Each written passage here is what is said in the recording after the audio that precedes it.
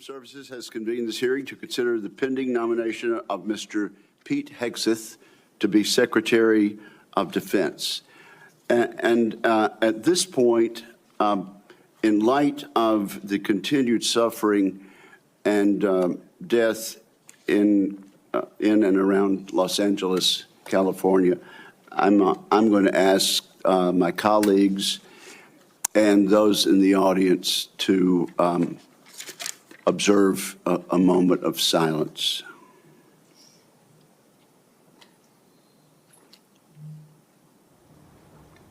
Amen. Thank you. I also want to take this opportunity to thank my good friend, Ranking Member Jack Reed. This is my first opportunity to chair this committee in this Congress. I want to thank Senator the pending nomination of Mr. Pete Hegseth to be Secretary of Defense. And at this point, in light of the continued suffering and death in and around Los Angeles, California, I'm going to ask my colleagues and those in the audience to observe a moment of silence.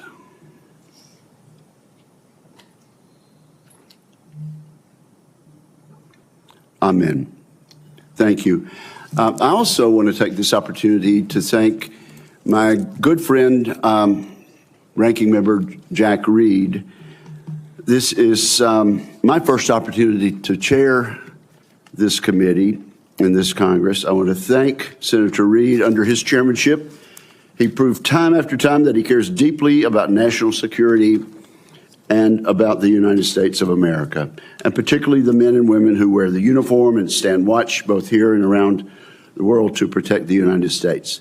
Senator Reed, I want to thank you for the many courtesies that you have extended to me in the past, and I look forward to working with you again in a bipartisan fashion this Congress.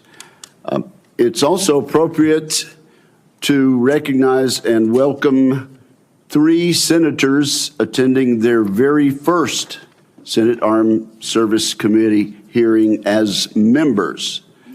Senator Banks of Indiana, Senator Sheehy of Montana, and Senator Slotkin of Michigan. We are excited to have you as committee colleagues and look forward to many important contributions from each of you.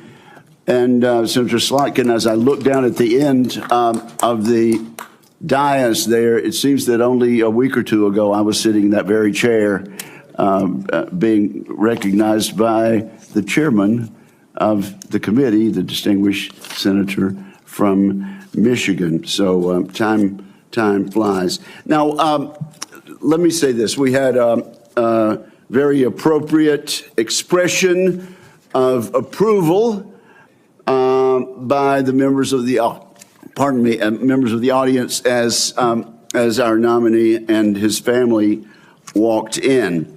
The distinguished ranking member and I sincerely hope that that is the last signal of approval or disapproval in today's hearing.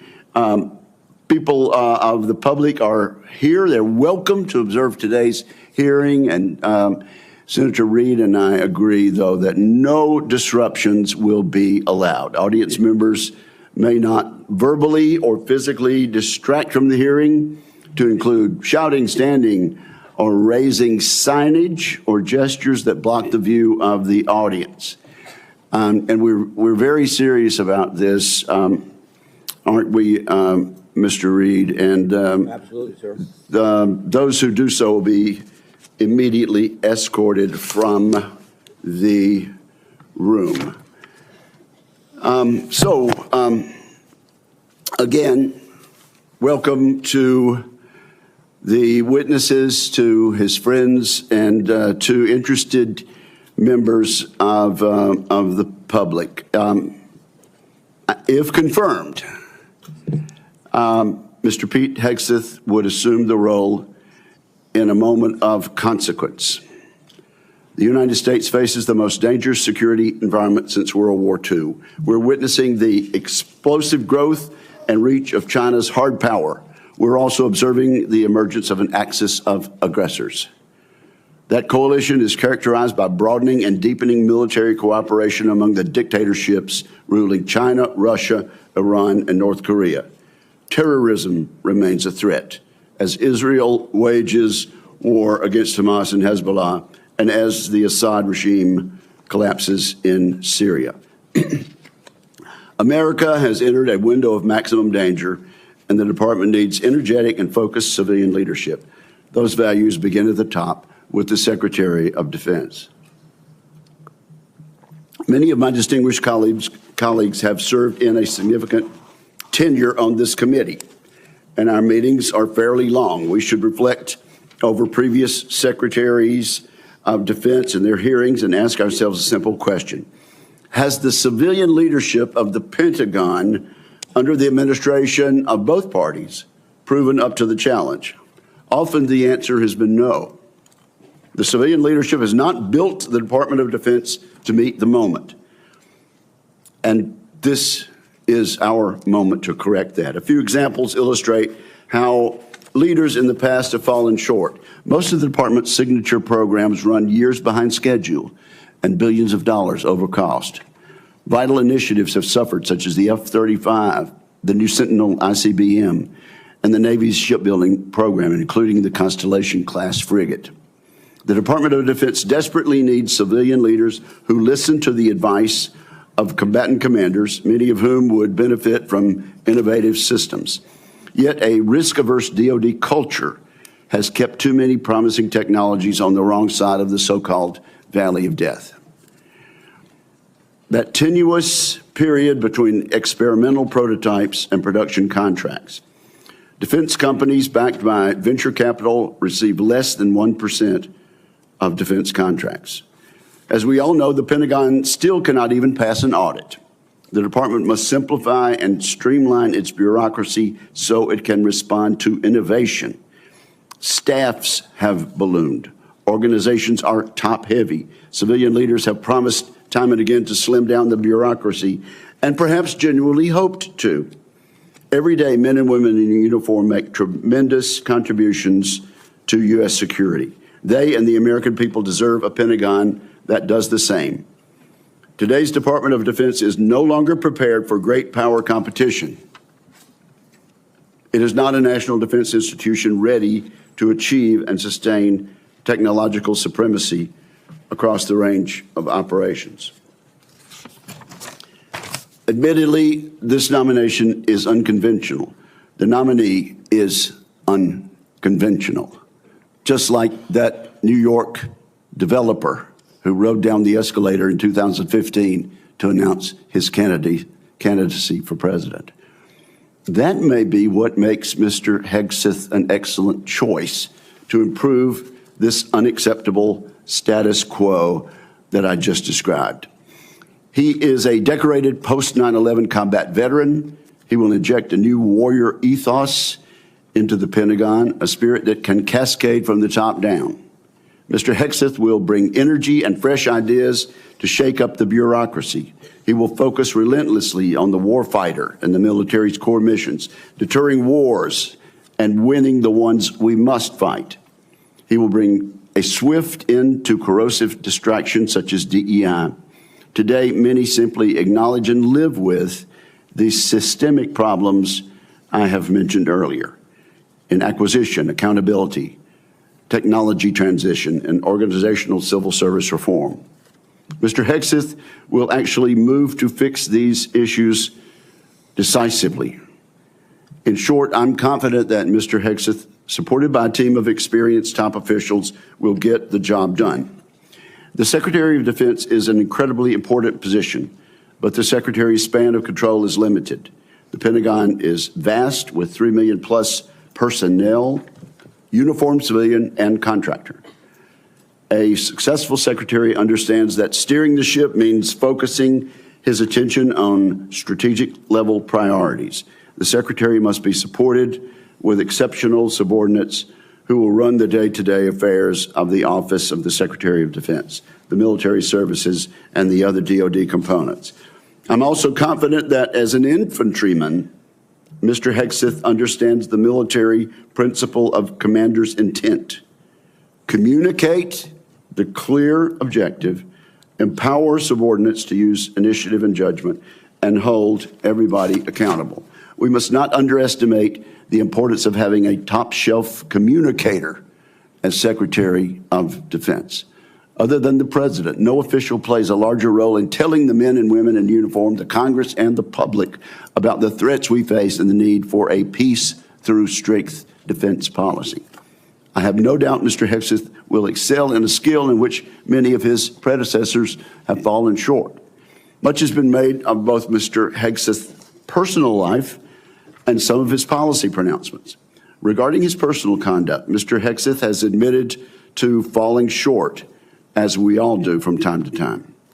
It is noteworthy that the vast majority of the accusations leveled at Mr. Hegseth have come from anonymous sources.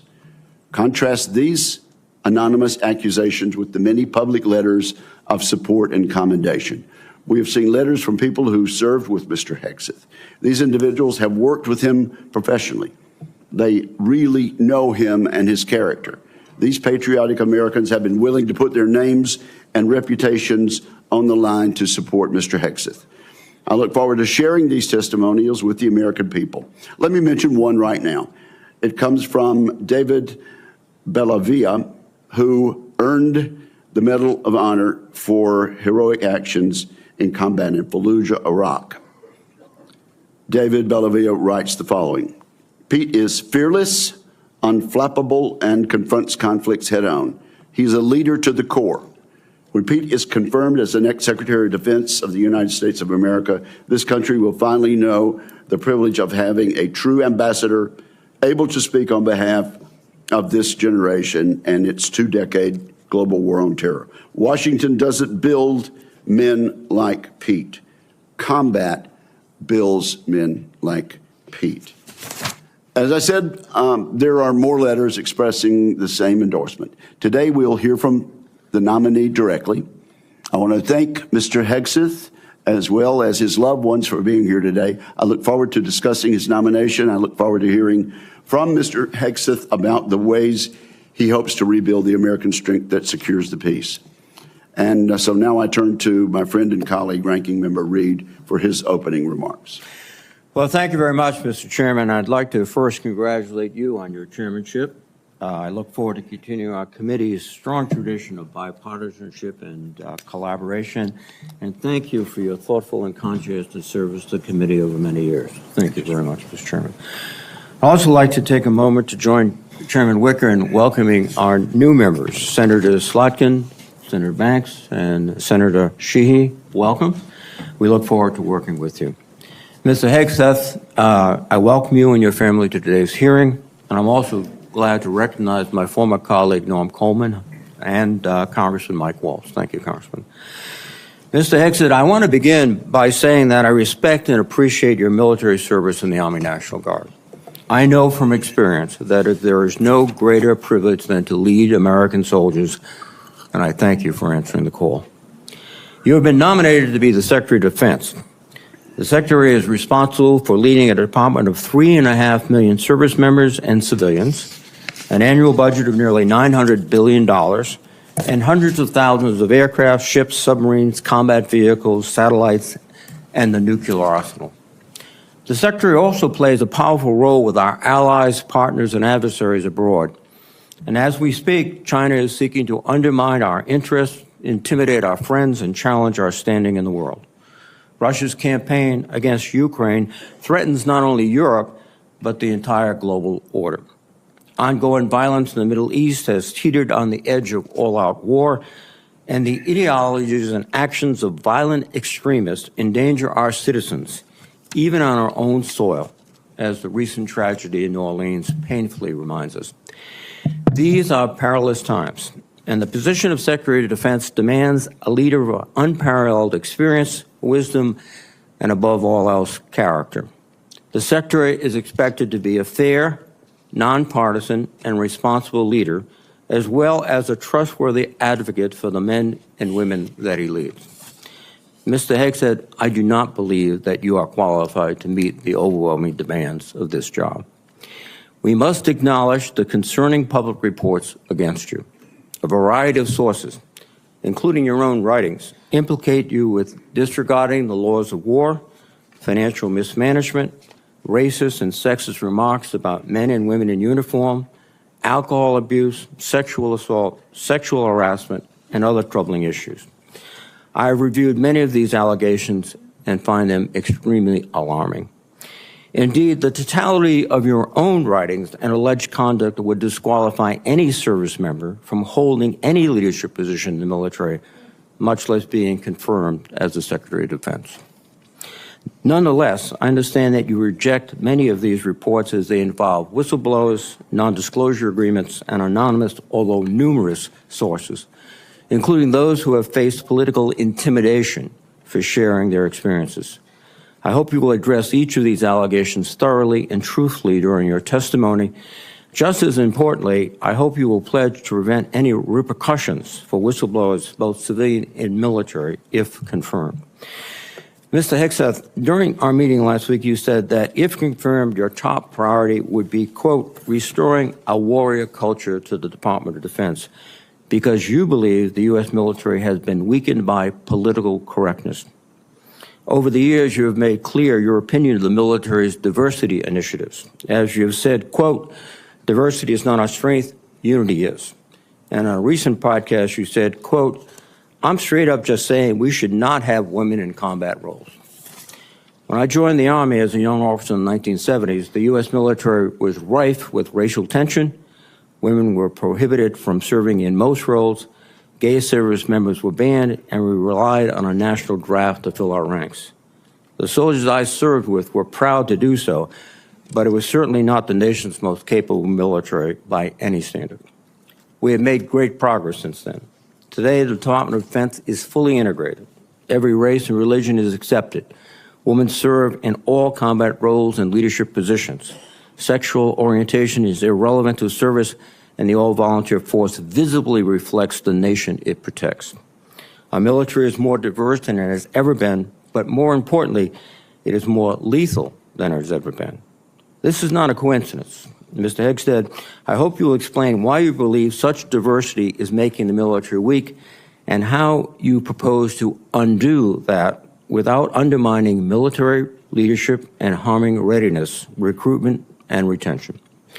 Mr. Hegseth, another reason I'm deeply concerned about your nomination is your disregard for the law of armed conflict and your support for service members who have been convicted of war crimes. You have championed the pardoning of military members who were turned in by their fellow soldiers and SEALs. And let me emphasize that. They weren't discovered by reporters. They were turned in by fellow soldiers and fellow SEALs. And also pardoning of military contractors convicted of killing 14 Iraqi citizens without cause. You have also advocated for the restitution of interrogation methods like waterboarding that have been defined as torture, and you have belittled the advice and counsel of the Judge Advocates General while on deployment. In your book, The War on Warriors, you write, quote, should we follow the Geneva Convention? If our warriors are forced to follow rules arbitrarily and asked to sacrifice more lives so that international tribunals feel better about themselves, aren't we just better off in winning our wars according to our own rules? Mr. Hegseth, I would ask that you explain how you, if confirmed, would maintain good order and discipline within our forces and the support of our allies and partners by rejecting international law and the law of war.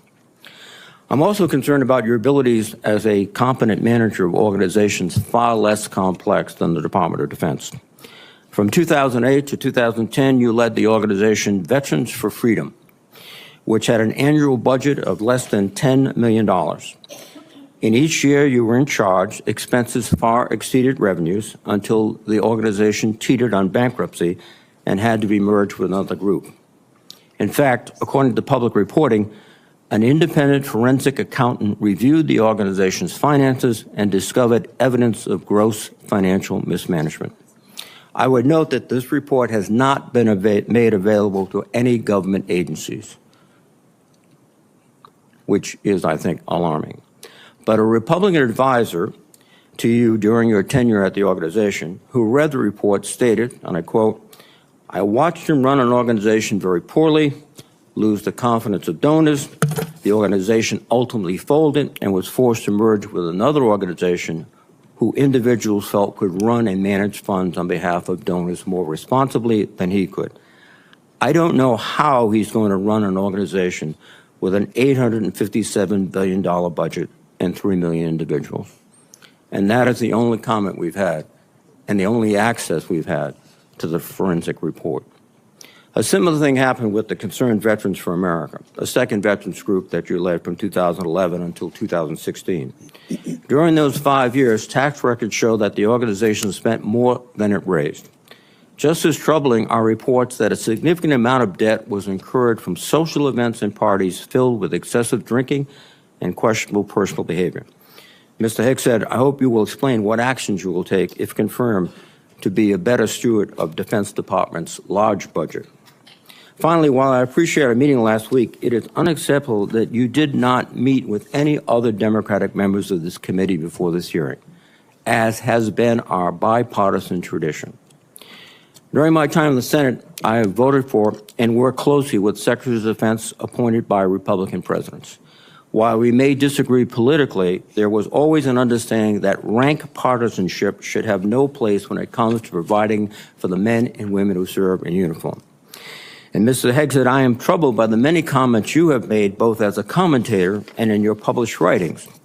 For example, in your book, American Crusade, you wrote, quote, "Modern leftists, who represent the soul of the modern Democratic Party, literally hate the foundational ideas of America." You also wrote, "The other side, the left, is not our friend. We are not esteemed colleagues, nor mere political opponents. We are foes. Either we win or they win. We agree on nothing else." Mr. Hegseth, if confirmed as Secretary of Defense, you would lead an organization that, like the country it represents, is composed of Democrats and Republicans. Yet your language suggests that you regard many of these men and women as foes. And I would ask you to explain why service members and civilians who do not share your political opinions can trust that they will not be targeted during your tenure. Indeed, the challenge of the Secretary of Defense is to remove partisan politics from the military. You propose to inject it. This would be an insult to the men and women who have sworn to uphold their own apolitical duty to the Constitution. Mr. Hegseth, you are the 9th nominee for Secretary of Defense that I've had the honor to consider as a member of the Senate Armed Services Committee.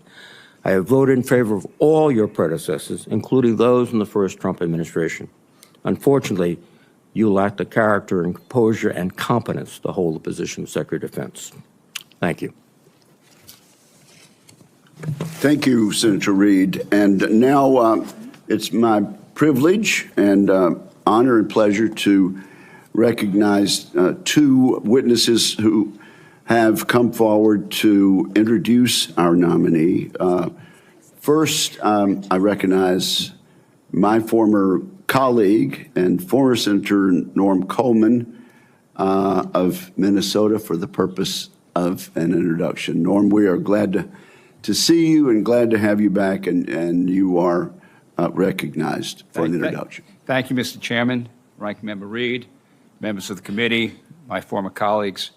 I'm honored to introduce a son of Minnesota to you, Pete Hegseth. As a senator from Minnesota, I spent many hours with this young man as he walked the halls of Congress advocating on behalf of America's veterans. And he is young in the best sense of the word. He is strong, focused, intelligent, incisive, a great listener, and is almost supernaturally energetic, just what we need in a Secretary of Defense in times of massive change. He is the real deal. F. Scott Fitzgerald was a writer in my city of St. Paul, and said the problem with America is that there are no second acts. He was wrong. Pete was a brave soldier, has been an able communicator, and I believe is about to begin a great second act as our Secretary of Defense. He has struggled and overcome great personal challenges. Please don't give in to the cynical notion that people can't change. We need the ones who can change to lead us, to be beacons of hope. and to remind us that grace can lead us home. 4 years ago, President Biden's nominee, Lloyd Austin, a good and honorable man, received 97 votes on the floor of the Senate. And we went through the debacle of the Afghanistan withdrawal. Putin invaded Ukraine. The Houthis endanger our shipping lanes. We witnessed Israeli miracles against America's enemies in the Middle East, where the United States was more of an impediment than a help. Our recruitment numbers have sunk dramatically, and our southern border has suffered a slow but dangerous invasion. Yes, Pete Hegseth is an out-of-the-box nominee, and I say it's high time to get out of the box. One more thought. The country longs for a government of less division and more respect and dignity. My hope is that this committee hearing provides what they are asking for. Disagree? Yes. Strongly if necessary. But then come together to support the nominee, this nominee, Pete Hegseth, of the one president we have at a time, laying aside partisan politics for the essential mission of national security upon which everything else depends. Mr. Chairman, I yield.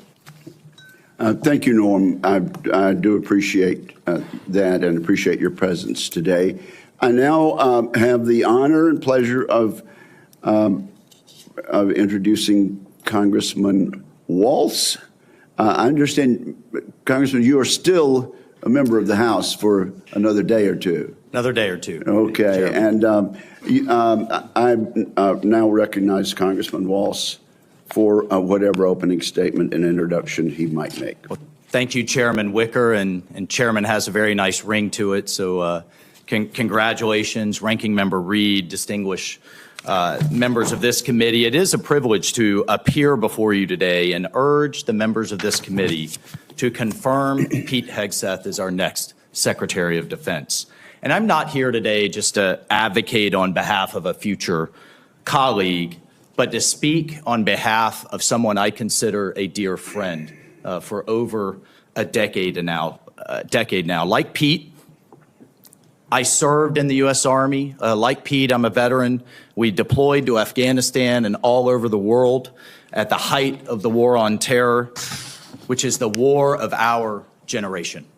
And like thousands of other warfighters, we've witnessed the hardships of war. We've experienced the loss of friends in combat. We've endured too much time away from family and friends, and no one, I can promise you this, no one hates war more than those who have had to go fight it. No one does. Pete's story, though, isn't that much different from the millions of other veterans, and they know it, and they appreciate him for the experiences that he's gone through. And after our country was brutally attacked on 9/11, Pete Hegseth answered the call of duty like so many others. He put the interests of this country ahead of his own. And I can tell you firsthand, as can the heroes sitting in this audience behind me, Pete's character of country, his selflessness, his duty, these are the key tenets that have shaped him into the leader that he is today. These are the traits that President Trump recognized when making the decision to nominate Pete for this critical role. He will bring the perspective of being the first Secretary of Defense to have served as a junior officer on the front lines, not in the headquarters, on the front lines in the war on terror, and recognizes the human costs, the financial costs, and the policy drift that was discussed often in this very room that led us to decades and decades of war. So not only does he understand the threats he faces, but as the chairman mentioned, he is brilliant, in my mind, at communicating those to the American people in a way that is often not communicated in Washington, D.C., to reach out to the American people so that they understand why the military needs to do what it needs to do. And look, I have no doubt that he is going to get the Pentagon back to its primary mission, lethal readiness. That warrior ethos is what our enemies will respect. That warrior ethos is what our enemies will fear. And it's that warrior ethos that will keep the peace. And so, look, ladies and gentlemen, in my humble opinion, our military deserves better than it's getting. Our country faces a devastating recruitment crisis. Men and women are not volunteering to serve at the levels required. Our readiness is down. Our costs are up. And it seems like nearly every major weapon system, again, often discussed in this very room, is costing too much, delivering too little, and taking way too long. The bottom line is the status quo is unacceptable. It's not working. And the members of this committee, you all know it. You know it's not working. And the members of the House Armed Services know it's not working. And we have hearing after hearing, year after year. And here we are decades later describing the same problems. The Pentagon has continuously failed audits. The businesses that want to do business with the Pentagon have to pass an audit, but the entity itself fails an audit. Innovation is stalled, morale is down, standards have been weakened, and meritocracy is less valued. And as a result, our adversaries have been emboldened all over the world. Ladies and gentlemen, it's time for change. It is time for change. You all have literally seen thousands of veterans, as the chairman cited one amazing Medal of Honor recipient. But we have seen thousands of veterans expressing their support for Pete. This is a man who can reinvigorate that warrior ethos, and this is a man that will lead. I can't imagine having a more capable partner in my position as National Security Advisor. Pete is a man of family, of faith, and he's committed to making our country strong again. And most importantly, and brother, I know this in my core, he will always have as a first principle the service members that are out there on the front lines for all of us at the heart of every decision he makes. So, senators, I urge you to support this confirmation. It is critical that President Trump has his national security team in place for the challenges ahead, and I thank you. Thank you, Mike, for your testimony, and I'm guessing that each and every member of this committee will want to have you on speed dial for the next few years. So thank you both. Our two guests may stay, or I know they have other engagements and responsibilities also, but thank you both for your testimony.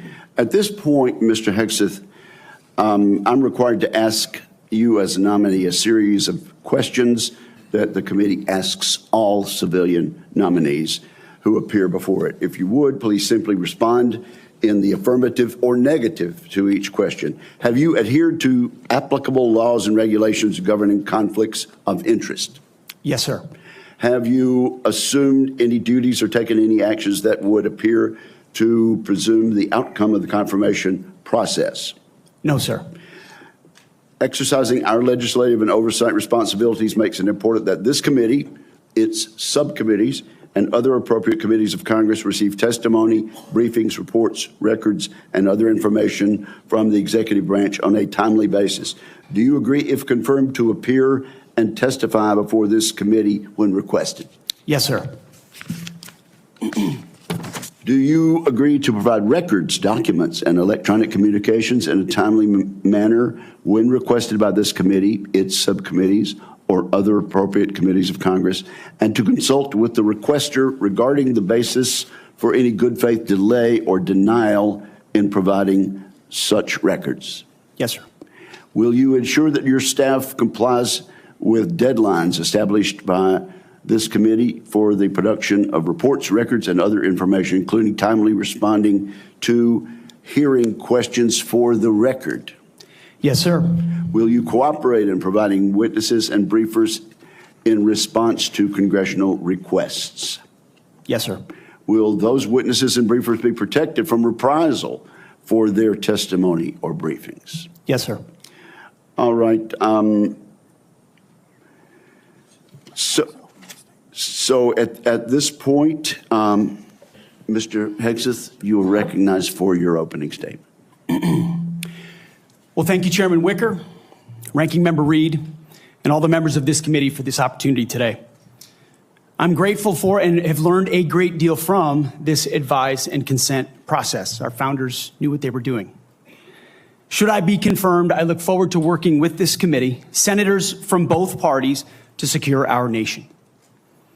I want to thank the former Senator from Minnesota, Norm Coleman, for his mentorship and friendship in this process, and the incoming National Security Advisor, Congressman, and more importantly for our purposes, Colonel Mike Waltz, for his powerful words. I'm grateful to them both. Thank you to my incredible wife, Jennifer,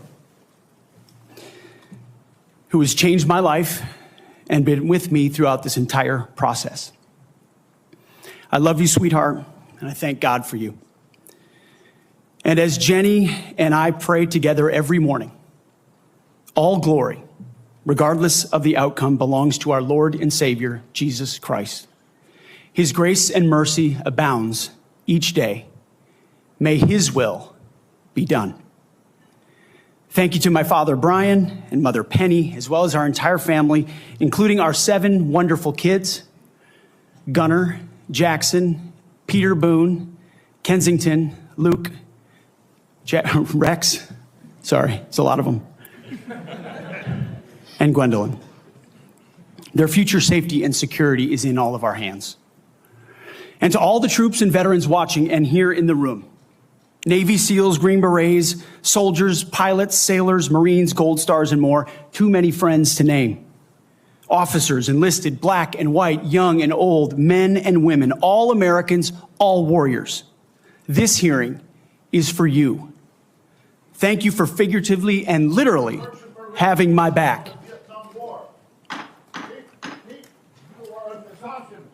Not only that, you are as Christian Scientists, and you support the war in Gaza by the Zionists. I want to thank the authorities for their swift reaction to that outburst and state that similar interruptions will be treated in like manner. Mr. Hegseth, you may continue. Well, as I'll say again, thank you for figuratively and literally having my back. I pledge to do the same for all of you. It's an honor to come before this committee today as President Donald Trump's nominee for the office of Secretary of Defense. 2 months ago, 77 million Americans gave President Trump a powerful mandate for change, to put America first, at home and abroad. I want to thank President Trump for his faith in me and his selfless leadership for our republic. The troops have no better commander-in-chief than Donald Trump. As I've said to many of you in private meetings, when President Trump chose me for this position, the primary charge he gave me was to bring the warrior culture back to the Department of Defense. He, like me, wants a Pentagon laser-focused on lethality, meritocracy, warfighting, accountability, and readiness.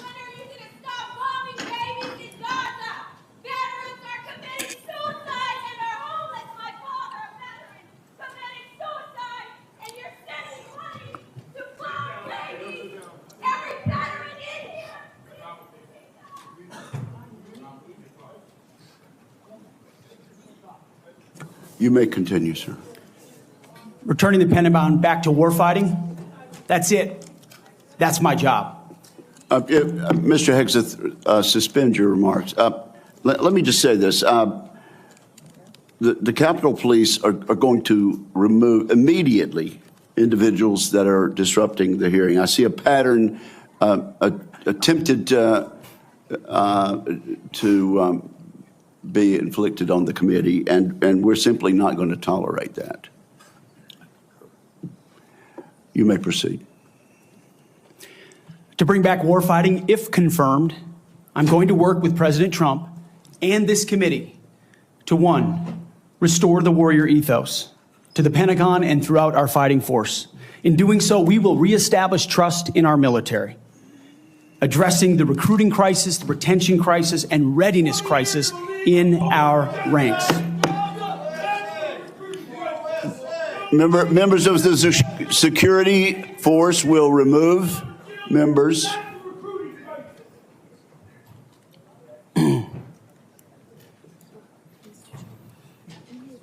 Mr. Hegseth, you may.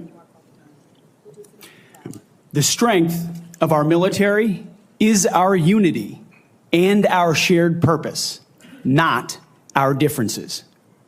Number two, we're going to rebuild our military, always matching threats to capabilities. This includes reviving our defense industrial base, reforming the acquisitions process, as you mentioned, Mr. Chairman, no more valley of death for new defense companies, modernizing our nuclear triad, ensuring the Pentagon can pass an audit, and rapidly fielding emerging technologies. And number three, we're going to reestablish deterrence. First and foremost, we will defend our homeland, our borders, and our skies. Second, we will work with our partners and allies to deter aggression in the Indo-Pacific from the Communist Chinese. And finally, we will responsibly end wars to ensure that we prioritize our resources to reorient to larger threats. We can no longer count on reputational deterrence. We need real deterrence. The Department of Defense under Donald Trump will achieve peace through strength. And in pursuing these America First national security goals, will remain patriotically apolitical and stridently constitutional. Unlike the current administration, politics should play no part in military matters. We are not Republicans. We are not Democrats. We are American warriors. Our standards will be high and they will be equal, not equitable.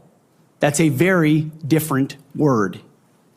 We need to make sure every warrior is fully qualified on their assigned weapon system, every pilot's fully qualified and current on the aircraft they are flying, and every general or flag officer is selected for leadership or promotion purely based on performance, readiness, and merit. Leaders at all levels will be held accountable, and warfighting and lethality and the readiness of the troops and their families will be our only focus. This has been my focus ever since I first put on the uniform as a young Army ROTC cadet at Princeton University in 2001. I joined the military because I love my country and felt an obligation to defend it. I served with incredible Americans in Guantanamo Bay, in Iraq, in Afghanistan, and on the streets of Washington, D.C., many of which are with me here today. This includes enlisted soldiers I helped become American citizens, and Muslim allies I helped immigrate from Iraq and Afghanistan. Because when I took off the uniform, my mission never stopped. Now, it is true and has been acknowledged that I don't have a similar biography to defense secretaries of the last 30 years. But as President Trump also told me, we've repeatedly placed people atop the Pentagon with supposedly the right credentials, whether they are retired generals, academics, or defense contractor executives. And where has it gotten us? He believes, and I humbly agree, that it's time to give someone with dust on his boots the helm. A change agent, someone with no vested interest in certain companies or specific programs or approved narratives. My only special interest is the warfighter. Deterring wars, and if called upon, winning wars by ensuring our warriors never enter a fair fight. We let them win and we bring them home. Like many of my generation, I've been there. I've led troops in combat. I've been on patrol for days. I've pulled the trigger downrange, heard bullets whiz by, flex-cuffed insurgents, called in close air support, led medevacs, dodged IEDs, pulled out dead bodies, and knelt before a battlefield cross. This is not academic for me. This is my life. I led then, and I will lead now. Ask anyone who's ever worked for me or with me. I know what I don't know. My success as a leader, and I very much look forward to discussing my organization's successes at Vets for Freedom and Concerned Veterans for America. I'm incredibly proud of the work that we've done. But my success as a leader has always been setting a clear vision, hiring people smarter and more capable than me, empowering them to succeed, holding everyone accountable, and driving toward clear metrics. Build the plan, work the plan, and then work harder than everyone else around you.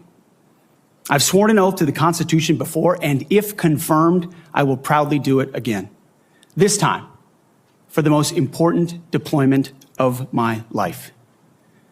I pledge to be a faithful partner to this committee, taking input and respecting oversight. We share the same goals: a ready, lethal military, the health and well-being of our troops, and a strong and secure America. Thank you for the time, and I look forward to your questions. Thank you very much, Mr. Hegseth.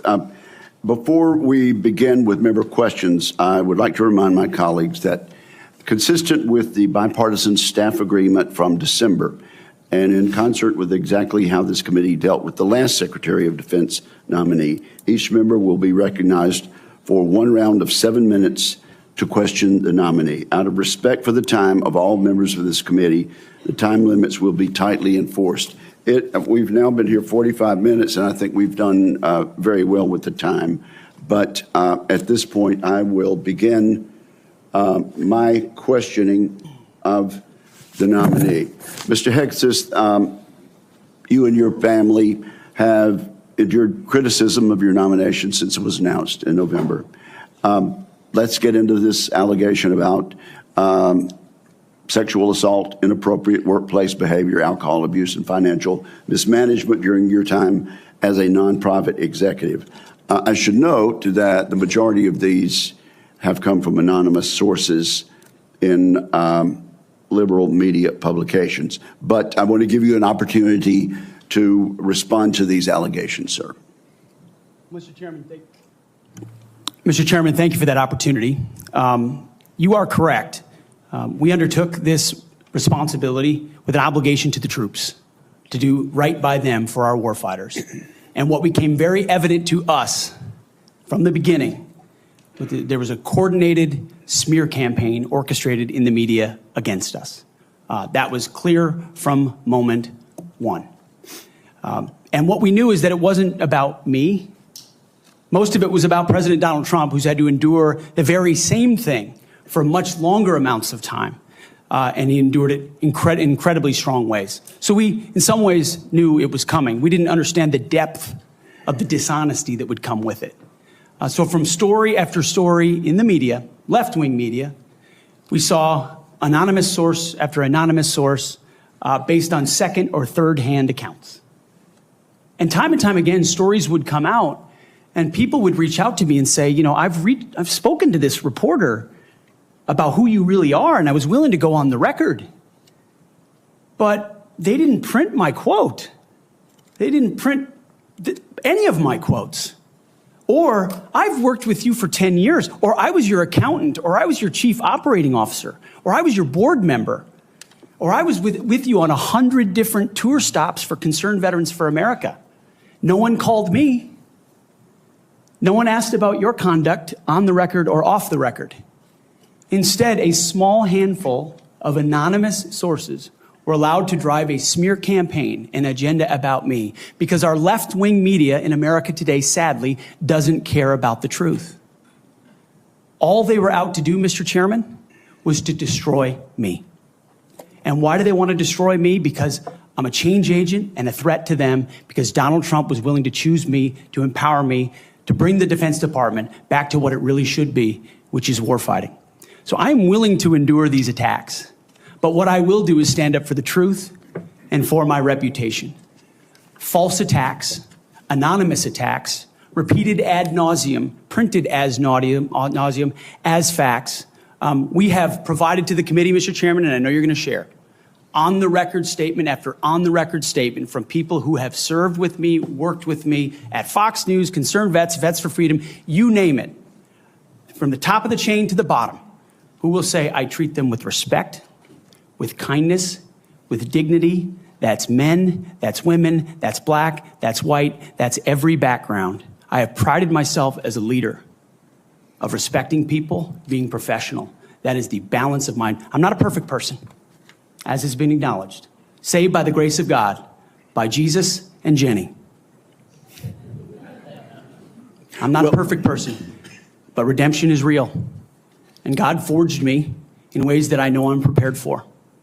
And I'm honored by the people standing and sitting behind me, and look forward to leading this Pentagon on behalf of the warfighters. Thank you, Mr. Hegseth. And frankly, I'm sure there are millions of Americans watching who would agree that they've experienced that same sort of redemption. So I do appreciate that.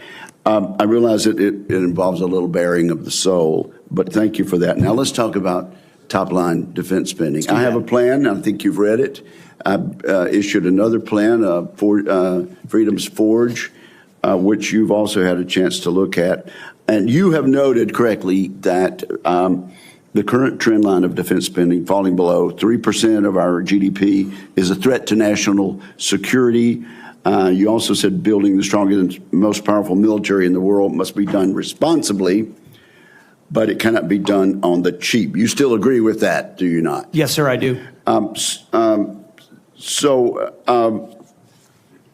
Tell us what you think about, particularly about my plan to make the Defense Department less bureaucratic, less top-heavy, cut out some of the bureaucracy and layers, make it more friendly to startups and to new ideas, contained in my 20 or so page white paper, Defending Freedom's Forge.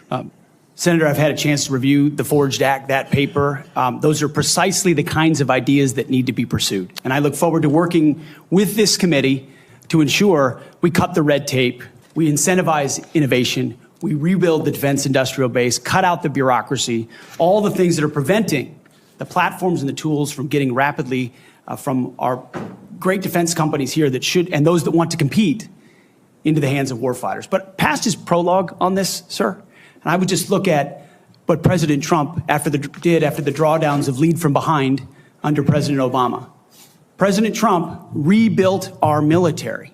He didn't start wars, he ended them, and he didn't allow wars to start on his watch. We've had the same kind of defense cuts under the Biden administration. And so, look, I would present to the committee the reputation of President Donald Trump and me coming alongside him to ensure we have peace through strength by rebuilding our military, investing as necessary. Going under 3%, Mr. Chairman, is very dangerous. Okay, we got 45 seconds. Tell us, in that point, get us started at least talking about deterring China and the Indo-Pacific. It starts with priorities. The 2017 National Defense Strategy was the first step in reorienting away from simply entanglement in the Middle East, which our generation knows a lot about, and reorienting the behemoth that is the Pentagon toward new priorities, specifically the Indo-Pacific. So that strategy has started and was barely followed through on under the Biden administration. So we're going to start by ensuring the institution understands that as far as threats abroad, the CCP is front and center, also obviously defending our homeland as well. Thank you very much, Senator Reid. You're recognized. Well, thank you very much, Mr. Chairman. Before I begin my questioning, I would like to make 3 requests. First, many of my members would like a second round. That has been the custom. Senator Hagel was afforded 3 rounds. Senator Ash Carter, 2 rounds. And that was done by a Republican chairman with the consent and the appropriate guidance of Democrats. I must say, too, my recollection is I've never denied anyone the opportunity to ask the second round of questions as I chaired. I would request the second round. And my time is running. I think these are administrative. Oh, yeah, you're using your time. No, if the timekeeper will pause the time. I must say, I think we're going to have adequate time for questioning. And I know Democrat members have coordinated their questions as much as we have, and we are following the same exact precedent on all things that we did with Secretary Austin. So I respectfully understand what you're saying, but I think we have an agreement. It's been known for quite some time, and I intend to stick with that agreement which we made last December. What is your second request? Second, as been publicly reported, you and I have both seen the FBI background investigation of Mr. Hegseth, and I want to state for the record, I believe the investigation was insufficient, frankly. There are still FBI obligations to talk to people. They have not had access to the forensic audit, which I referenced to, and the person who had access to was quite critical of Mr. Hegseth. And I think people on both sides have suggested that they get the report. I know your colleagues have asked for it. Senator Thune assured me personally that he thought it was an appropriate idea. So I would ask, and I would say too, as a precedent, one of President Trump's appointees had similar, very complicated personal issues. The report was made available to all the members of the committee. We would be following precedent, and I ask that that be made possible. Again, there's been much discussion about this, and what I intend to do is follow the exact precedent that we've had for the last two hearings with regard to secretaries of defense. Not only Secretary Austin, but Secretary Mattis 8 years ago. And that was for the chair and the ranking member to see the report. And so that is my intention as chair of this committee. Finally, Mr. Chairman, I have several letters that I would include for the record.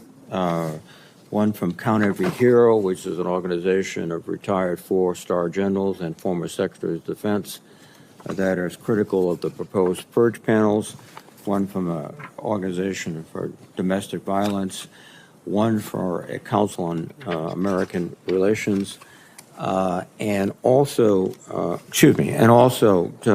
several letters that raise questions. I would ask they be submitted for the record. Without objection, they will be submitted. And Mr. Reed, your time has now expired.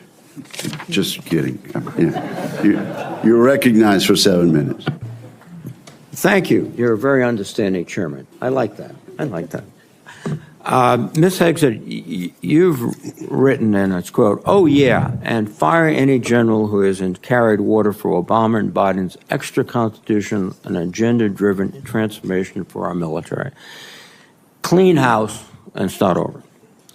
It's come to my attention that current serving military personnel have received emails threatening them with being fired for supporting the current DOD policies. One mail that was sent to a military officer with the subject line, "Clean house," reminiscent of your specific comment, states, and I quote, "With the incoming administration looking to remove disloyal, corrupt, traitorous, liberal officers such as yourself, we will certainly be putting your name into the list of those personnel to be removed. We know you support the woke DEI policies and will ensure you never again influence anyone in the future. You and the redacted spouse's name will be lucky if you're able to collect your military requirement," end quote. Now, I want to remind everyone that these policies that are being referred to date back decades, to the 1940s and 50s with respect to racial discrimination particularly, and administrations of both parties, including the Trump administration and their first party, caused those policies to be enforced. Mr. Hegseth, are you aware of these emails being sent to officers? Senator, you mentioned the word accountability, which is something we have not had for the last 4 years. Are you aware of these messages being sent to officers? Certainly I'm not aware of that. It's not one of my efforts, but there's been no accountability for the disaster of the withdrawal in Afghanistan. And that's precisely why we're here today. Excuse me. Is that leadership has been unwilling to take accountability. It's the time to restore that to our most senior ranks. You've written publicly that DI policy is a distraction and have military personnel walking on eggshells. Do you believe that emails like that are essentially threatening both a serving officer and a spouse and claiming that they'll lose their pension will have a distraction and detract from the lethality? Senator, you mentioned the 40s and 50s, and you're precisely right. The military was a forerunner in courageous racial integration in ways no other institutions were willing to do. I served with men and women of all backgrounds because of the courage of people Do you decades and believe, decades ago. Mr. Incredibly Hegseth, important. please, do you mean- However, please, the do you- DEI policies of today are not the same as what happened back then. They're dividing troops inside formations, causing commanders to walk on eggshells, not putting meritocracy first. That's the indictment that's made by those serving right now. Excuse me. And why we're having this Excuse me. conversation. All of your public comments don't talk about meritocracy. They talk about liberal democratic efforts that are destroying the military, that those people are our enemies. That's not meritocracy. That's a political view. And your goal, as I see emerging, is to politicize the military in favor of your particular positions, which you've outlined extensively, which would be the worst blow to the professionalism of the United States military and would undercut readiness, undercut retention, because I can see officers receiving these emails beginning to wonder very seriously if they should continue. Let me change subject for a moment here. You've been instrumental in securing pardons for several convicted war criminals. In at least two of these cases, the military personnel who served in combat with these convicted service members were not supportive of the pardons. They did their duty as soldiers to report war crimes. Your definition of lethality seems to embrace those people who do commit war crimes, rather than those who stand up and say, this is not right. So what's the response to your service members who personally witnessed these and courageously reported them to their superiors? Senator, as someone who's led men in combat directly and had to make very difficult decisions, I've thought very deeply about the balance between legality and lethality, ensuring that the men and women on the front lines have the opportunity to destroy with and close the enemy, and that lawyers aren't the ones getting in the way. I'm not talking about disavowing the laws of war or the Geneva Conventions or the Uniform Code of Military Justice. Sir, I'm talking about restrictive rules of engagement that these men and women behind me understand they've lived with on the battlefield, which has made it more difficult to defeat our enemies. In many of the cases you're talking about in particular, sir, there was evidence withheld. There was prosecutorial misconduct.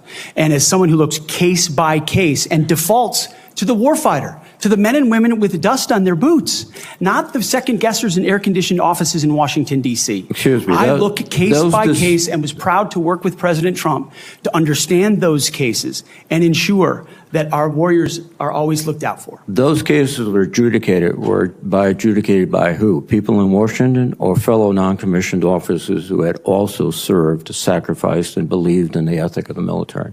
Who were the court-martial? Senator, in multiple cases, they were actually acquitted, but charges cases, lingered. yes, regardless of where those convening authorities were, yes, sir. Some were, but others were convicted, and you asked for pardon. That's the only reason you asked for pardon, because they were convicted. But the other factor, too, is you've already disparaged in writing the Geneva Convention, the rules of law, all of these things. How will you be able to effectively lead a military in which one of the principal elements is discipline, respect for lawful authority? You have made statements to your platoon after being briefed by a JAG officer. Well, by the way, would you explain what a JAG-off is? I don't think I need to, sir. Why not? Because the men and women watching understand. Well, perhaps some of my colleagues don't understand. It would be a JAG officer who puts his or her own priorities in front of the warfighters. Their promotions, their medals, in front of having the backs of those who are making the tough calls on the front lines. Thank you, Senator Reid. Interesting. Thank you, Senator Thank Reid. you very much. Senator Fisher. Thank you, Mr. Chairman, and welcome, Mr. Hegseth, to you and to your family. Thank you for the meeting that we had. We talked about a number of things.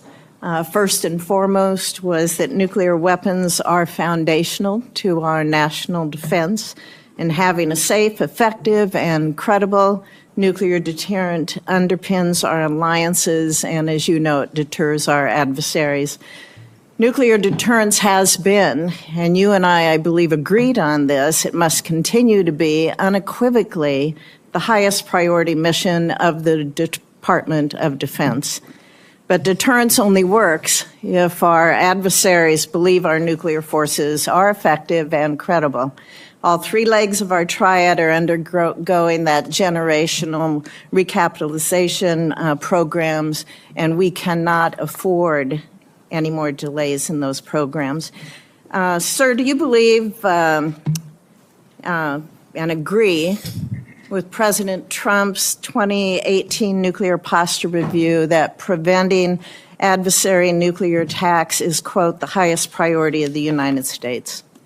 Senator, yes, I do. If confirmed, will you commit to supporting all three legs of the nuclear triad and to using every tool available to deliver these systems on schedule? Senator, yes, I do, because ultimately our deterrence, our survival is reliant upon the capability, the perception, and the reality of the capability of our nuclear triad. We have to invest in its modernization for the defense of our nation. While former secretaries of defense have stated that nuclear deterrence is the highest priority, we haven't really seen that translated into budget requests or using the tools like the Defense Production Act. You've spoken about increasing lethality. You've spoken about getting programs done faster. How would you actually implement a culture change so that we can see these delivery schedules move forward, be rewarded? I can tell you in most every briefing we have, the schedules we're on are too late. So what would you do? Well, ultimately focused first on the things that are most important, as we have discussed, Senator, the nuclear triad, understanding whether it's the B-21 or the Minuteman to the Sentinel, all aspects of the Columbia-class submarines, ballistic missiles. What are the priorities that need to be focused on and ensure that in those particular cases, you mentioned it, Senator, the Defense Production Act, emergency powers. If we're at a place where our nuclear capabilities are perceived to not be what they are, that is an emergency. And we have an ally in our incoming commander-in-chief, in President Donald Trump, who has spoken about these things, understands the power and strength of nuclear deterrence, will not allow them it's the to be existential deprioritized. threat. It's the existential threat to this nation. How do you change the culture? It's not just the Production Act that's going to be able to do it. How are you going to move forward faster? Competition, Senator, is important, critically important. The Death Valley that was talked about, leveraging the innovation of Silicon Valley, which for the first time in generations has shown a willingness, desire, and capability to bring its best technologies to bear at the Pentagon, a Pentagon that has become too insular, tries to block new technologies from coming in. So we have to embrace that, there's some great Office of Strategic Capital, DIU initiatives that provide loans to companies to participate, because you have to invest in the defense industrial base for the longer term projects. We have the capability, the missiles and the munitions, but also to rapidly field emerging technologies that we need on the battlefield right now. So as we learn things, say in the war in Ukraine, those technologies, as we look at threats we're going to face, find ways to rapidly field those using off-the-shelf technologies or standard designs, modular designs. Another easy one, Senator, that became evident in the process is digital designs. The Pentagon often builds entire systems without first using a digital design. Okay. Which means you build prototypes and then scrap them and start over again. No private sector business could survive doing business that way. So there's a lot of innovation, and I'm going to hire a lot of smart people, already have, to help with that. In the 2025 NDAA, it was established to a new position, the Assistant Secretary of Defense for Nuclear Deterrence, Chemical and Biological Defense Policy and Programs. And that was established so we could cut through a lot of the bureaucratic stovepipes that we see in the office of the Secretary of Defense. If confirmed, will you direct the Department of Defense components to expeditiously implement this reform? It sounds, I would want to look directly is at great. exactly what that reform is. It is I great. take your word that it's great, Senator. I will review it robustly, and I look forward to implementing it. Okay, thank you.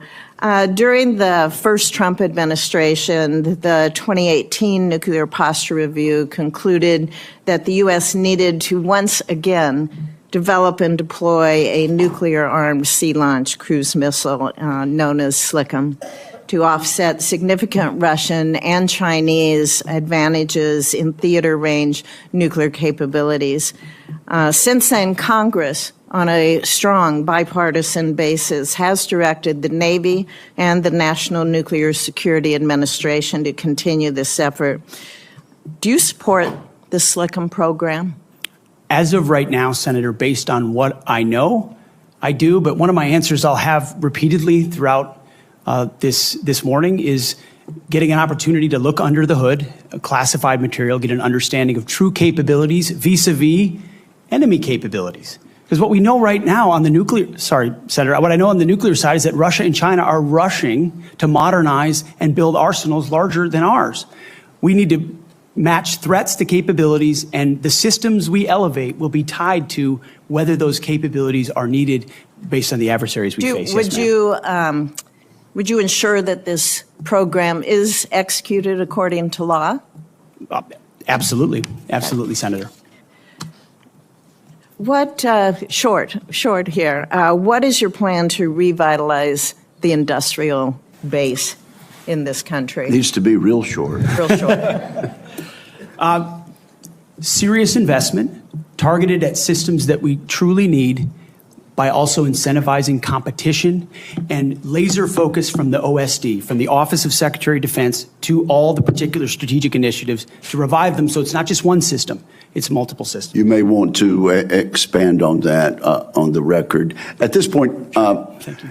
my colleagues, I would ask unanimous consent to enter into the record a letter organized by a group called Flag Officers for America, which has 120 retired generals and admirals offering their support for Mr. Hegseth's nomination. I ask unanimous consent. Without objection, it is entered into the record. Senator Shaheen. Good morning, Mr. Hegseth. Good morning, Senator. I was pleased when I was contacted on your behalf about meeting before this hearing. I've been on this committee since 2011, and during that time, I voted to confirm 6 nominees to be Secretary of Defense from 3 administrations, 2 Democratic and 1 Republican, the first Trump administration. Every one of those nominees met with me and my Democratic colleagues on this committee before the hearing. So, as you can imagine, I was disappointed when no one ever followed up. When we followed up with your office, you were not able to meet. Do you understand that if you're confirmed to be Secretary of Defense, that you will have a responsibility to meet with all members of this committee, not just Republicans? Senator, I very much appreciate and understand the traditionally bipartisan nature of this committee. Their national defense is not partisan. It should not be about Republicans or Democrats. And so I look forward to working together with you and your colleagues on priorities facing this nation. Yes. I think we would expect that. And one reason that I wanted to meet with you was because I thought it would be really helpful to better understand your views on women in the military. Because you've made a number of surprising statements about women serving in the military. As recently as November the 7th of 2024 on the Sean Ryan Show, you said, and I quote, "I'm straight up saying that we should not have women in combat roles. It hasn't made us more effective." The quote went on a little longer, but that was the gist of it. That was before you were nominated to be Secretary of Defense. Mr. Hegseth, do you know what percentage of our military is comprised of women? I believe it's 18 to 20%, Senator. It's almost 18%. And in fact, DOD's 2023 demographic report indicated that there are more women serving now and there are fewer separations. So they make up a critical part of our military. Wouldn't you agree? Yes, ma'am. Women in our military, as I have said publicly, have and continue to make amazing contributions across all aspects of our battlefield.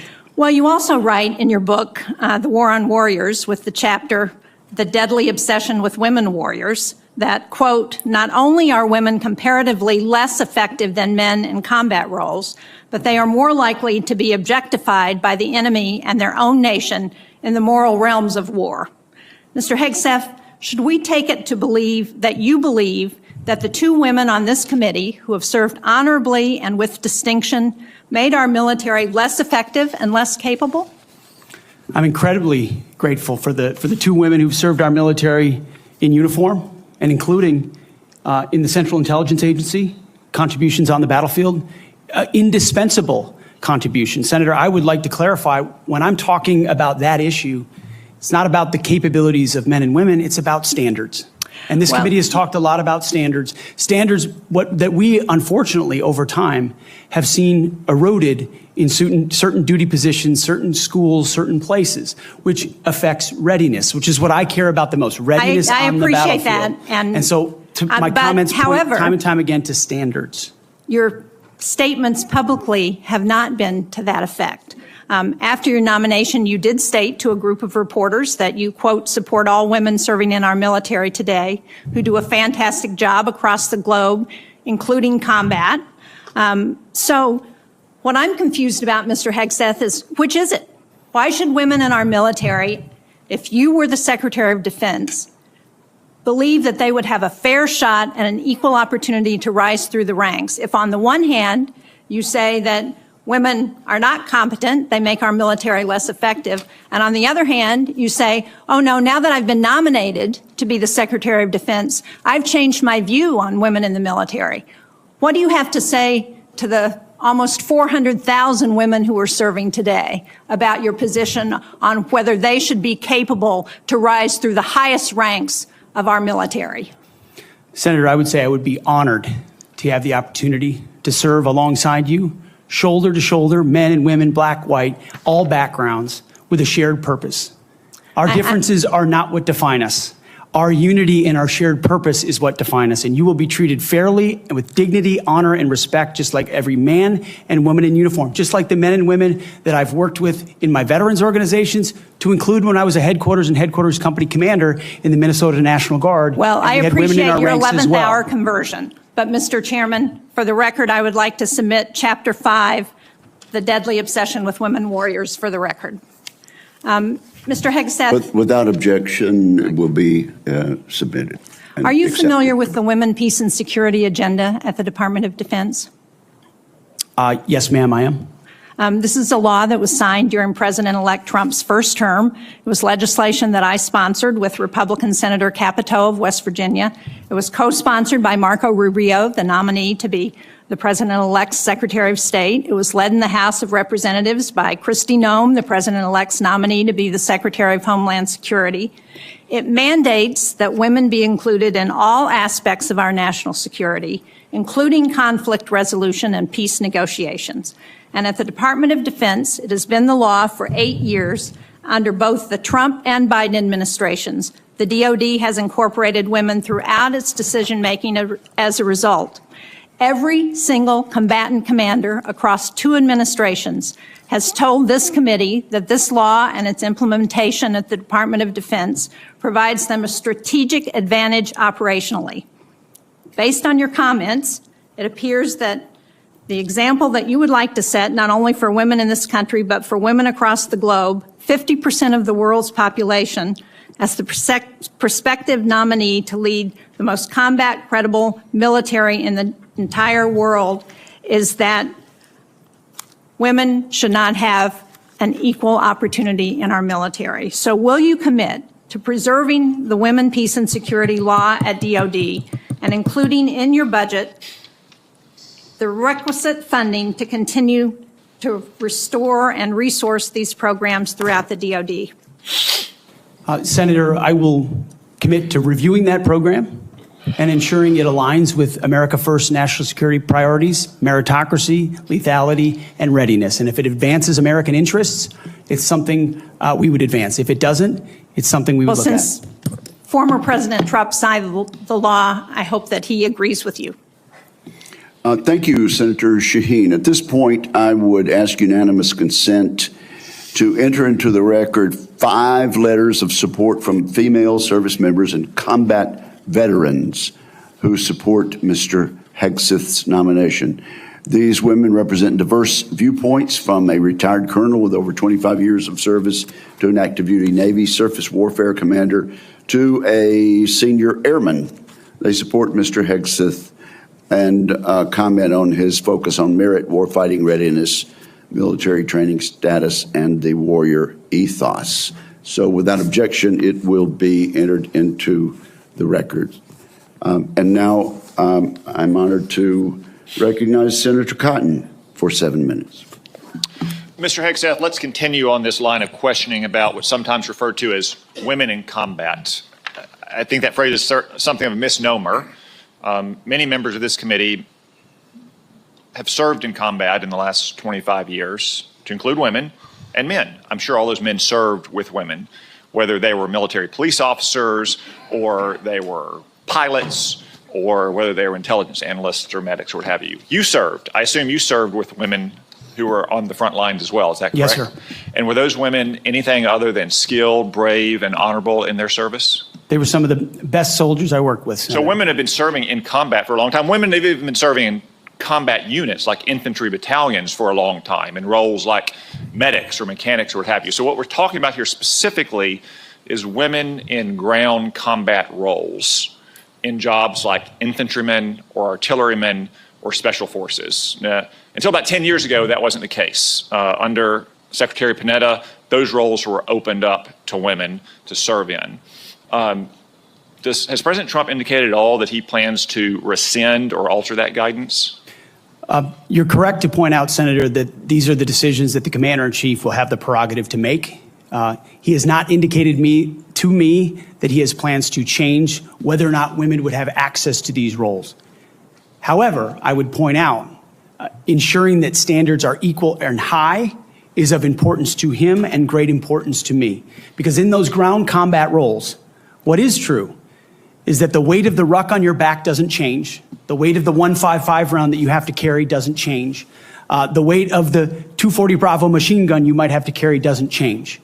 And so whether it's a man or a woman, they have to meet the same high standards. And Senator, in any place where those things have been eroded or in courses, criteria have been changed in order to meet quotas, racial quotas or gender quotas, that is putting a focus on something other than readiness, standards, meritocracy, and lethality. So that's the kind of review I'm talking about, not whether women have access to ground combat. Okay, so thank you. So you expect no change to that guidance, but as you point out, in these specific jobs, there are irreducible physical demands. We expect our intelligence analysts and our mechanics to be physically fit in the military, but it's different when you're in the infantry or the artillery. You just mentioned a few things. Let me point it out. An artillery shell weighs almost 100 pounds. An Abrams tank round weighs around 50 pounds.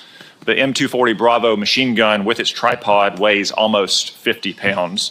The average weight of a full kit, ammo, water, commo, body armor for a soldier is over 100 pounds. Nothing you can do can change any of those things, right? That is physical reality. Go ahead. Yes, Senator. And I would say the requirements to handle those things in a ground combat unit, as far as standards, can look different than those of a medic or a drone pilot. And so it's not that it has to be the same standard throughout, it's standards to maximize efficacy of that particular position. Let me read a quote here from one Army officer. While it may be difficult for a 120-pound woman to lift or drag 250 pounds, the Army cannot artificially absolve women of that responsibility. It may still exist on the battlefield. The entire purpose of creating a gender-neutral test was to acknowledge the reality that each job has objective physical standards to which all soldiers should be held, regardless of gender. The intent was not to ensure that women and men will have an equal likelihood of meeting those standards. I assume, based on your testimony, you agree with that Army officer? Absolutely. The standards need to be the same, and they need to be high, and they need to be set by the people closest to the problem set, closest to the understanding of what is required by that job. commanders, commanding officers, and COCOMs and elsewhere who understand the reality of what they face. That's the feedback we should get. That's what should be enshrined and enforced, and no other set of political prerogatives. When I talk about removing politics, ideological or political prerogatives should contribute to those determinations. Nothing other than the execution of the mission. Thank you. For the record, that Army officer was Captain Kristen Griest, the Army's first female infantry officer and one of its first female Ranger School graduates. One final point, you said they need to be objective, gender neutral, and high. That's because the demands are, in fact, very high. The current physical fitness test for the Army has a minimum 2-mile run of 22 miles. Run. And I want the reporter to note that I'm putting run in air quotes because 22 miles at 2 miles is not running. It may be jogging. It's probably walking fast. Let's move on. We've got a big 22 minutes. We've got a big audience here. Many of them seem to be patriotic supporters of you, Mr. Hegseth. Some of them seem to be liberal critics of you. I would note that it's only the liberal critics that have disrupted this hearing. As was my custom during the Biden administration, I want to give you a chance to respond to what they said about you. I think the first one accused you of being a Christian Zionist. I'm not really sure why that is a bad thing. I'm a Christian. I'm a Zionist. Zionism is that the Jewish people deserve a homeland in the ancient Holy Land where they've lived since the dawn of history. Do you consider yourself a Christian Zionist? Senator, I'm a Christian, and I robustly support the state of Israel and its existential defense, and the way America comes alongside them is a great ally. Thank you. Because another protester, and I think this one was a member of Code Pink, which, by the way, is a Chinese Communist front group these days, said that you support Israel's war in Gaza. I support Israel's existential war in Gaza. I assume, like me and President Trump, you support that war as well, don't you? Senator, I do. I support Israel destroying and killing every last member of Hamas. And the third protester said something about 20 years of genocide. I assume that's our wars in Iraq and Afghanistan. Do you think our troops are committing genocide in Iraq and Afghanistan? Senator, I do not. I think our troops, as you know, as so many in this committee know, did the best they could with what they had. We're not the outcomes. And tragically, the outcome we saw in Afghanistan under the Biden administration put a stain on that, but it doesn't put a stain on what those men and women did in uniform, as you know full well, Senator. Thank you, Mr. Hegseth. Thank you, Senator Cotton. At this point, I ask unanimous consent to offer to the record a letter submitted by Omar Abbasi, son of former city council president of Samarra, Iraq, who worked with Mr. Hegseth in Iraq. Without objection, that will be entered. Senator Gillibrand. Thank you, Mr. Chairman. Thank you, Mr. Hegseth. I do want to thank you for your service, and I want to thank you for your willingness to serve in this capacity. Thank you, Senator. I have many concerns about your record, and particularly your public statements, because they are so hurtful to the men and women who are currently serving in the U.S. military. Harmful to morale, harmful to good order and discipline. If you are saying that women shouldn't be serving in the military, and I'm going to read you your quotes because the quotes themselves are terrible. You will have to change how you see women to do this job well, and I don't know if you are capable of that. So I want to press on these issues that my colleague Jean Shaheen brought up because she said it so well. So first of all, you answered your questionnaire. Do you believe that any American who wants to serve in their country in the military and can meet objective standards set by the military should be allowed to serve without limitation? You've said yes to that question. But then in all of these other circumstances, you've denigrated active duty service members. We have hundreds of women who are currently in the infantry, lethal members of our military serving in the infantry, but you degrade them. You say, we need moms, but not in the military, especially in combat units. So specific to Senator Cotton's question, because Senator Cotton was giving you layups to differentiate between different types of combat. And specifically, as Secretary, would you take any action to reinstitute the combat arms exclusion for female service members, knowing full well you have hundreds of women doing that job right now? And the standards Your 2-mile run, Tom, is about the Army combat fitness test. It is not the requirements to have an MOS 11 Bravo, which is the infantry. These are the requirements today for people serving in the industry, men and women. They are gender neutral, and they are very difficult to meet. They have not been reduced in any way, and our combat units, our infantry is lethal. So please explain specifically, because you will be in charge of 3 million personnel. It is a big job. And when you make these public statements, and I get you were not Secretary of Defense then, I get you were on TV, I get you were helping veterans, I get it was a different job. But most recently, you said this in November of 2024, knowing full well you might have been named as Secretary of Defense. So please explain these types of statements, because they're brutal and they're mean and they disrespect men and women who are willing to die for this country. Well, Senator, I appreciate your comments, and I would point out I have never disparaged women serving in the military. I respect every single female service member that has put on the uniform, past and present. My critiques, Senator, recently and in the past, and from personal experience, have been instances where I've seen standards lowered, and you mentioned 11 Alpha, 11 Bravo, MOS, places in units, and the book that has been referenced multiple times here, The War on Warriors.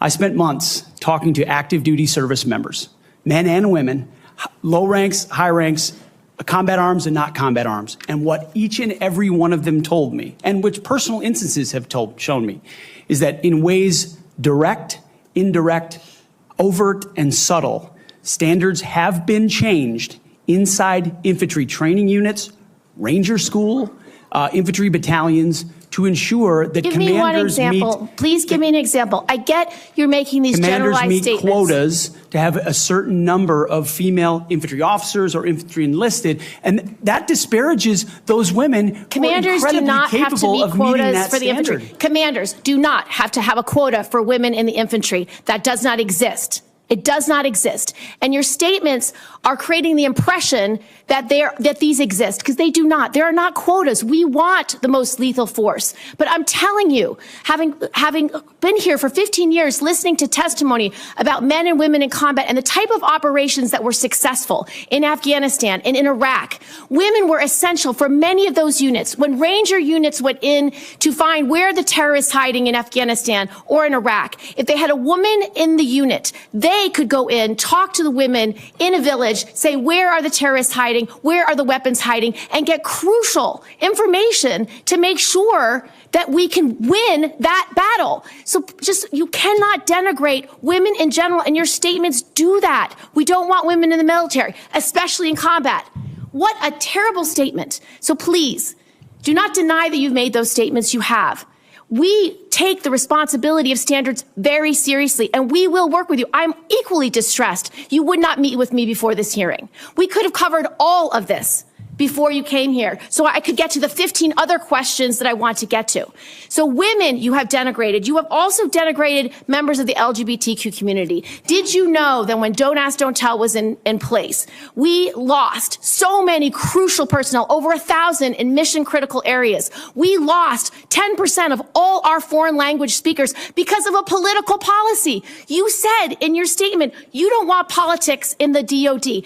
Everything you've said in these public statements is politics. I don't want women. I don't want moms. What's wrong with a mom, by the way? Once you have babies, you therefore are no longer able to be lethal. I mean, you're basically saying women, after they have children, can't ever serve in the military in a combat role. It's a silly thing to say. It's a silly thing to say, beneath the position that you are aspiring to. To denigrate LGBTQ service members is a mistake. If you are a sharpshooter, you're as lethal regardless of what your gender identity is, regardless of who you love. So please know this to be a true statement.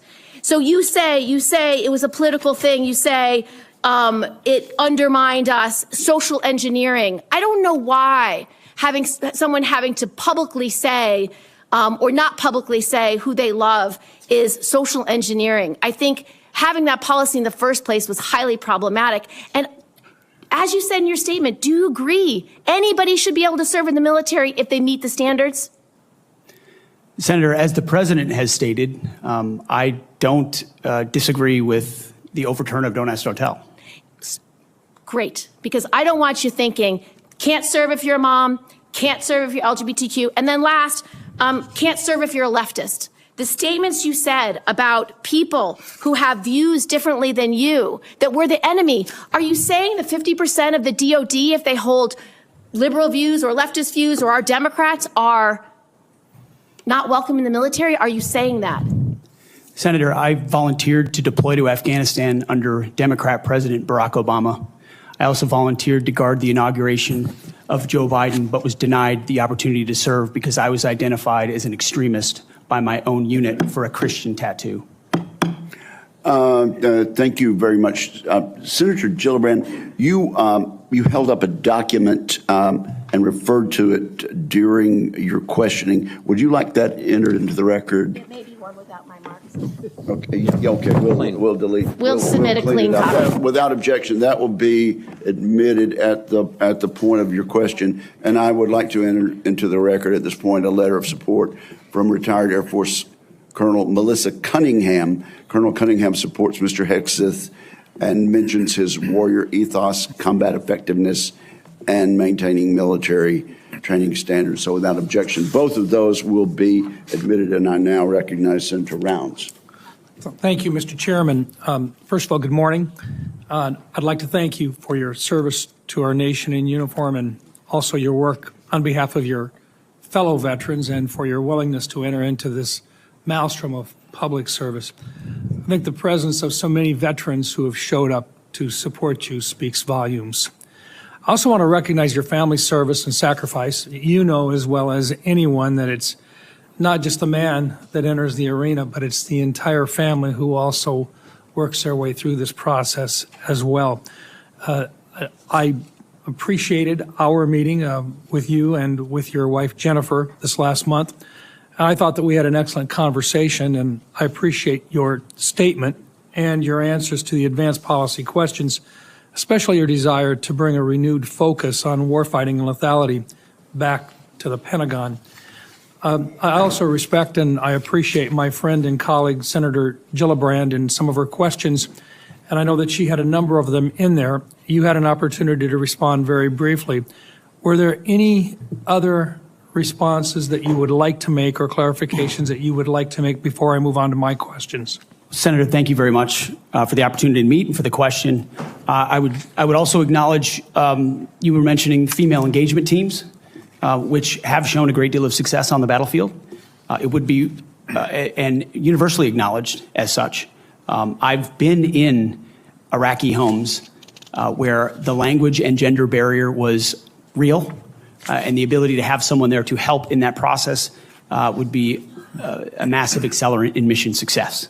So I recognize that reality. I also recognize that female engagement teams assigned to a SEAL team or a Green Beret team meet different standards also, which is okay because of the duty positions involved in that job. As far as politics, Senator, it has been the joy of my life to lead men and women in military outfits. When you're in combat or in training, there's a lot of conversations that happen. And you start to realize that a lot of people you're serving with share your political ideals or they don't. You find out there's Republicans, there's Democrats, there's libertarians, there's independents, there's vegetarians, everything in between. None of that matters. It never mattered in how I led men and women, how I interacted with them, what missions we undertook. Politics has nothing to do with the battlefield, which is why President Trump has asked me to say, let's make sure all of that comes out. This is about warfighting capability, setting standards high, and making sure we give our boys, our men and women, everything they need to be successful on the battlefield. So politics can play no part in that, and I look forward to infusing that, as we always have inside our units. I appreciate you making that very clear. And one of the areas that we want to do our best is to provide for the equipment and the technical capabilities so that no young man or woman enters into a battle as a fair fight, and that they always have the advantage. Those are the types of questions that I'd like to get into right now, and I want to start by talking about something that sometimes gets a little bit into the weeds, but I think it's critical. Mr. Hegseth, from what I've heard from 24 senior DOD officials in hearings over the last 2 years, including the Secretary of Defense, every service chief, and 8 combatant commanders, is that sharing the portion of the spectrum, and this is in the weeds, I know, but I'm going to ask it to get it on the record, the 3.1 to 3.5 gigahertz band would have extremely serious consequences and very costly consequences on our warfighting capabilities. In fact, the Department of the Navy alone has estimated that relocating their systems to a different part of the spectrum band would cost them $250 billion. That's just for the destroyers that defend our coasts with the radars that they have in them.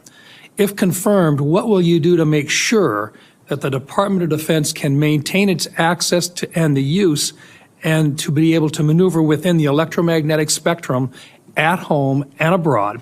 And would you be willing to literally go to the mat with the interagency to protect warfighter requirements for the use of the spectrum? Well, Senator, thank you for the question. And my job, in part, will be to go to the mat when necessary for things I believe are an absolute requirement for the Department of Defense and the men and women in uniform. There's no doubt about that. In this particular case, as far as spectrum, I look forward, as I've said before, getting a full class, because this issue has come up a number of times in meetings. It's critically important with how our warfighters communicate across all services. So I'm going to get a classified briefing immediately about what that would, how it would impact the spectrum if it were to allow other companies or it to be Rest auctioned assured, off. China would love to have our ability to use that part of the spectrum restricted. They would love that. Absolutely right. And so I will go in with eyes only toward ensuring we have the capabilities we need and there's no disruption when I take that brief. Thank you. In your advanced policy questions, you recognize a cooperative approach by China, Russia, Iran, and North Korea to undermine U.S. influence around the world. As you point out, aggression by any one actor would be an opportunity for others to engage the U.S. on multiple fronts along the continuum of the conflict. As we discussed in my office, neither of us wants to send our troops into a fair fight. We want to make sure that they have every advantage that the United States can give them, and that requires resources and reforms. Given the growing potential of a multi-theater conflict involving near-peer adversaries, what steps would you take to prepare the Department of Defense to simultaneously execute and sustain operations across multiple regions while maintaining readiness and deterrence globally? And I just have to make note, and I want to make it clear, we have language in this year's fiscal year 2025 National Defense Authorization Act calling for a review of the department's operational plans. And I just want to make sure that you're aware of that, and that we will have, if we have a fight with one, the chances are very good that we're going to have two battles or two different battlegrounds at the same time. Senator, which is why I believe our country's incredibly fortunate to have a new commander-in-chief in Donald Trump, who through the strategic approach he has taken with allies and against foes has prevented wars and is determined to do the same. That's our chief job, is deter and prevent wars. My job, should I be confirmed at the Secretary of Defense, is to ensure we have the right prioritization of assets and strategy, and then the tools in the toolbox necessary, the pointiest possible spear for President Trump to wield if necessary as the last resort. So President Trump at the helm, I think, will go a long way in making sure our enemies know there's a new sheriff in town. Thank you. Thank you, Mr. Chairman. And thank you very much, Senator Blumenthal. Thanks, Mr. Chairman. Thank you for having this hearing. Thank you for being here, Mr. Hegseth. And I want to join in expressing appreciation and respect for your service to our country. And thanks to all the veterans who are here today. And thank you for your service as the ranking member of the Veterans Affairs Committee. I hope we can focus on doing better for our veterans and doing better in management of the Department of Defense. There's always room for improvement. I think what we need in that position is not just better, but the best in financial management, because those decisions are life and death decisions affecting the 3.4 million Americans who serve our national security and our national defense and put their lives on the line. I want to talk about financial mismanagement at the two organizations that you headed, which are the only test of your financial management that we have before this committee, the Veterans for Freedom and Concerned Veterans for America. You took over the Veterans for Freedom in 2007. In 2008, you raised $8.7 million, but spent more than $9 million, creating a deficit. By January 2009, you told donors that the organization had less than $1,000 in the bank and debts of $434,000. By 2010, revenue at the Veterans for Freedom had dropped to about $265,000. In the next year, it had dropped further to $22,000. You don't dispute these numbers, do you? Senator, I'm extremely proud of the work me and my fellow vets did at Vets for Freedom.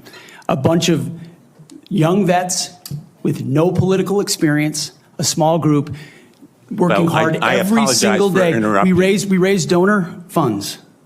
And and we have letters submitted for the record from almost everyone that worked with me every single day, including our chief operating officer, who will attest that every dollar we raised was used intentionally toward the execution of our mission, which is supporting the warfighters, exactly why we're here today, the warfighters in the Iraq surge. There was a campaign in 2008, Senator. It was Barack Obama versus John McCain. Ask you another we believe question, John McCain would be the right person to win, and so we spent the tax more. returns from that organization. I'm glad they're for the record. I'm going to ask to be entered into the record, Mr. Chairman. Without objection. These tax returns are yours. They have your signature. And I'm going to ask that members of the committee review them because they're the only documents. I've asked for others. I've asked for the FBI report that would presumably document, it should have documented, this kind of financial mismanagement. And these are the 990s from that organization. By the year of 2011, donors had become so dissatisfied with that mismanagement, they, in effect, ousted you. They merged that organization with Military Families United, and thereafter, you joined a second organization as executive director. In between, Senator, I went to Harvard University I want to ask for 2 years and questions. Afghanistan. I want to ask you questions about Concerned Veterans for America. Again, another set of tax returns, the 990s from that organization. I ask they be made part of the record, Mr. Chairman. Without objection, both of those returns are now part of the record. 2011 to 2016. At the end of 2013, shortfall of $130,000. At the end of 2014, shortfall of $428,000. You had a surplus the following year, but then another deficit of $437,000. By the time you left, that organization had deep debts, including credit card transaction debts of about $75,000. That isn't the kind of fiscal management we want at the Department of Defense. We can't tolerate it at the Department of Defense. That's an organization with a budget of $850 billion, not 10 or 15 million, which was the case at those two organizations. And it has command responsibility for 3.4 million Americans. The highest number that you managed in those two organizations was maybe 50 people. Let me ask you, how many men and women now serve in the United States Army? What is Sen's strength? Senator, I would like an opportunity to respond to I've asked you a impugning question. of my leadership of a veterans organization. Concerned Veterans for America, you're on the VA committee, sir, and I appreciate your service there. The VA Accountability Act and the Mission Act were all brainchilds of Concerned Veterans for America. We used our donor money very intentionally and focused to create policy that bettered the lives of veterans. Mr. Hegseth, I'm asking you a very simple question. How many men and women currently serve in the United States Army? Senator, the United States Army, 450,000 on active duty, sir. And how many in the Navy? And the Navy is 425, sir. Well, it's 337 this year. How many in the Marine Corps? 175,000, sir. 172,300. Those numbers dwarf any experience you had by many multiples. I don't believe that you can tell this committee or the people of America that you are qualified to lead them. I would support you as the spokesperson for the Pentagon. I don't dispute your communication skills, but I believe that we are entitled to the facts here. I've asked for more documents. I assume you'd be willing to submit to an expanded FBI background check that interviews your colleagues, accountants, ex-wives, former spouses, sexual assault survivors, and others, and enable them to come forward. Senator, I'm not in charge of FBI background checks. But you would submit to it and support it.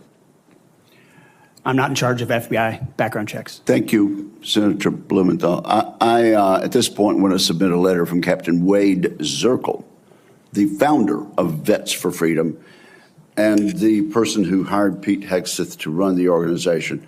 Although the 2008 financial crisis dried up fundraising for nonprofits, Captain Zirkle says, and I quote, "Pete responded to this crisis with decisive action by reducing staff and renegotiating all debts with creditors until they were fairly resolved, an impressive feat and a testament to Pete's character."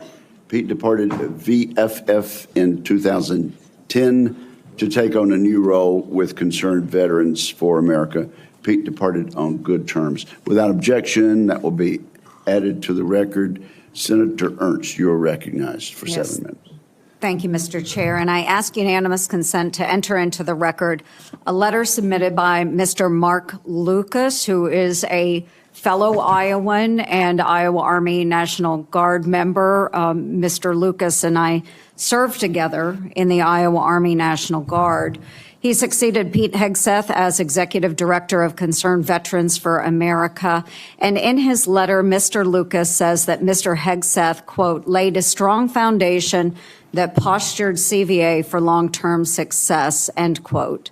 And that Mr. Hegseth, quote, continued to be an invaluable asset to both me as a leader and the organization, end quote. So I would ask for unanimous consent to enter this Washington Times article and the letter from Mr. Mark Lucas into the record. Without objection. Okay, thank you, Mr. Chair. Good morning, Mr. Hegseth, and thank you very much. I appreciate your service to our nation. It's something that I know you are very proud of, and it is something that we have in common and that we share. You and I have had many productive conversations. And just for our audience, we have had very frank conversations. Is that correct, Mr. Hegseth? Senator, that is a correct characterization. You know that I don't keep anything hidden, pull no punches. My colleagues know that as well. So I do appreciate you sitting down and allowing me the opportunity to question you thoroughly on those issues that are of great importance to me. Just to recap those issues, 3 that are very important. One is the DOD and making sure that we have a clean audit.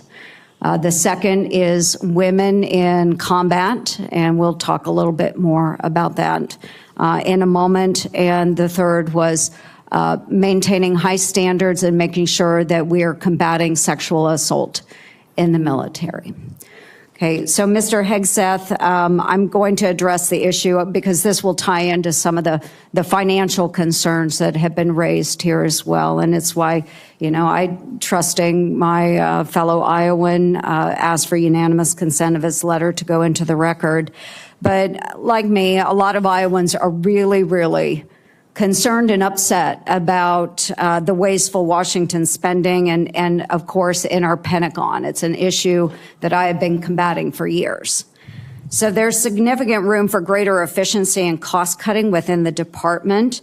And the DoD is the only federal agency that has never passed an audit. As the Senate DOJ caucus chair and founder, that's unacceptable to me, and it should be unacceptable to you as well. So I appreciate that you mentioned that in your opening statement. What are those steps that you will take to ensuring the Pentagon has a clean audit by the year 2028? Senator, I appreciate your work on this topic, which you've been involved in for a long time. You mentioned Concerned Veterans for America. I just want to clarify. We have very generous donors who set a very clear budget that we stuck to every single year. So the latitude there was restricted, and we worked very hard and diligently inside it. You've also been a leader on the Pentagon audit for a very long time. I think when we met, Senator, I said 2014 was the first year. Mm-hmm. We discovered a 2013 op-ed I wrote about the need for a Pentagon audit because an audit is an issue of national security and frankly, respect to American taxpayers who give $850 billion over to the Defense Department and expect that we know where that money goes. And if that money is going somewhere that doesn't add to tooth and instead goes to fat or tail, we need to know that. Or if it's wasted, we need to know that. So I think previous secretaries of defense, with all due respect, haven't necessarily emphasized the strategic prerogative of an audit. And myself, my deputy SecDef, and others already know that a Pentagon audit will be the comptroller, others central to ensuring we find those dollars that can be used elsewhere legally under the law inside the Pentagon. So you have my word, it will be a priority. Okay, thank you. Okay, moving on to women in combat, and I had the privilege of serving in uniform for over 23 years. Between our Army Reserves and our Iowa Army National Guard, did serve in Kuwait and missions in Iraq. And so it is incredibly important that I stress, and I hope that if confirmed, you continue to stress, that every man and woman has opportunity to serve their country in uniform and do so at any level as long as they are meeting the standards that are set forward. And we talked about that in my office. I do believe in high standards. Now, I was denied the opportunity to serve in any combat role because I have a lot of gray hair. And the policy has changed since then, okay? So I've been around for quite a while. But for the young women that are out there now and can meet those standards, and again, I'll emphasize they should be very, very high standards. They must physically be able to achieve those standards so that they can complete their mission. But I want to know, again, let's make it very clear for everyone here today. As Secretary of Defense, will you support women continuing to have the opportunity to serve in combat roles? Senator, first of all, thank you for your service, as we discussed extensively as well. It's my privilege. And my answer is yes, exactly the way that you caveated it. Yes, women will have access to ground combat roles, given the standards remain high, and we'll have a review to ensure the standards have not been eroded in any one of these cases. That'll be part of one of the first things we do at the Pentagon is reviewing that in a gender-neutral way, the standards, ensuring readiness and meritocracy is front and center. But absolutely, it would be the privilege of a lifetime to, if confirmed, to be the Secretary of Defense for all men and women in uniform who fight so heroic. They have so many other options. They decide to put their right hand up for our country, and it would be an honor to have a chance to lead them. Thank you. And just very briefly, we only have less than a minute left, but we have also discussed this in my office. A priority of mine has been combating sexual assault in the military and making sure that all of our service members are treated with dignity and respect. this has been so important. Senator Gillibrand and I have worked on this, and we were able to get changes made to the Uniform Code of Military Justice to make sure that we have improvements and on how we address the tragic and life-altering issues of rape, sexual assault. It will demand time and attention from the Pentagon under your watch if you are confirmed. So as Secretary of Defense, will you appoint a senior level official dedicated to sexual assault prevention and response? Senator, as we have discussed, yes, I will. Okay, and my time has expired. Thank you for your answers. Senator Hirono. Thank you, Mr. Chairman. Mr. Hegseth, welcome. Thank you. I am focused on your fitness to serve, including your character and temperament and your overall qualifications to do the job. And I do appreciate the comments of Ranking Member Reed with his concerns regarding your nomination, because I share those concerns. As part of my responsibility as a member of this committee to ensure the fitness of all nominees to come before any of the committees on which I sit, I ask the following two initial questions. First, since you became a legal adult, have you ever made unwanted requests for sexual favors or committed any verbal or physical harassment or assault of a sexual nature? No, Senator.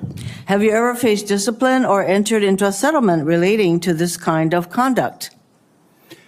Senator, I was falsely accused in October of 2017. It was fully investigated, and I was completely cleared. I don't think completely cleared is accurate, but the fact is that your own lawyer said that you entered into an NDA and paid a person who accused you of raping her a sum of money to make sure that she did not file a complaint. Moving on. As Secretary, you will be in charge of maintaining good order and discipline by enforcing the Uniform Code of Military Justice, UCMJ. In addition to the sexual assault allegations, and by the way, the answer to my second question should have been yes. I have read multiple reports of your regularly being drunk at work, including by people who worked with you at Fox News. Do you know that being drunk at work is prohibited for service members under the UCMJ?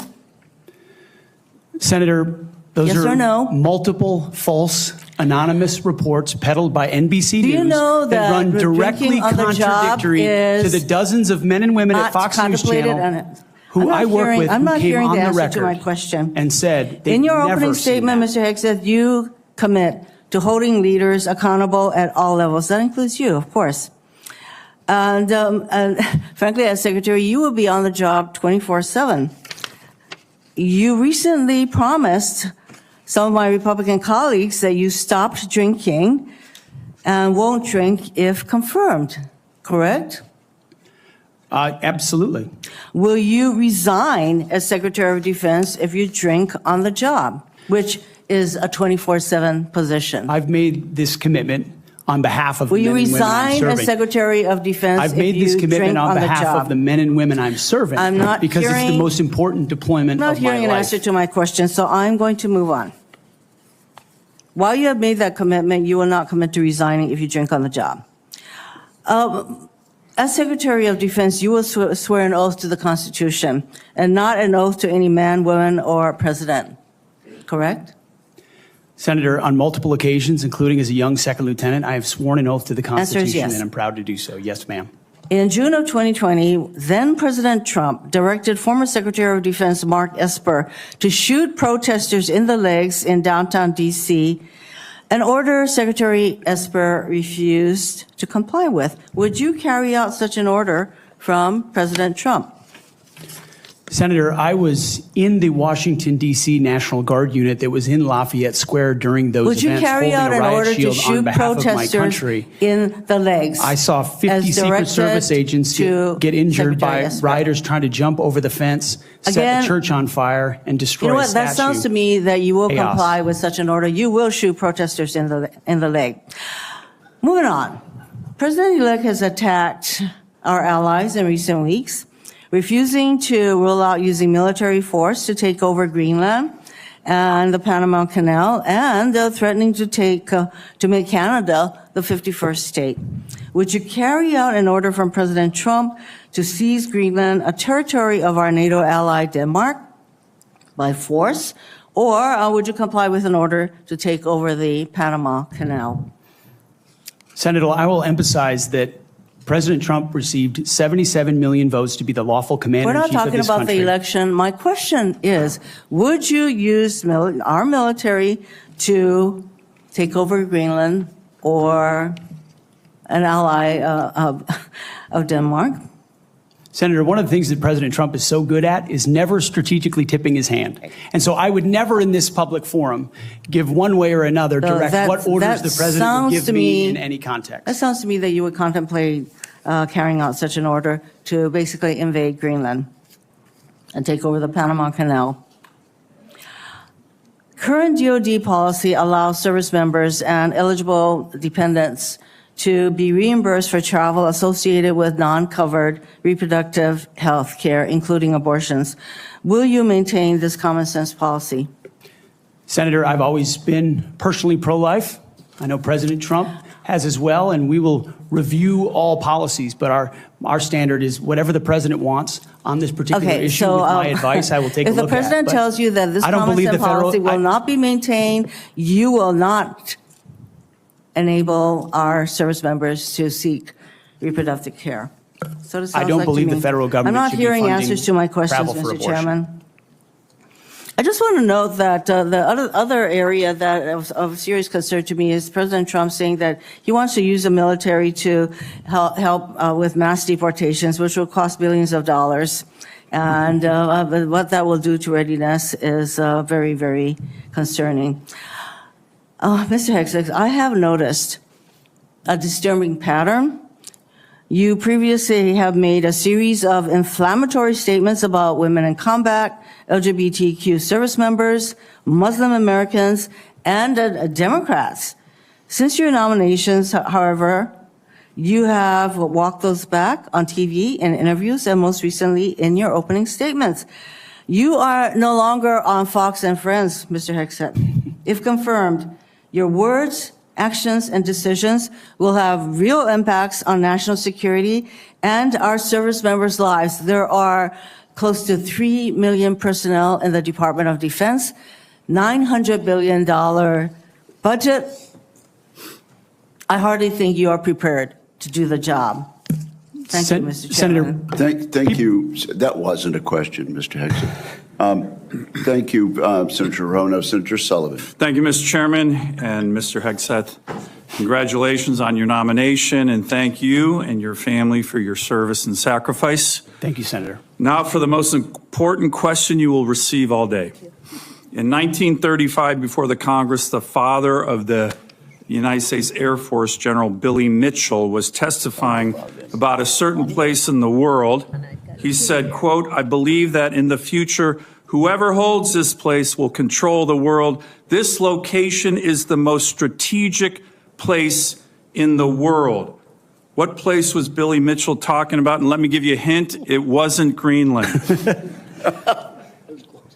I believe he was talking about the great state of Alaska. He was talking about the great state of Alaska. Great answer. If confirmed, will you commit to come with me to the great state of Alaska and meet our warriors who are on the front lines every day? Senator, I have, and as I mentioned to you in the past, I did a brief training exercise up at Fort Wainwright at a previous part of my military life. I look forward to returning. Great. And I will say we are on the front lines with this new era of authoritarian aggression. In Alaska, the last 2 years, we've had Chinese and Russian naval task forces, joint strategic bomber task forces in our EEZ, in our ADIZ.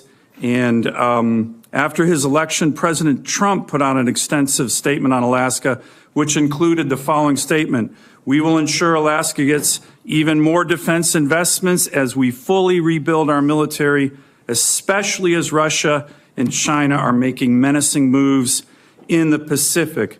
Mr. Hegseth, if confirmed, will you work with me, this committee, and the incoming Commander-in-Chief on continuing to build up our military assets and infrastructure in Alaska to reestablish deterrence in the Arctic and in the Indo-Pacific?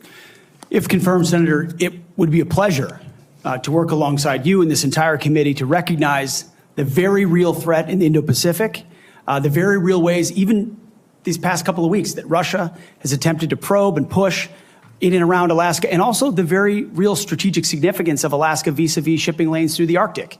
There are many, many ways in which Alaska is strategically significant, and with a necessary shift toward Indo-PACOM, Alaska, by necessity, will play an important role in that. Thank you, Ms. Hegseth. I very much appreciate your focus on lethality and warfighting. We desperately need it.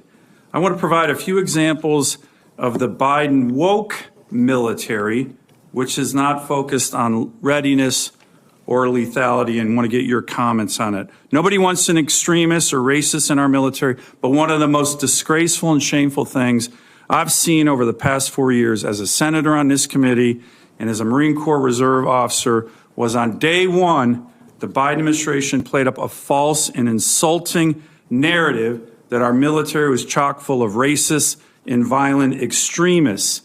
This reached a pinnacle in this committee when Biden's Undersecretary of Policy, Colin Kahl, the number 3 guy at the Pentagon, testified that one of his top goals would be to, quote, ending violent extremism and systemic racism within the ranks of the military. He had no data on this. The media loved it, fanned the flames, wrote baloney stories on this false narrative.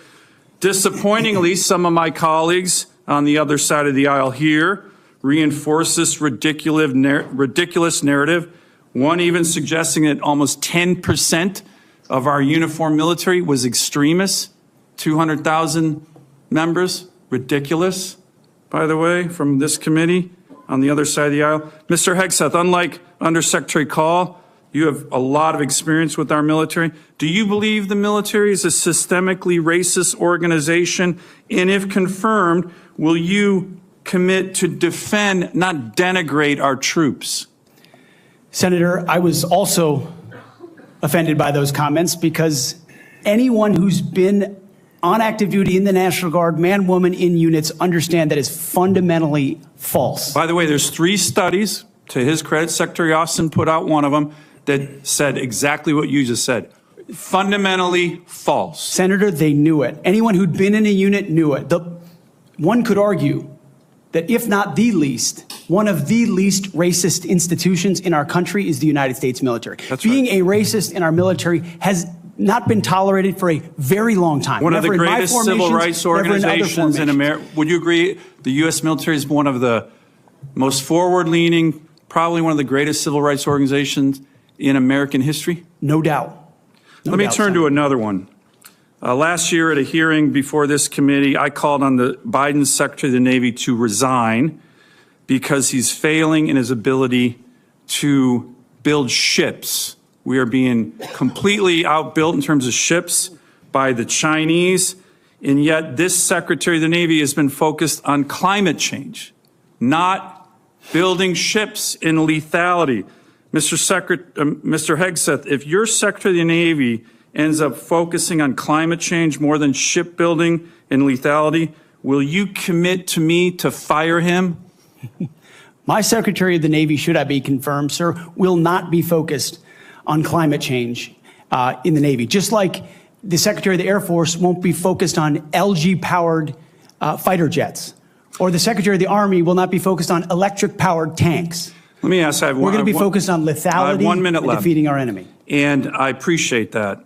The other thing President Biden did, his first executive order as president, was to focus on transgender surgeries for active duty troops.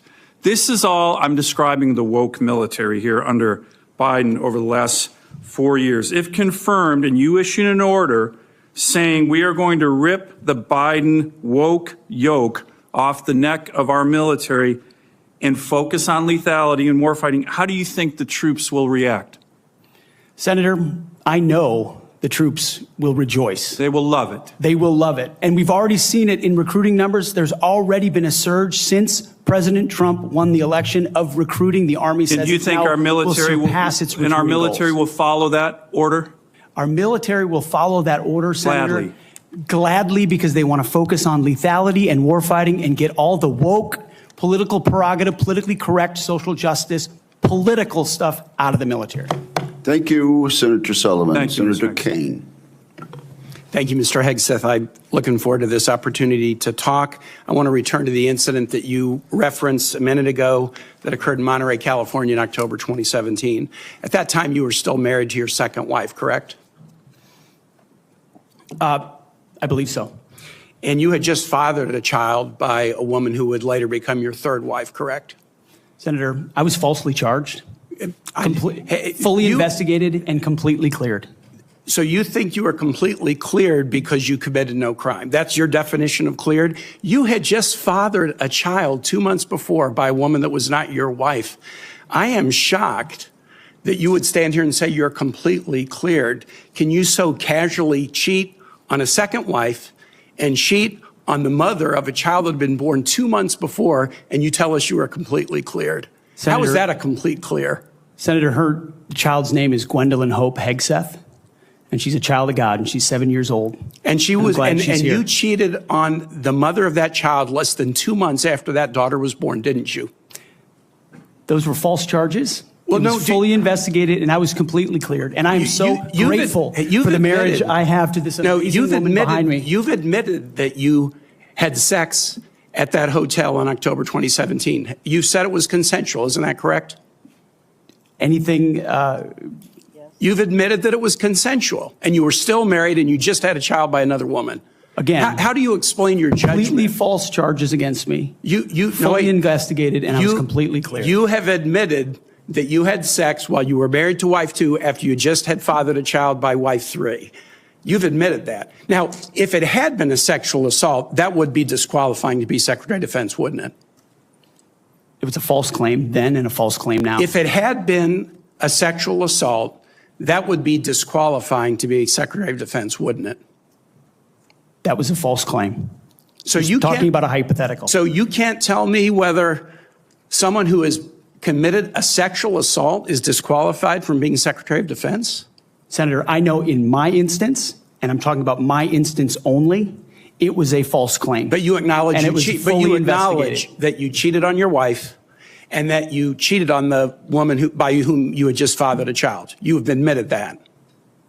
I will allow your words to speak for themselves. You're not retracting that today. That's good. I assume that in each of your weddings, you've pledged to be faithful to your wife. You've taken an oath to do that, haven't you? Senator, as I've acknowledged to everyone in this committee, not a perfect person, not claiming to be. But no, I just asked a simple question. You've taken an oath like you would take an oath to be Secretary of Defense in all of your weddings to be faithful to your wife. Is that correct? I have failed in things in my life, and thankfully I'm redeemed by my Lord and Savior Jesus Christ. In finalizing divorces from your first and second wives, were there non-disclosure agreements in connection with those divorces? Senator, not that I'm aware of. If there were, would you agree to release those first and second wives from any confidentiality agreement? Senator, it's not something I'm aware of. But if there were, you would agree to release them from a confidentiality agreement? Senator, that's not my responsibility. Did you ever engage in any acts of physical violence against any of your wives? Senator, absolutely not. But you would agree with me that if someone had committed physical violence against a spouse, that would be disqualifying to serve as Secretary of Defense, correct? Senator, absolutely not have I ever done that. You would agree that that would be a disqualifying offense, would you not? Senator, you're talking about a hypothetical. I don't think it's a hypothetical. Violence against spouses occurs every day.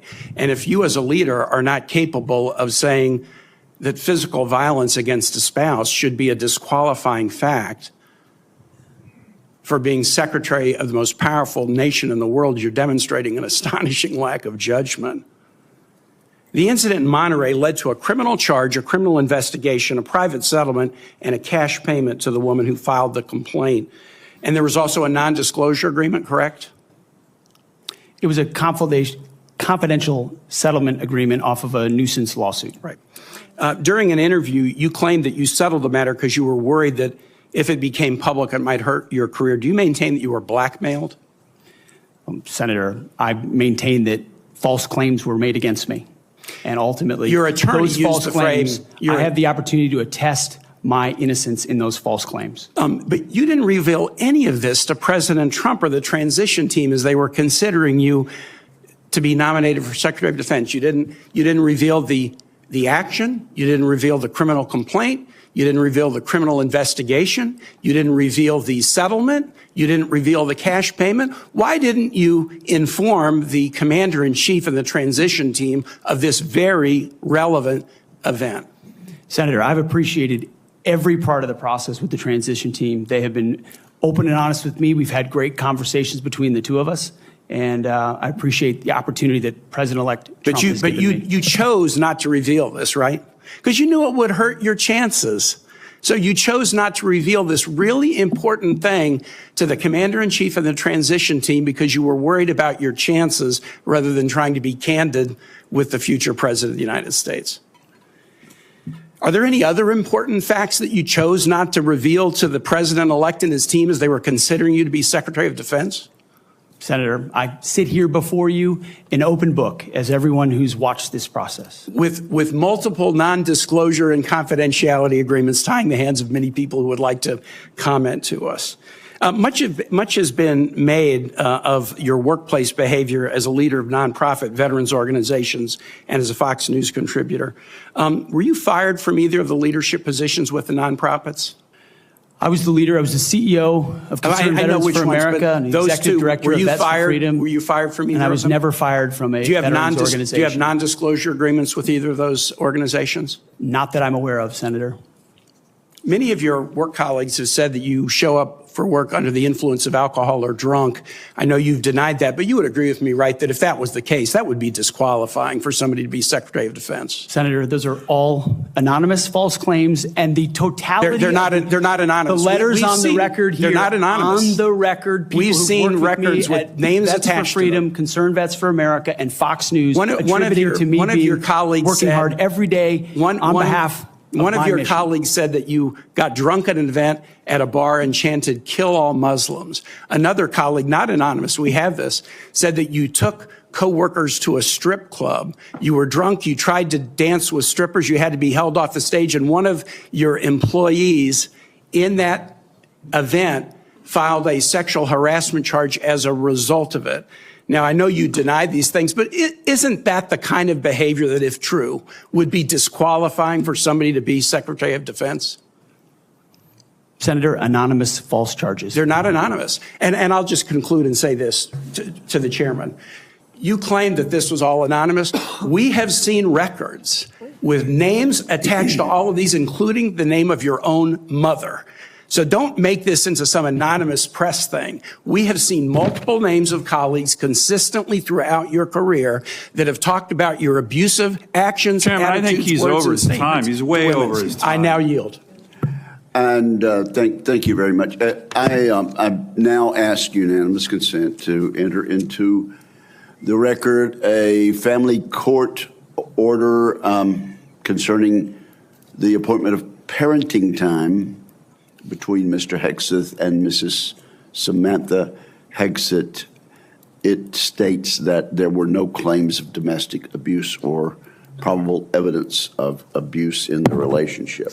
Without objection, that will be added to the record. And we now move to Senator Kramer. Thank you, Mr. Chairman. Thank you, Mr. Hegseth, for your service, for your willingness to endure this. And I'm sorry for what has been happening to you, particularly the very idea that you should have to sit there and answer hypothetical potential, in somebody's imagination, crimes that may take place at some point. And wouldn't that disqualify you if you were a murderer or if you were a rapist? Unfair. And I'm embarrassed for this behavior. But first, I want to say thank you for your strong proclamation, unapologetic proclamation of faith in Jesus Christ.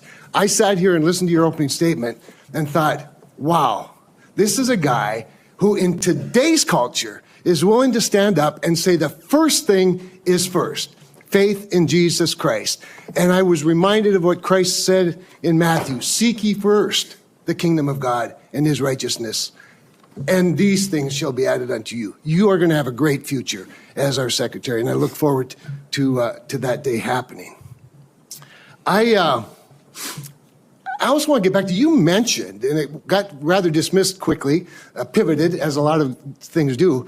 You'd mentioned that you were not able to serve with your National Guard unit in the protection of the inauguration of Joe Biden because of a tattoo, a Christian tattoo. Can you elaborate just a little bit on what is this very offensive, extremist, racist tattoo that you have?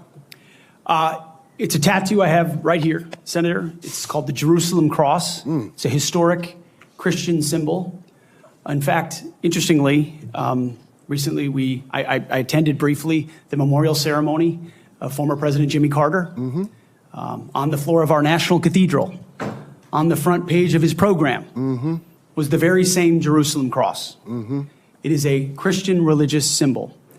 And when the events happened before preceding the Biden inauguration, I was a part of the mobilization to defend that inauguration as someone who'd been a proud supporter of Donald Trump, but also a member of the military, had orders to come to Washington, D.C. to guard that inauguration.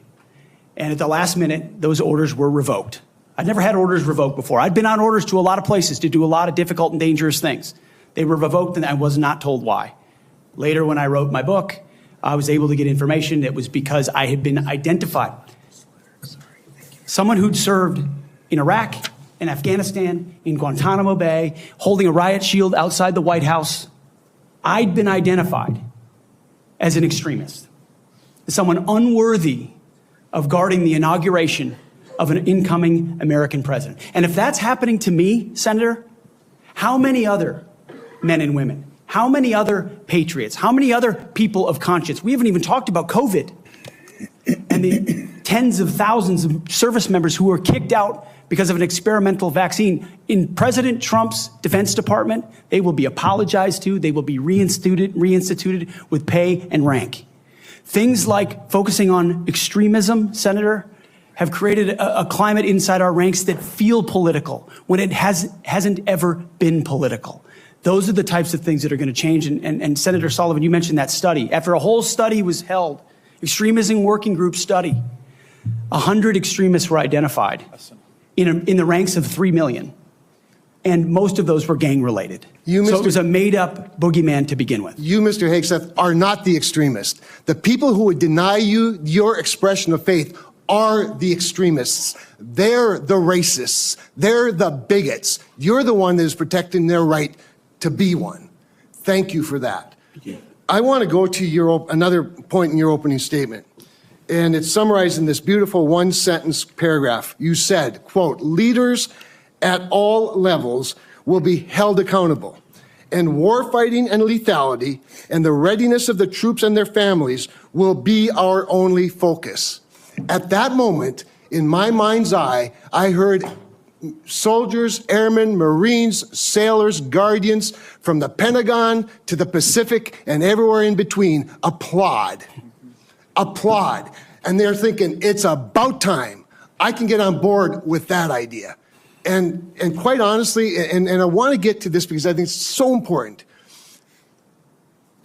I would say, I don't know, just about maybe everyone, I'm trying to think of an exception to this, that wears the uniform that has ever come before this committee or that I've met with privately, publicly, that I've been on tours with, that I've traveled with, that wear the uniform, whether it's with 4 stars or no stars, agrees with that statement.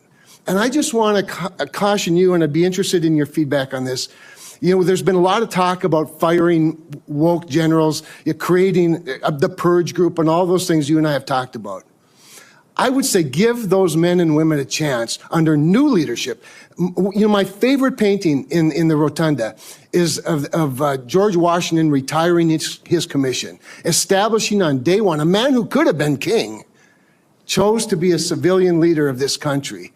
And I just would encourage you to trust them first, and look forward to them saluting the civilian leadership of this country. So just maybe if you could spend a minute just elaborating a little bit about the wokeness, where it comes from, and who will be held accountable.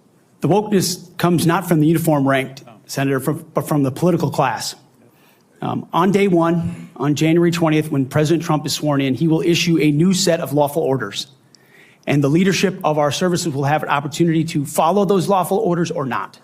Those lawful orders will not be based on politics. They will be based on readiness, accountability, standards, and lethality. That is the process by which leaders will be judged. And accountability is coming, because everybody in this room knows if you're a rifleman and you lose your rifle, they're throwing the book at you. Mm-hmm.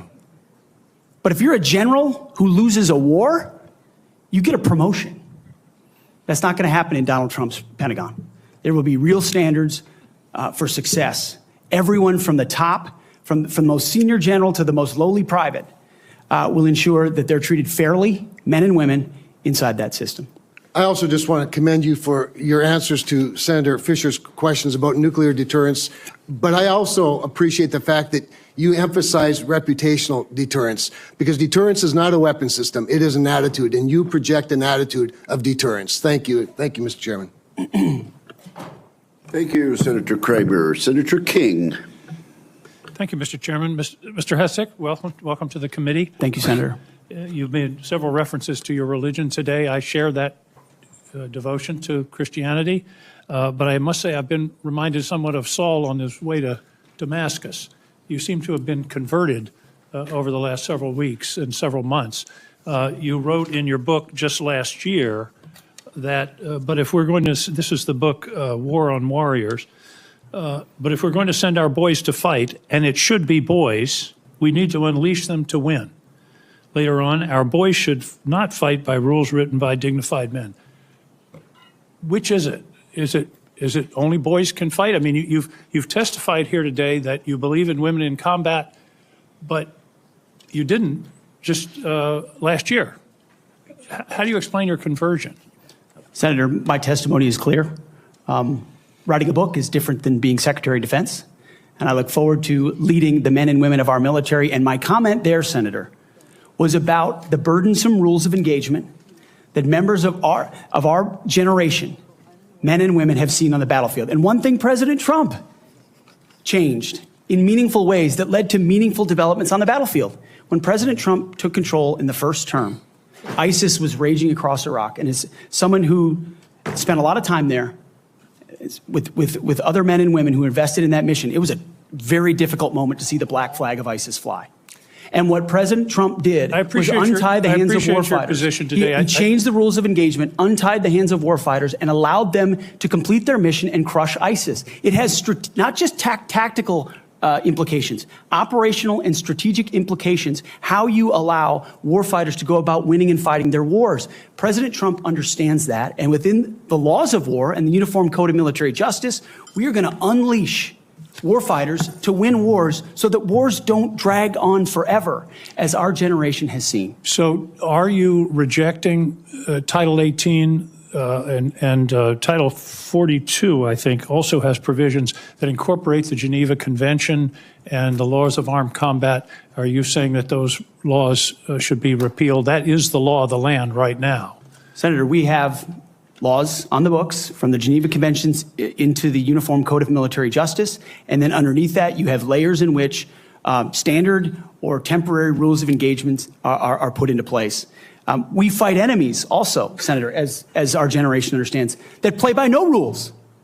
They use civilians as human shields. So are you saying they target that women and children? The Geneva Convention should not be observed? We follow rules. We follow rules, but we don't need burdensome rules of engagement that make it impossible for us to win these wars. You're saying two different things. You're saying we follow rules, but we don't have to follow the rules in all cases. Is that correct? Senator, I'm making an important tactical distinction that warfighters will understand. That there are the rules we swear an oath to defend, which are incredibly important, and this committee understands and helps set them. And then there are those echelons above reality, from, corps to division to brigade to battalion, and by the time it trickles down to a company or a platoon or a squad level, you have a rules of engagement that nobody recognizes. And then it makes you incredibly difficult to actually do your job on the battlefield. That's the kind of assessment and look that an Army major will give to this process if I was confirmed to be the Secretary of Defense. Your quote is true understanding of that. Your quote in 2024, our boys should not fight by rules written by dignified men in mahogany rooms 80 years ago. That would be the Geneva Convention. America should fight by its own rules, and we should fight to win or not go in at all. Are you saying that the Geneva Convention provisions, which clearly outlaw torture of prisoners, should not apply in the future? Senator, how we treat our wounded, how we treat our prisoners, the applications of the Geneva Conventions are incredibly important. But we would all have to acknowledge that the way we fought our wars back when the Geneva Conventions were written are a lot different than the asymmetric, non-conventional environment of counterinsurgency that I confronted in Iraq and Afghanistan. I was the senior counterinsurgency instructor in Afghanistan. My job was to understand how the Taliban and Al-Qaeda operated so that NATO units coming in could be informed of what was happening. They knew our rules of engagement, and when they were more restrictive, they took advantage of them, and it put our men and women in a more dangerous and difficult place. And you believe For future wars we fight, we need to have someone atop the Pentagon, sir, who understands how those ripple effects Well, I just impact want to understand your position. Your position is torture's okay. Is that correct? Waterboarding, torture is no longer prohibited given the circumstances of whatever war we're in. Is that correct? Senator, that is not what I said. I've never been party to torture. We are a country that fights by the rule of law, and our men and women always do. And yet we have too many people here in air-conditioned offices that like to point fingers at the guys in dark and dangerous places, the gals in helicopters in enemy territory who are doing things that people in Washington, D.C. would never dare to do, or send, in many cases. In one of your interviews, you said they're willing to do this. You're talking about Donald Trump and Senator Cruz. They're willing to do something like waterboarding if it's going to keep us safe. Are you okay with waterboarding? Senator, the law of the land is that waterboarding is not legal. So the statement that you made, you now recant. Is that correct? They are willing to do something like waterboarding if it's going to keep us safe. You expressed that with approval. Senator, I'm very familiar with that as a concept, having spent a year at Guantanamo Bay, Cuba, guarding 700 of those that attacked us on 9/11. I just want to be clear. Are we going to abide by the Geneva Convention and the prohibitions on torture, or are we not? Is it going to depend on the circumstances? As I've stated multiple times, the Geneva Conventions are what we base ours. But what an American first national security policy is not going to do is hand its prerogatives over to international bodies that make decisions about how our men and women make decisions on the battlefield. America First understands we send Americans for a clear mission and a clear objective. We equip them properly for that objective. Right, we give them everything they need, and then we stand behind them with the rules of engagement that allow them to fight decisively to defeat America's enemies, which is why we say. I just have a few seconds left, Mr. Hegseth, if you could. I was very disturbed in your opening statement where you talked about the priorities that you have. We will work with our partners and allies to deter aggression in the Indo-Pacific from the communist Chinese. There's not a single mention in this statement about Ukraine or Russia. Is this code for we're going to abandon Ukraine? Senator, the president, that's a presidential level policy decision. He's made it very clear that he would like to see a end to that conflict. We know who the aggressor is. We know who the good guy is. We'd like to see it as advantageous for the Ukrainians as possible, but that war needs to come to an end. You talk a lot about deterrence of China. I would submit that Xi Jinping is watching what we do very carefully. If we abandon Ukraine, that would be the strongest signal possible to Xi Jinping that he can take Taiwan without significant resistance from this country. Thank you, Senator King. Senator Scott of Florida. Mr. Chairman, I'd like to enter into the record two letters which testify to Mr. Hegseth's leadership record at Concerned Veterans for America. The first letter submitted by Mr. Darren Selnick, a senior advisor at CFA, stated that there's been no better leader, policy champion, or fighter for the military and veterans than Pete. He was instrumental in 2014 and 2017 in ensuring that veterans had health care choice. The second letter submitted by Mr. Kason Spiro, Digital Media Director of CVA from 2015 to 2017, stated, Pete brought incredible energy, focus, and a clear vision to the organization and showed everything that the team accomplished together. And I similarly asked to submit to the record a letter from Paul J. Roberts, retired Colonel, U.S. Army Special Forces, speaking to the unwavering integrity of Mr. Hegseth. Is there objection? Without objection, those three will be admitted. Senator Scott. All right. First, congratulations on your nomination. Thank you, Senator. And thank you for being willing to serve our nation. I served in the Navy. I'm really proud of my dad. He was crazy. He did all 4 combat jumps with the 82nd Airborne. He, after that, survived all that and fought in the Battle of the Bulge. And what they went through, it was hell.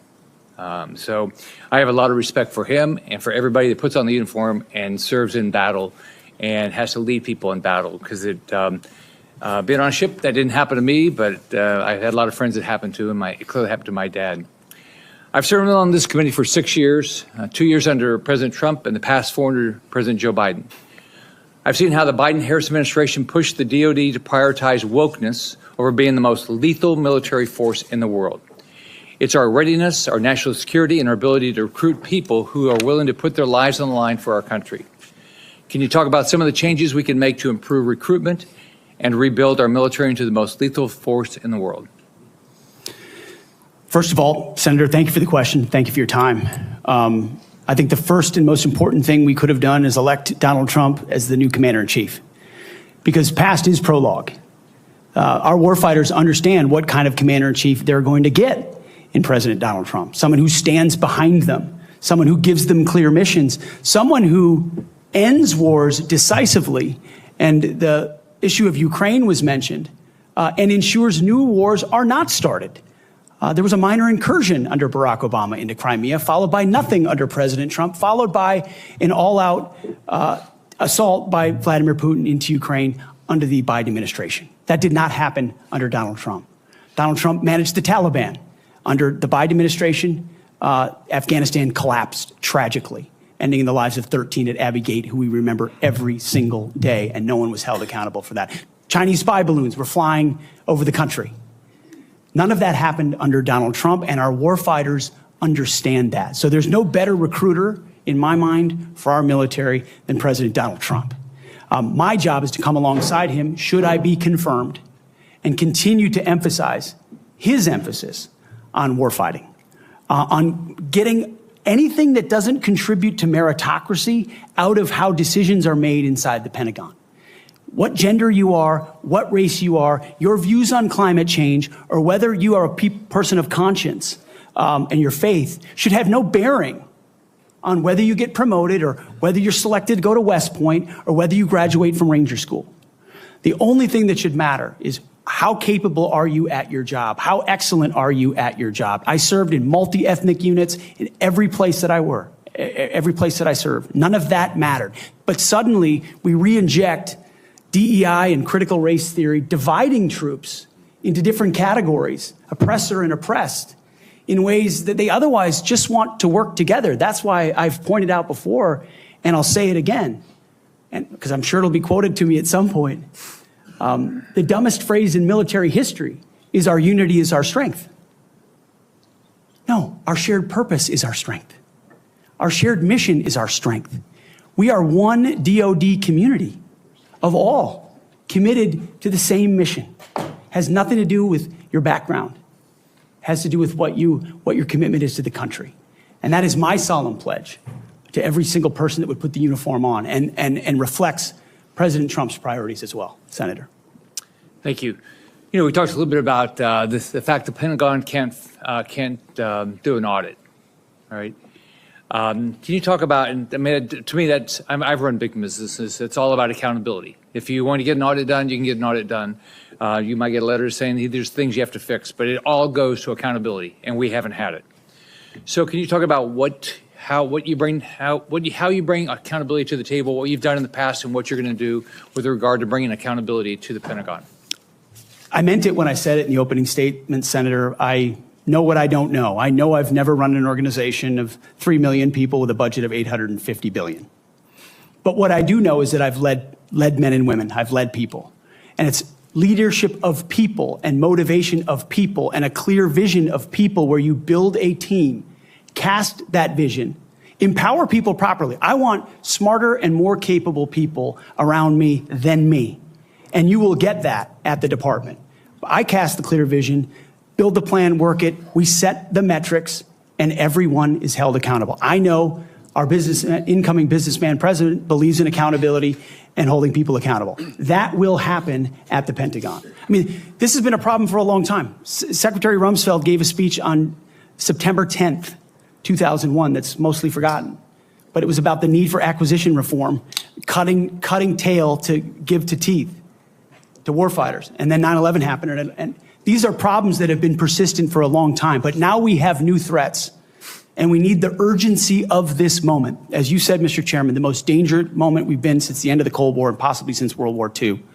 The urgency to do everything possible to get the capabilities into the hands of warfighters, emergency powers, Defense Production Act, whatever it takes, and an audit is certainly part of it. Why do you want to do this? Why do you want to do this job? What drives you? You have 30 seconds.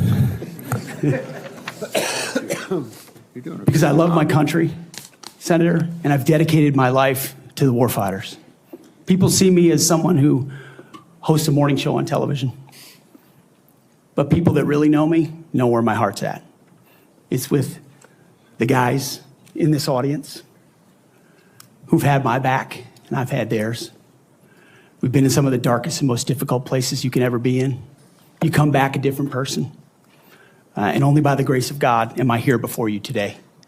I'm doing this job for them, for all of them. Thank you, Mr. Hegseth. Senator Warren. Thank you, Mr. Chairman. And Mr. Hegseth, thank you. Thank you for your service. So if you're confirmed as Secretary of Defense, you will oversee our military, including about 250,000 women who currently serve on active duty in the Army, the Navy, the Air Force, the Space Forces, and the Marines. And I have serious concerns that your behavior toward women disqualifies you from serving in this role. Now, I've been trying to get answers from you for quite some time on this. You haven't wanted to meet or to answer any of my questions. So we'll just have to do it here and dive in. I want to pick up on some of the questions asked by Senators Shaheen and Gillibrand and Hirono. And I just want to make sure we have a list of some of the facts that I think are undisputed. I'm not going to talk about anonymous sources. I'm just going to quote you directly. We've got the video. We've got it in print. So going back to January 2013, you told a Fox News interviewer that women in the military simply couldn't measure up to men in the military, saying that allowing women to serve in combat roles would force the military to lower the bar. You picked up on that same theme in 2015, making remarks on Fox News, referring to women in combat as, quote, it would erode standards.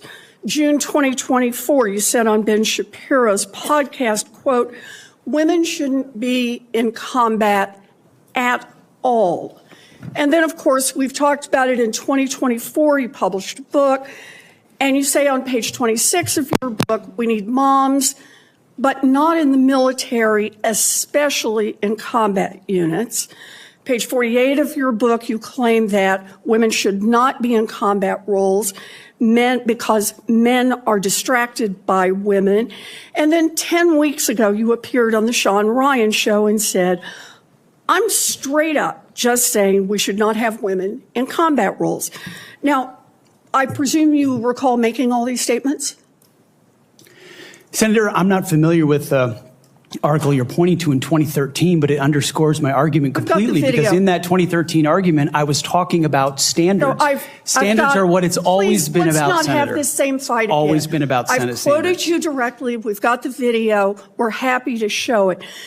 But I want to be clear here. For 12 years, you were quite open about your views, and your views were consistently the same.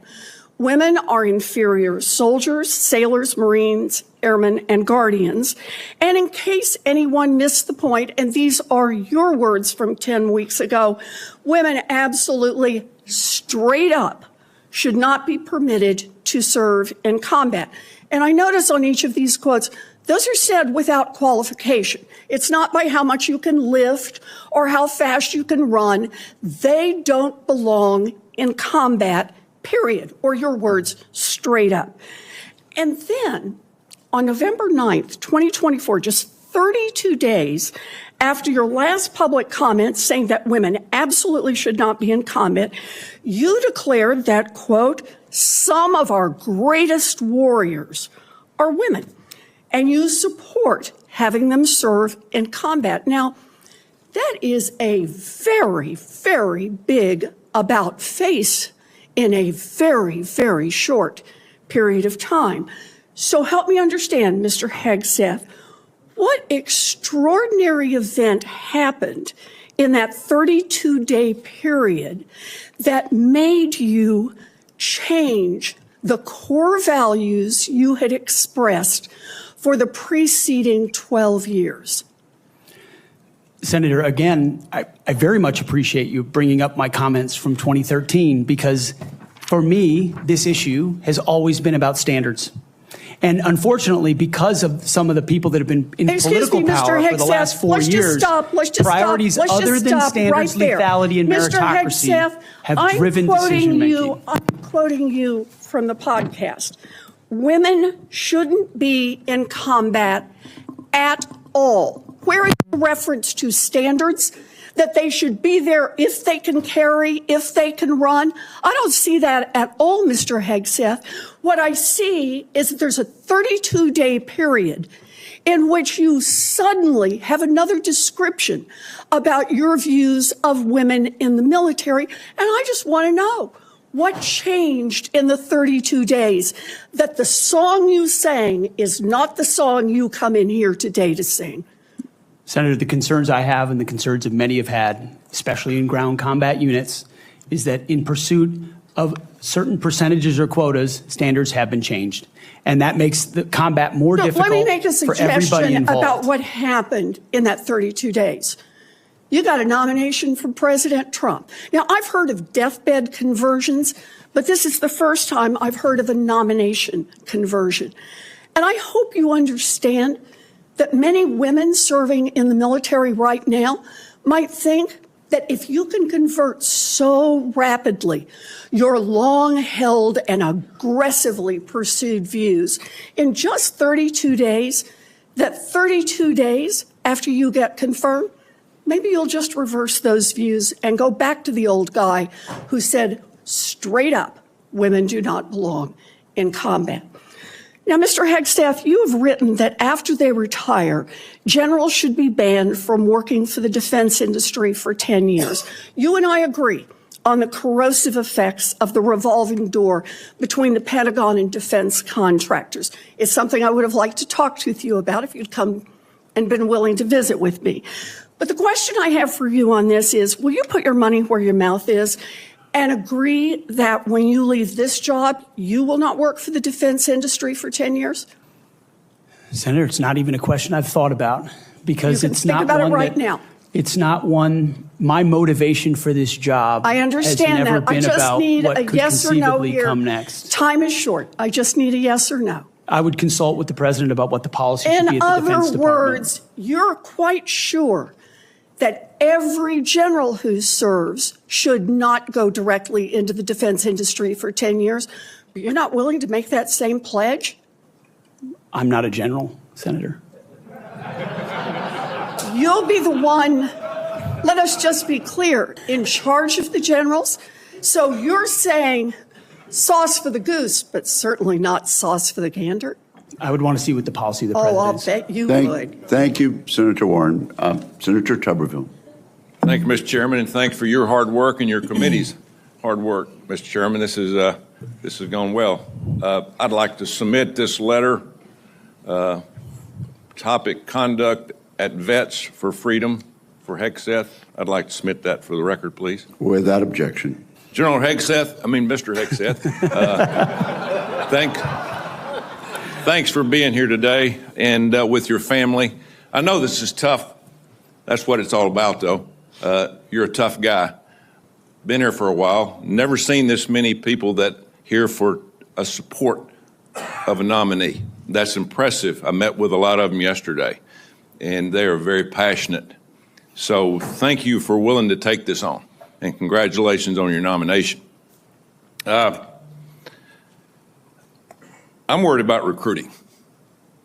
We can look at everything out there and talk about all these things, these narratives.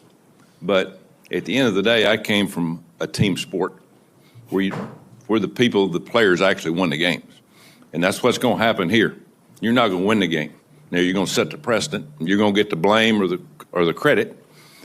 But there's going to be people that's going to be under you that's going to set the precedent for the future of our country. Now, the war games that we play on our computers with our adversaries right now, for us, it don't look good because our military, we're in trouble. Our whole country's in trouble. Thank God President Trump got elected November the 5th. We couldn't have kept down this same path. That could not happen. I met with a couple of generals this summer. Coach, we're spending more money on transgender restrooms than we are coverings for $100 million airplanes. That's not acceptable. We can't do that. That's not what this is about. Met with a couple of Navy SEALs not too long ago. They just got back from crawling around in the mud and the muck overseas, unknown places. Couldn't tell you where they've been, carrying a weapon, obviously protecting us and our allies. And the first week they're back. What'd they do? They had to go through a week of DEI training. Both are now out. They give it up. It was embarrassing to them of what they had to do. We've lost all sight of what we're doing in our military, lost all sight. It starts with leadership, and it starts with recruiting. Well, when a young man, used to when I was growing up, if you couldn't afford to go to college, you had the opportunity to go to the military where you could learn a trade. You could learn, you could make a living for your family, and eventually possibly get an education. That was a good alternative. We've forgotten that. We've forgotten it. We can't give up on our young people. Young people are our number one commodity in this country, and they're the ones that's going to live and die for the freedom of this country in the future. So, again, thank you for taking this on. Recruiting. Our service academies are meant to serve as our primary commissioning source of officers. It now appears that they are a breeding ground for leftist activists and champions of DEI and critical theory. Now, not all, but some, and some is way too much. How are we going to eliminate this, Mr. Hegseth? How are we going to get this back on track to where we grow our leaders? I had a young man that forever he wanted to go to West Point. I got him a nomination, I got him accepted, and he turned it down. He says, Coach, I'm not getting involved with that mess. How are we going to overcome this? Senator, thank you for the question. And I think it comes down to leadership, clear leadership. From President Trump through me, should I be nominated? And that's what soldiers, sailors, airmen, Marines, and Guardians see, is clear leadership. It says, this is what we believe. This is the mission we're going to give you. Here's the equipment we're going to give you, and here's how we're going to support you. Because the military, at a lot of levels, Senator, has been for generations a family business. You know, my grandfather served, my father served, I served, my daughter served. The chain that chain has started to break with generations of people my age and older talking to their kids and grandkids, wondering, pondering, do I want them to serve? Will my country use them responsibly? When that kind of doubt is cast, you get serious recruiting problems like we do right now. You get questions about whether I want my son or daughter to follow my path in West Point, which I've heard multiple times. Would I want and so you have to rip, root, and branch the politics and divisive policies out of these institutions and then focus them on creating and preparing actual future military leadership. West Point traditionally is focused on engineering, and rightfully so, because in our fighting forces across all services, we need the best and brightest minds in engineering, in addition to military studies. That's what I did at ROTC at Princeton, military science. And we need more uniformed members going back into West Point, the Air Force Academy, the Naval Academy, as a tour to teach with their wisdom of what they've learned in uniform, instead of just more civilian professors that came from the same left-wing woke universities that they left, and then try to push that into service academies. When that changes, Senator, I truly believe under Donald Trump, we will have a recruiting renaissance. That sends signals to the world, to our enemies and our allies alike, that America's back. And thankfully, then we have the men and women of our country willing to want to serve. Thank you. And it's about attitude, too. And I love your attitude. You've got to be motivated. You've got to understand that people, they will hook up with you. They will understand and learn under their leaders. One why would you fight for a country that you don't love? That's what I keep hearing from a lot of our college kids that they're getting from these woke universities that they go to. Now, and I worked at a lot of them. That is one of the excuses I get from our kids. We've got to break that. Another one, according to the Pentagon, between 2001 and 2024, the number of civilian employees in the Office of the Secretary of Defense has nearly doubled from 1,500 to 3,000. Civilians on Joint Chiefs has increased from 191 to almost 1,000. Our military end strength goes down. Our staff numbers are exploding. What are you going to do about that? Senator, we're going to address that. We won World War II with 7 four-star generals. Today we have 44 four-star generals. There's an inverse relationship between the size of staffs and victory on the battlefield. We don't need more bureaucracy at the top. We need more warfighters empowered at the bottom. So it's going to be my job working with those that we hire and those inside the administration to identify those places where fat can be cut so it can go toward lethality. Thank you, Senator Tuberville. Senator Peters. Thank you, Mr. Chairman. Mr. Hegseth, welcome to this committee. Thank you. You know, we have far too much partisanship in our country right now. I think it's eating away at the fabric of what has always made this country great, about bringing people together from all sorts of backgrounds, all sorts of experiences. And we know that in our motto, together as one, we are strong. And so we in this committee, and certainly I speak for myself, but I think I speak for many of my colleagues, want to take partisanship out of this proceeding as much as we can. I'm not naive. It's out there. I get it. But we've got to try to take that out. And I want you to know that as a member of this committee, I have voted in a bipartisan way for secretaries of defense. I voted for 2 secretaries of defense when Donald Trump was previously president. We had those 2. We had, I think, 5 total secretaries of defense during that 4-year period. So we want to keep that in mind as to what we might see in this coming administration. But I voted, and we voted by a big margin for those folks as well. But part of that was the process and having an opportunity to get to know the person and understand their qualifications and understand the standards.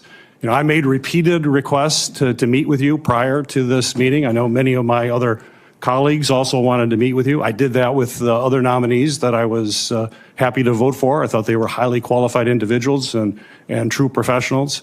And yet I could never get a meeting with you. Was there a reason you were afraid to have one-on-one meetings with some of my colleagues before the hearing? Senator, I know there was a great deal of outreach to multiple offices. Schedules get full. There's a lot going on. I was ready. And I welcome the opportunity, pending ready. my schedule, to have an opportunity to sit down. I was ready. It would have been so much better to have that opportunity to talk beforehand. I think that's a big mistake, and it doesn't set us on a good course when you refuse to meet with people and have a professional conversation about the huge challenges that we face at the Department of Defense.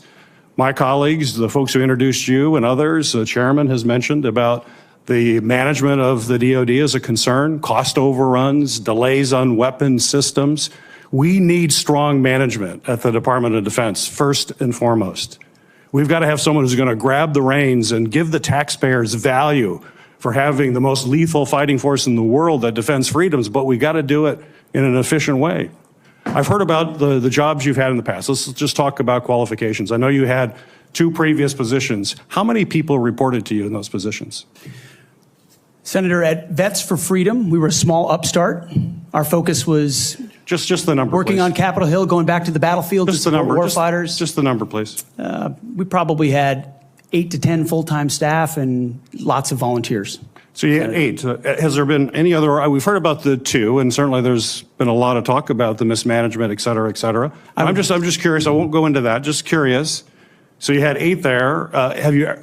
What's the largest number of people you've ever supervised or had in an organization in your career? Not 3 million. Senator. No, I don't expect that. Very few people have ever had that experience. But how many? It's a straight up question. I think we had over 100 full-time staff at Concerned Vets for America, roughly, with thousands of volunteers. So 100 people. I was also a headquarters company commander, which would have been a couple of hundred. Nothing remotely near the size of the Defense Department. Right. I would acknowledge that. Actually, not remotely near even a medium-sized company in America, let alone a big company in America, especially a major corporation. And we're hiring you to be the CEO of one of the most complex, largest organizations in the world. We're the board of directors here. I don't know of any corporate board of directors that would hire a CEO for a major company if they came and said, you know, I supervised 100 people before. They'd ask you, well, what kind of experiences you had? We need innovation. Can you give me an experience or your actual experience of driving innovation in an organization? Give me an example of where you have done that. Oh, my goodness, Senator, absolutely. At Concerned Veterans for America, we created the Fixing Veterans Healthcare Task Force, a bipartisan task force that had never been done before, to create policy, to drive policy change on Capitol Hill that organizations fought ferociously against. We got the VA Accountability Act passed and the Mission Act passed in a way that a nonprofit of our size, veterans organization, has never done. And that's testified in all the letters that we put forward to the committee, which are on the record. I have limited time. Thank you for that. Give me an example of where you've driven down cost.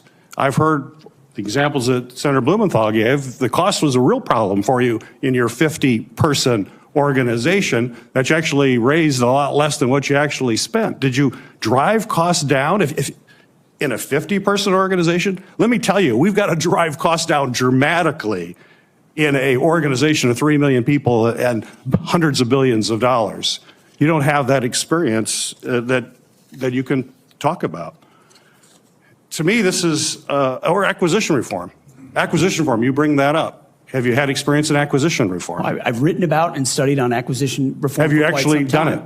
Because what we need in the hands of our warfighters better change, because we're not doing it well right now. It better, and we need people who have experience actually doing that.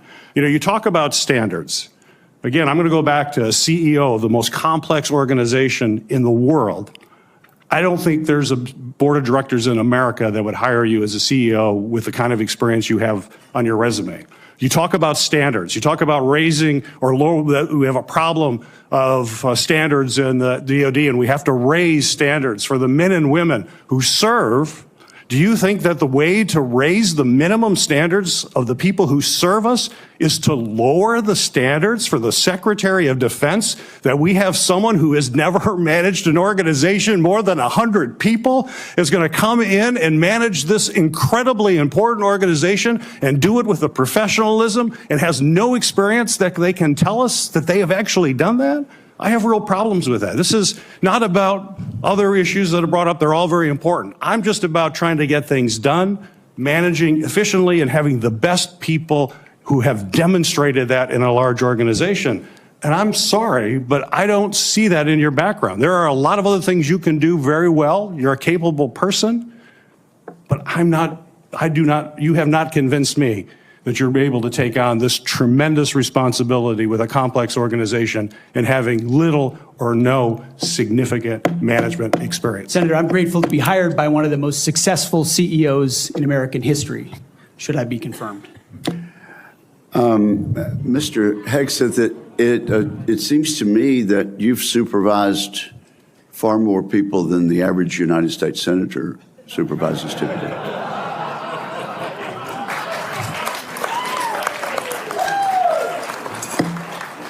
And except for former governors, Mr. Chairman. Senator Mullen, I understand you are yielding back your time and do not wish to ask a question.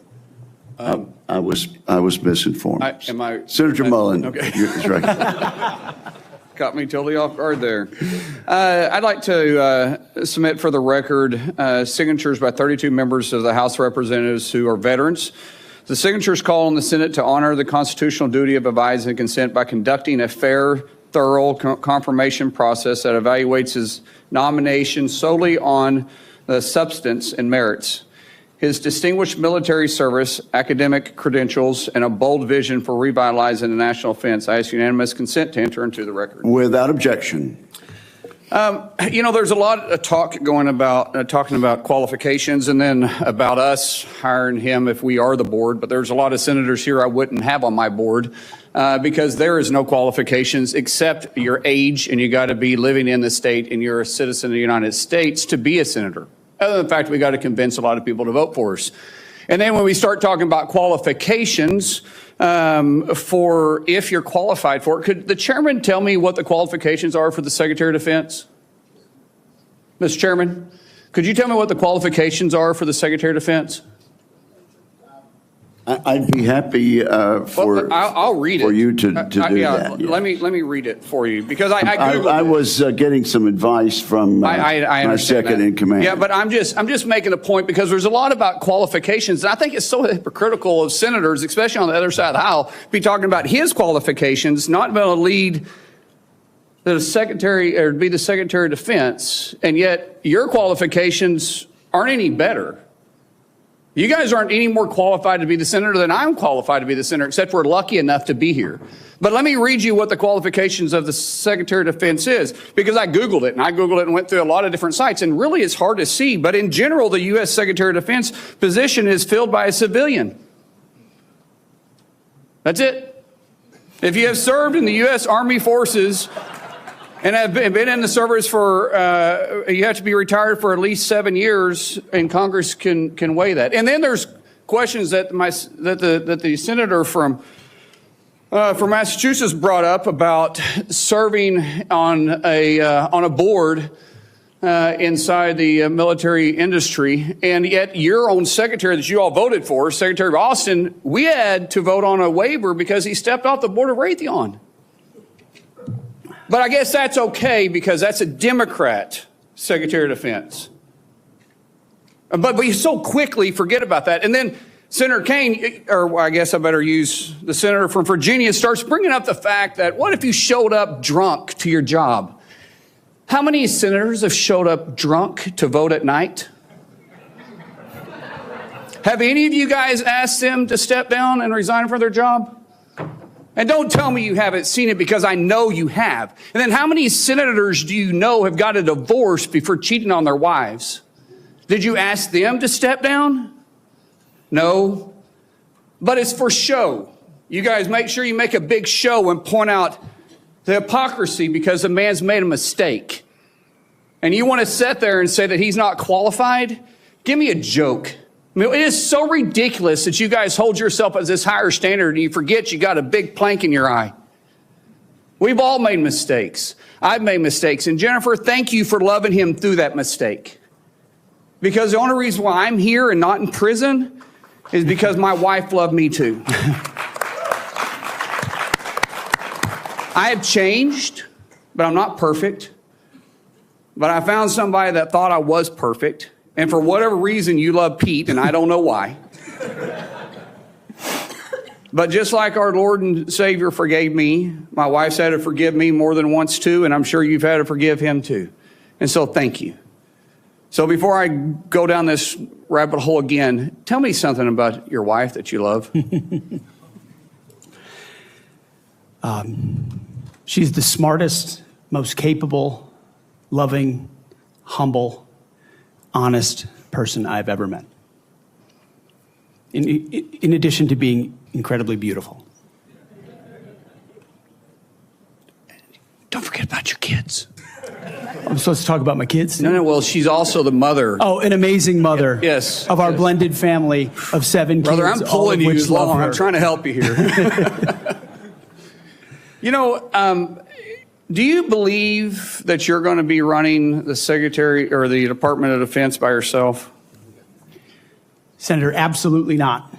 Just as President Trump is assembling his cabinet, I look forward and already am in the process of building one of the best possible teams you can imagine with decades and decades of experience outside of the Pentagon, driving innovation and excellence, and also inside the building, knowing how to make it happen. Yes, sir. So, in your organizations that you did have the privilege of running, did you have a board that you... In both organizations, we had a board, yes. Okay, and what did you do with that board? What kind of decisions did you make with them? those boards provided oversight and insight into decision-making. They all have special, unique sets that maybe filled gaps that you're not the expertise in? Yes, sir.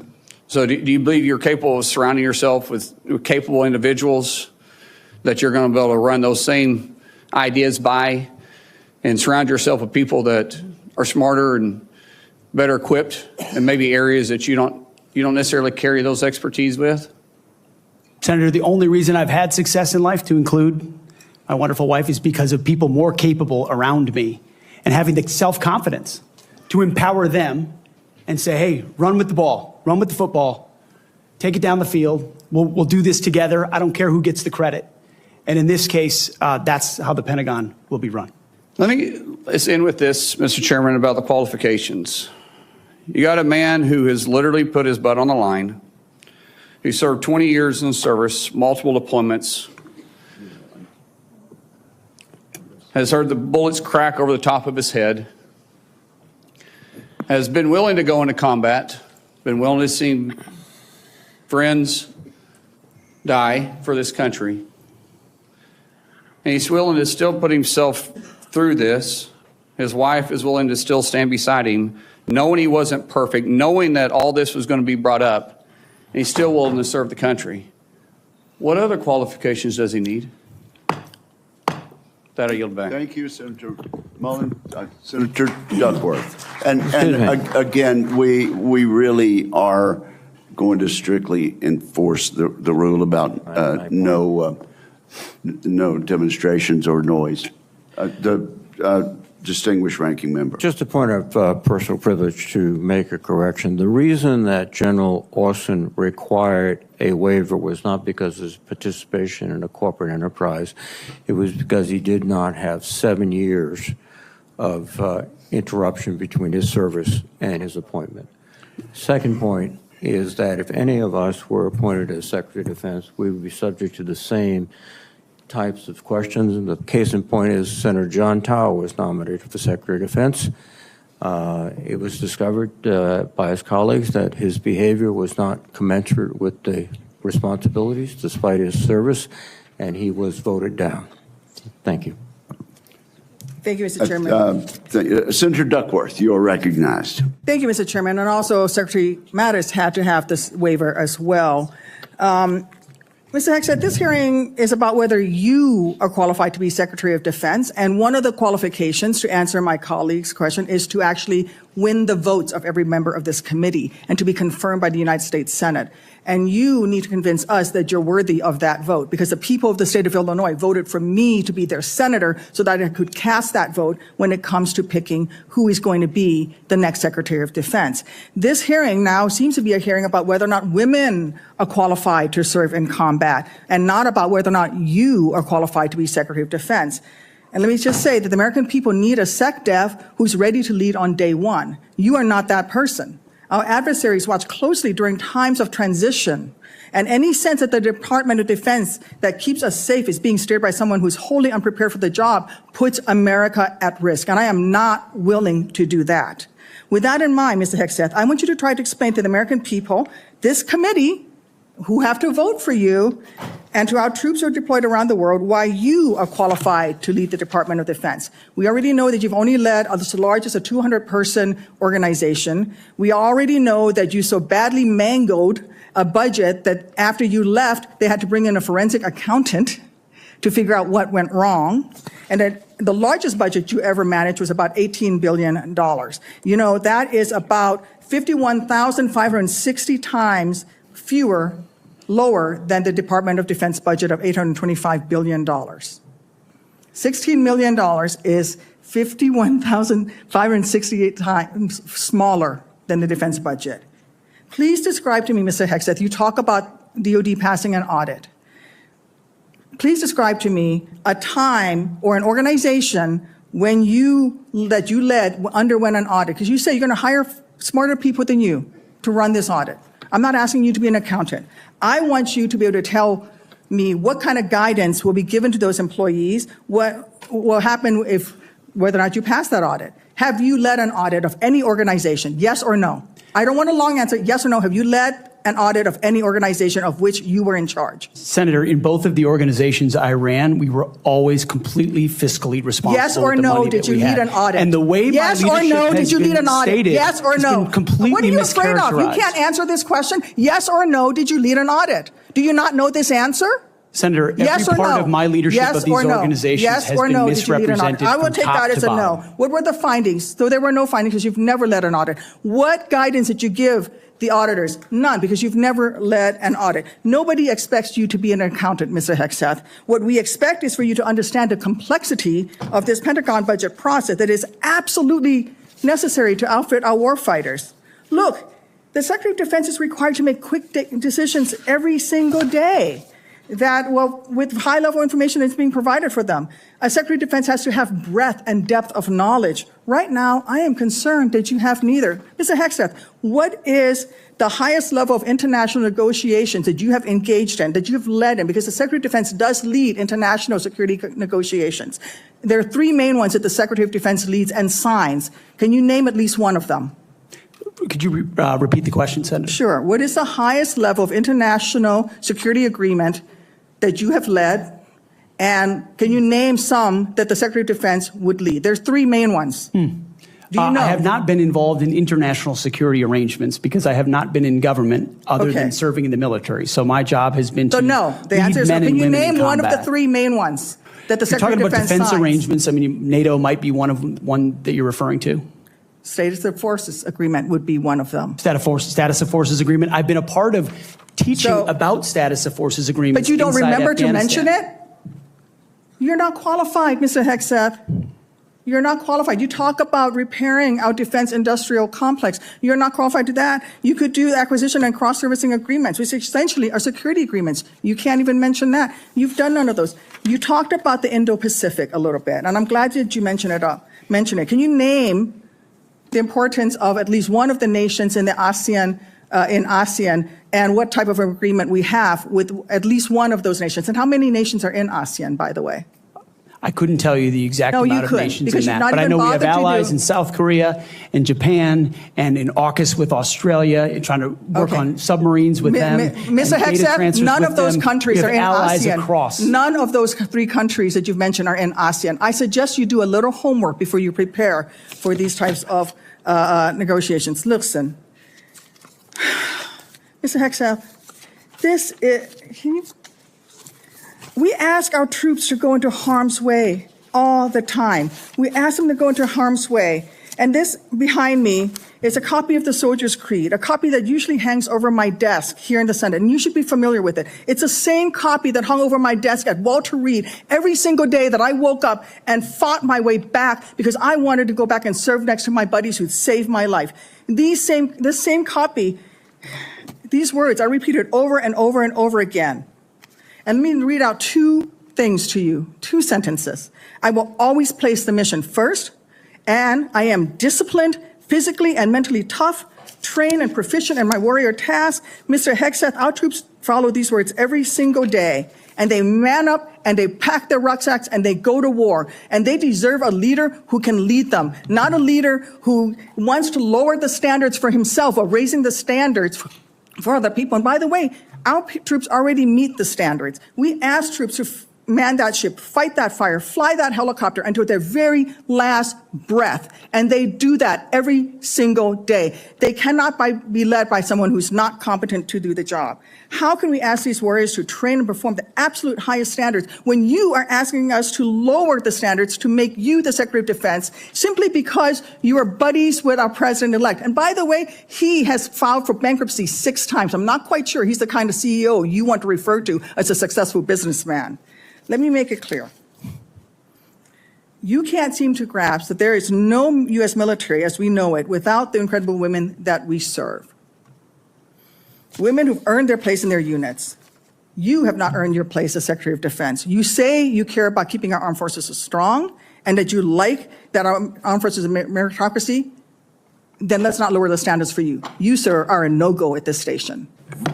Thank you, Senator Duckworth. I would like to submit for the record a letter submitted by Mr. Brian Marriott that says anyone who would claim that Pete mismanaged funds at Vets for Freedom is ignorant of the facts. Without objection, it will be admitted to the record. Senator Budd. Thank you, Chairman Wicker, and congrats on your chairmanship of this committee. I want to thank you for your leadership and your handling of this today. I think you're doing a great job. So I want to also submit for the record a letter submitted by Mr. Daniel Catlin, the former operations manager at Vets for Freedom. Mr. Catlin's letter states that Mr. Hegseth and Mr. Catlin conducted weekly meetings to meticulously review every dollar that the organization spent. Pete's hands-on approach and dedication to financial responsibility ensured that Vets for Freedom operated within its budget. Mr. Catlin's letters also states that Pete treated his staff with the utmost respect, regardless of race or gender. So I ask unanimous consent to enter this into the record, Mr. Chairman. Without objection, so ordered. Thank you. Mr. Hegseth, congratulations on your nomination. Thanks for appearing before the committee today. I enjoyed meeting you in my office before Christmas, and I've enjoyed our friendship before that. You know, you stated in your advanced policy questions that the American people need to be informed, engaged, and inspired to join our military. I wholeheartedly agree with that. And we also have a problem, though, with obesity and falling academic standards. It's very concerning. And we've talked about that before. So if confirmed, how would you approach increasing the number of Americans eligible to serve in the military, but without lowering standards? Well, Senator, I think there are already, to the credit of, I believe, the Army and other services have now caught up to that, which have piloted programs that have had some success, that have allowed young Americans who want to serve in the military but can't necessarily pass the ASVAB or pass the APFT to get into basic training, an opportunity to get caught up, a preparatory class. Sure. Unfortunately, yes, we do have a problem of obesity in our country, not necessarily something that if I'm confirmed, Secretary of Defense is able to address. But I do think leading from the front matters. I do think having a Secretary of Defense that will go out and do PT with the troops matters, that has been out there and done that before. And hopefully that's a motivating factor for young people. But the reality of obesity and criminal backgrounds and medical problems have long been an issue of recruitment in America, unfortunately. What changed is the perception of military service because of the condition of the services and, frankly, because of, in some ways, the way our schools don't teach young people to love the country anymore. And if you don't love the country, why do you want to serve that country? That's a deeper problem. But all of those things need to be addressed to revive recruiting, and obesity is certainly a part of it. Thank you for that. So I've had multiple conversations, young folks back in North Carolina, young men, young women, and we get to meet a lot of them. But, you know, I hear from some of these folks who I encourage to join the military. They say that they're concerned that it's become politicized. And if confirmed, would you commit to working with my office to address the military recruiting crisis and ensuring the military is focused on warfighting? Senator, absolutely. Number one, from day one, with a mandate from the Commander-in-Chief, who received that mandate when Americans spoke out loudly and said, we want peace through strength, we want America first foreign policy, and we don't want political ideology driving decisions inside our Defense Department. That was clear. It's an infection that the American people are acutely aware of, which the men and women in this room have lived firsthand. I've lived it firsthand.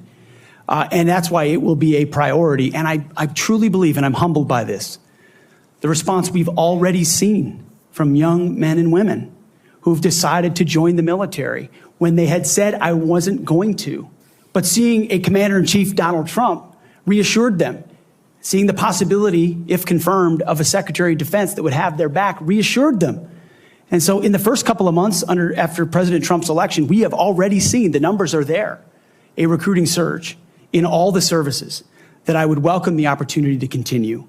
And it's humbling to think that families across this country would have confidence in us to deliver for their young men and women. There's no more important task. Thank you for that. So shifting gears a bit, I want to hear some of your thoughts on the growing fighter aircraft capacity gap with China and what this means for a potential fight in the Indo-Pacific. So if confirmed, what policy recommendations will you make to the President on procurement and maintenance of 4th and 5th generation fighters while we continue to research and develop 6th generation and collaborative combat aircraft? Senator, that's a very important conversation, one that I've been looking at a great deal.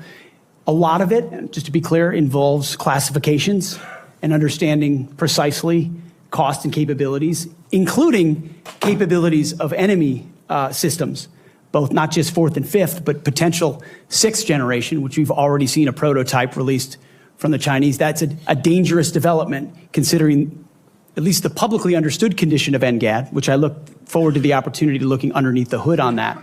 But ensuring 4th and 5th are capable and upgraded as necessary will be a part of our contingency. But when you look at what's happening in the Indo-Pacific, say operability, range is going to matter because it's such a large battle space. That will all factor in decisions that are made. And that's where I feel, frankly, a little bit liberated, is that I didn't work at Lockheed or any number of, pick a defense contractor. I didn't mean to point one out in particular. Pick any. I don't have a special interest in any particular system or any particular company or any particular narrative. I want to know what works. I want to know what defeats our enemies, what keeps us safe, what deters them, what keeps our enemies up at night. Whatever that is, I want more of it, and I want to invest in it. And I know that's the view that President Trump has as well. Thank you. You know, some have commented recently about the need to eliminate immediately a manned aircraft. So I'd say maybe one day, but that day's not now, and certainly not before 2027, especially in the Indo-Pacific. So if confirmed, will you commit to work with my office in this committee to ensure the proper mix of fighters, manned and unmanned? I look forward to working with you on that, Senator, because unmanned will be a very important part of the way future wars are fought. Just the idea of survivability for a human being drives cost and time in ways that unmanned systems do not. But I look forward to that conversation, Senator. Thank you, Senator Budd. I now recognize Senator Reid for a unanimous consent request. Mr. Chairman, I would ask unanimous consent that 2 letters be submitted for the record. One letter is signed by numerous organizations, including the Government Accountability Project. The other signed by several organizations, including the Truman National Security Project. Without objection, so ordered. Now, Senator Kelly, Senator Rosen got here after the gavel went down. Do you really want to go ahead of her? I am going to defer to my good friend and colleague, Senator Rosen, that from is the a really great good, state of Nevada. Really good decision. Senator Rosen, you are recognized. And thank you, Senator Kelly. I owe you one. Thank you, Chairman Wicker, Ranking Member Reid, for holding this hearing. And Mr. Hegseth, I appreciate your service and your willingness to serve again. However, I am deeply disappointed that you would not agree to meet with me, as other members have said on this committee prior to this hearing, as is the precedent for this committee and others. So let me tell you a little bit about what I would have talked about had you made yourself available prior to the hearing. Nevada is home to the premier aviation training ranges for both the Air Force and the Navy, the largest ammunition depot in the world, and the only place in the country where we are able to verify the reliability of our nuclear stockpile without the need for explosive testing. The Nevada National Guard is one of the only few units across the country with the mission of fighting wildfires. That's for another hearing. And currently activated to fight the devastating fires around Los Angeles in support of our neighbors. We therefore play a critical role in our national security, and the person who holds the position of Secretary of Defense matters greatly to Nevada service members and our military equities. But every single person who serves in the military, we've talked about, my colleagues, esteemed colleagues, we've talked about recruitment and retention. One day, they will become a veteran. So my veterans and the folks who are serving active duty now are concerned about what you think. DOD does not have jurisdiction over Nevada's 200,000 plus veterans, but I am interested in your views about the service members once they've transitioned out of the military, given the influence you would have while they're in service if confirmed. In 2019, on a segment of Fox and Friends, you said that veteran service organizations, VSOs, I'm going to quote, encourage veterans to apply for every government benefit they can ever get after they leave the service. You stated you don't want to, quote, be dependent on government assistance from the VA based on injuries or illnesses that might have arisen from your military service. So I'm just going to ask you a few yes or no questions about veterans, understanding you don't have jurisdiction, but this is important to our morale, it's important to our recruitment, and is important to our retention, and it is important to how we respect others in this country. So yes or no, please. Do you believe that VSOs are wrong to support veterans in obtaining the benefits that they have rightfully earned and deserved when they signed that line like you did for your service? Senator, yes or veterans no, please. deserve the benefits they've earned. I have been in many battles with traditional veteran service organizations over differences of opinion about how to deliver those services, yes or including no? Veterans Do you believe Choice, VSOs are wrong? Which is VSOs is a very broad term. We were a VSO also, ma'am. But some of those services took a traditionally should they be able to help approach. the veterans obtain the benefits that they have earned? Yes or no? Should anyone be able to help? Every veteran should have rapid access to all the benefits Do you believe that that veterans they've should be earned? ashamed for Absolutely. having sought and obtained the benefits that they have earned? Do you think veterans should be ashamed to seek out benefits? Senator, I think Yes or we no? should be ashamed as a nation of the amount of veterans that commit You think suicide veterans because they hit a brick should be wall. ashamed? They commit suicide because This is they hit not a the brick question, wall sir. of the I'm going to bureaucracy move on. of I'm the going VA. to take that and as a reformers yes. are not courage enough. How about veterans who suffer lasting Take it on. injuries or illnesses due to their military service? Do you think they deserve our support and assistance? I mean, your answers to these, they're too broad. People want to know, are you willing to support our veterans organizations that will help our veterans get every damn thing that they deserve because they signed on the dotted line to keep us safe, just like you did? I respect that. Will you? Senator, with all due humility, I don't know that there's anyone in this room over the last 20 years that have worked harder to ensure that our veterans are taken care of. It has So been do a you think passion veterans of are my life, dependent on the- alongside with so many on this dais, to make sure that veterans receive, and it is a recruiting crisis. But you said when that veterans are not treated dependent well, on the government. they don't You want said their veterans are sons and daughters dependent to on the join. government. Do you believe that veterans getting these benefits are dependent on the government? Or do you believe it's a benefit they've earned and deserved through their service? It's a Are they benefit they've dependent? earned and Then- a hand up to But the these next are your chapter of their words then. life. So you have again Absolutely. changed your position. Where you believe the veterans are dependent, now you believe they've earned and deserved it.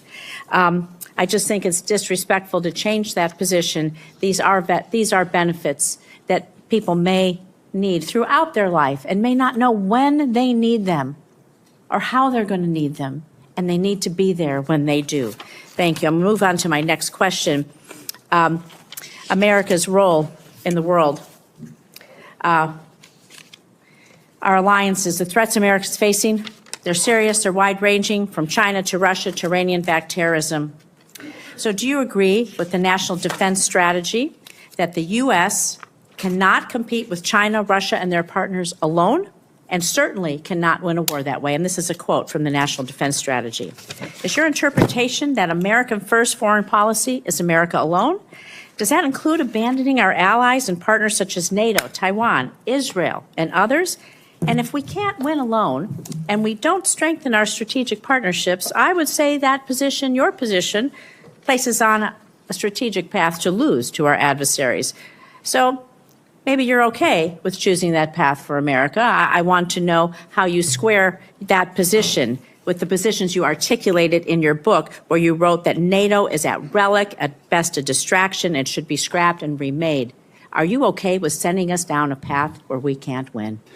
Senator, the world has had, our friends in the world have had no better ally. Our allies and partners have had no better friend than President Donald Trump, who's reinvigorated a NATO alliance, who's stood behind Israel in every way, in ways this administration has not. He has ensured that the NATO alliance has become far more robust. He worked with allies in the Pacific as well. Is Donald Trump going to stand behind Ukraine? Are you going to stand behind Ukraine? You say he's the strongest president. President-elect Trump said he will end the war in Ukraine before he takes office. Okay, so less than a week before he's inaugurated, to the best of your knowledge. Do you have knowledge of a plan that he's going to use to rapidly end the war with Ukraine? Do you believe it's feasible, that it does not make unacceptable concessions to Vladimir Putin, who is a brutal dictator? And are you going to give President-elect Trump the military advice that you have given others to achieve the objective of us winning the war in Ukraine? How do you think a rapid end to the war that Vladimir Putin started will affect the United States standing across the world Senator, I will always give clear guidance, best guidance to the President of the United States on matters like that. Do you think that if we concede to Vladimir Putin, that will hurt our credibility with our allies and partners? And do you not believe that our adversaries are watching? Perhaps you can take that for the record, Mr. Hegseth. Senator Schmidt. Thank you, Mr. Chairman. I'd like to submit for the record a letter submitted by Mr. Christopher Ahn, the former Director of Operations for Vets for Freedom. Mr. Ahn, his letter states that the suggestion, quote, the suggestion that funds were misused for personal gain, lavish parties, or other improper purposes is categorically false. Throughout my time working with Pete Hegseth, he consistently demonstrated exceptional integrity and leadership. I asked unanimous consent to enter this letter into the record. Without objection, so ordered. Senator Schmidt. Thank you, Mr. Chairman. Mr. Hegseth, good to see you here today. Thank you for your service. Thank you, Senator. And your willingness to serve. I also want to thank you for your clarity in articulating the vision you have for the Department of Defense in restoring an ethos, a warrior ethos. Which is in stark contrast to the ethos we've seen the last 4 years, which is of weakness and wokeness. And I want to drill down on a few things specifically and exactly how we've gotten to where we've gotten with recruiting and morale. DEI. There's been a little bit of discussion about this, but for those watching at home, DEI is not about giving everybody opportunity. It is rooted in cultural Marxism. The idea that you pit the room, any room, with oppressor versus oppressed. It's race essentialism, and it is poison. It has no business whatsoever in our military. I think the American people have spoken loudly and clearly about this.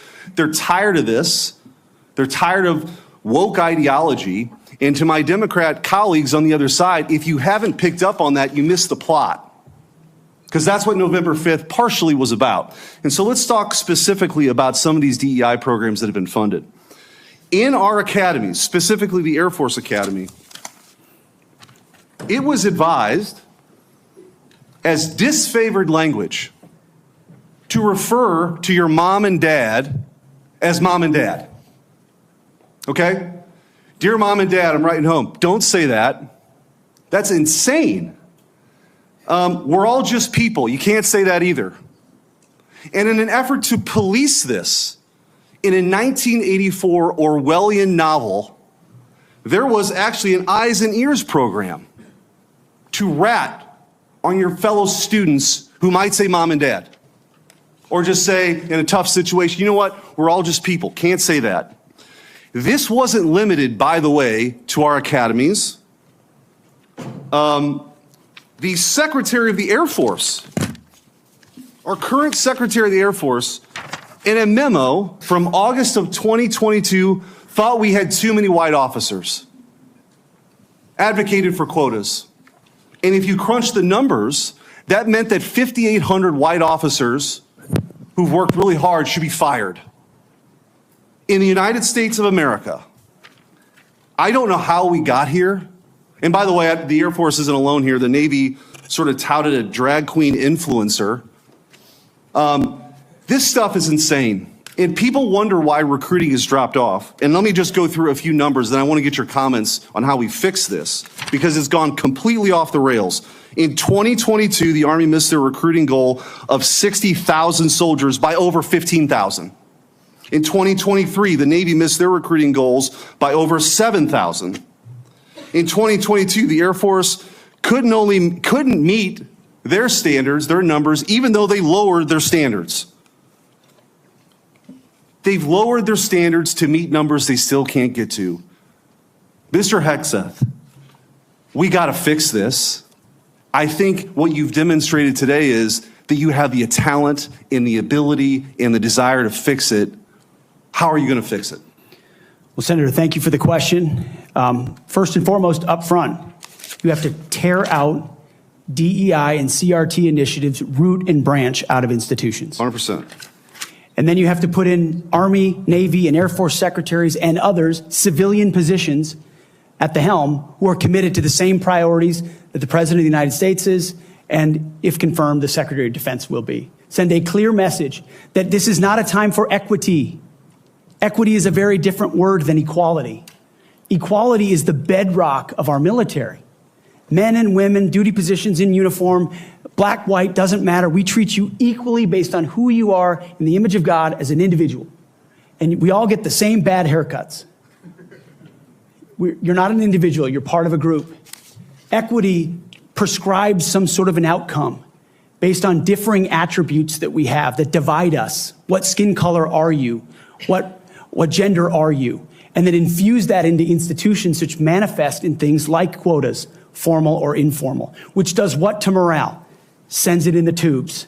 And it makes people feel like they're being judged by something other than how good they are at their job, which is poisonous inside institutions. So on top of this recruiting crisis, that wasn't enough for this administration. During the COVID hysteria and in their attempt to fire 100,000 people who worked for bigger companies because they didn't get the COVID shot, or to mask 5-year-olds, they decided also to make this a central plank in their policy at the Pentagon. 8,000 well-trained, so we got a recruiting crisis, 8,000 well-trained men and women were fired. Will you commit today, Mr. Hegseth, to recruit these folks back, to give them back pay, and give them an apology from the United States government for how they were disrespected? Senator, I will commit to this because the Commander-in-Chief has committed to this, that not only will they be reinstated, they will receive an apology, back pay, and rank that they lost because they were forced out due to an experimental vaccine. Thank you, and I'm a limited time, but I just want to say, for all the talk of experience and not coming from the same cocktail parties that permanent Washington is used to, you are a breath of fresh air. And again, if you weren't paying attention to what this election was all about, it was about the disruptors versus the establishment. And the American people have had enough of business as usual for the same people that we line up for these same jobs who give us the same results. We need somebody who's going to go in there and fight for innovation, fight for change. I think you're that person, and I appreciate your willingness to sit here and listen to some of these undignified attacks. It's ridiculous. Thank you. Captain Mark Kelly, you're recognized. Thank you, Mr. Chairman. Congratulations on your chairmanship. I want to make a request to the committee that we have a second round of questions. Pursuant to the bipartisan staff agreement that we reached late last year, this will be one round of 7-minute questions. All right. Thank you. Thank you, Mr. Chairman. I'll be happy to recognize my colleague, Mr. Reed. I think it's important to note for the record that when Secretary Hagel was here, we had 3 rounds of questioning. When Secretary Carter was here, we had 2 rounds of questioning. And I cannot recall any time where I have denied, as the chairman, a member to ask for a second round and receive the second round. So we are, I think, violating the principles of the committee, and I just want to go on the record. And your comment is noted. Thank you. Mr. Hegseth, thank you for being here today. Thank you for your service to this country. Thank you, Senator. Few nominees come into this room with all the necessary experience to do this job, to be Secretary of Defense. We get that. It's a reflection on just how big of a job this is. What I want to understand is whether or not you bring any of the necessary experience that this job requires. And here's where I'm concerned. Senator Coleman, in introducing you, and this is a quote, he said, "He has struggled and overcome great personal challenges," unquote. You walk in here saying that you've had personal and character issues in your past, including heavy drinking, which you wrote about. And you said, and this is a quote from you, that you said, "I sit before you as an open book."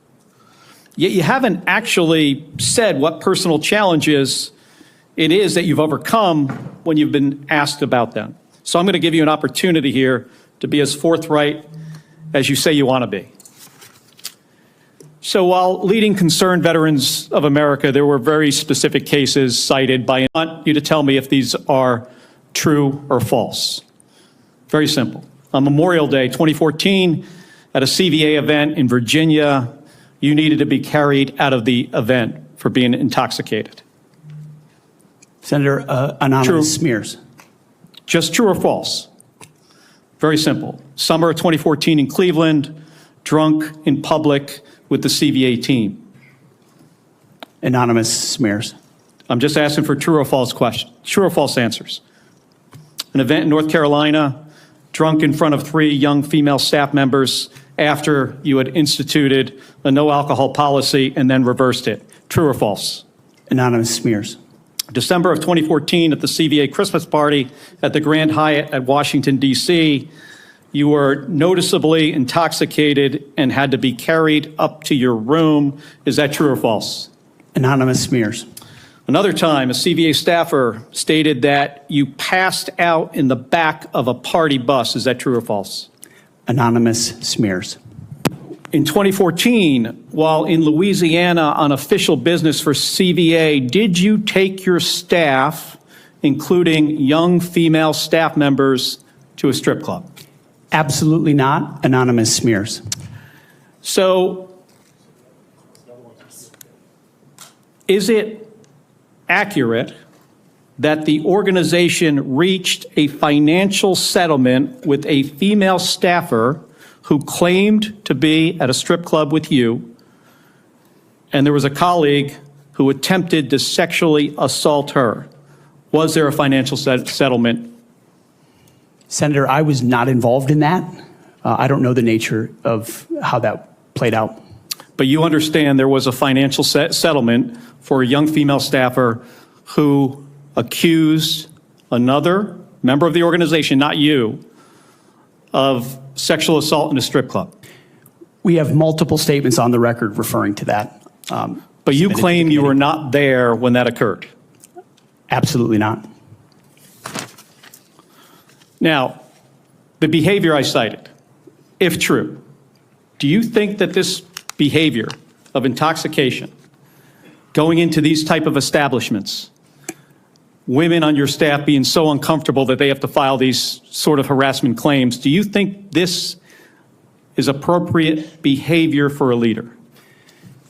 Senator, the overwhelming majority of anyone who's worked for me, including the on-the-record statements that have been submitted to this, with their name on it, on the record, men and women who worked with me every day, are the overwhelming preponderance of evidence that testify to my leadership and professionalism in leading Vets for Freedom and Concerned Veterans for America. My leadership has been completely impugned on these veterans organizations that did fantastic work. Mr. Hegseth, I'm not even going to go into the accusations. And we managed our financial books with integrity across the board. How many people, everybody who runs a campaign. I have limited time. I'm not going to get into the accusations that come from Fox News. I know you have some of your Fox News colleagues here. There were multiple instances of accusations against you about drinking on the job. All anonymous, all false, all refuted by my colleagues who I worked with for 10 years at 6 a.m. to 9 p.m. and everything. The challenge here for me, Mr. Hegseth, only seen me be professional is when there is discussion time. about personal challenges, and you admittedly had issues with heavy drinking. It's hard to kind of square this, to square the circle here. It's kind of a difficult thing to do. Let me ask you, if I have about 90 seconds left here, if you had to answer these questions about sexual assault against you and your drinking and your personal conduct, would it have been different if you were under oath? Senator, all I'm pointing out is the false claims against me. Okay, I take it you do not want to answer that question. I walked into this hearing this morning concerned that you haven't demonstrated adequate leadership in your civilian roles. And this is a dangerous world we're living in here. And America cannot afford a Secretary of Defense who is unprepared for that mission. I'm going to leave with concerns about your transparency. You say you've had personal issues in your past, yet when asked about those very issues, you blame an anonymous smear campaign, even when many of these claims are not anonymous. Which is it? Have you overcome personal issues, or are you the target of a smear campaign? It can't be both. It's clear to me that you're not being honest with us or the American people because you know the truth would disqualify you from getting the job. And just as concerning as each of these specific disqualifying accusations are, what concerns me just as much is the idea of having a Secretary of Defense who is not transparent. Thank you, Mr. Chairman. I yield back my 2 seconds. Thank you, Senator Kelly. I would, at this point, ask unanimous consent to introduce into the record letters by Tina Kingston, Louisiana State Director of Concerned Veterans for America, and Holly Talley, Louisiana Local Director of Concerned Veterans for America, attesting to the appropriateness of Mr. Hegseth's conduct with regard to female staffers. Without objection, that is added to the record. And Senator Banks, you are now recognized. Thank you, Mr. Chairman. Welcome, Mr. Hegseth. You have conducted yourself very well today. In fact, so well that I believe it's incumbent upon this committee to confirm you ASAP, to get you on the job, to clean up the mess that we have at the Pentagon ongoing at this moment because of the leadership there over the last 4 years that's failed us. In President Biden's first year in office, the Department of Defense spent over 5 million man-hours on quote-unquote counter-extremism and diversity training, what you and I might call woke training or DEI.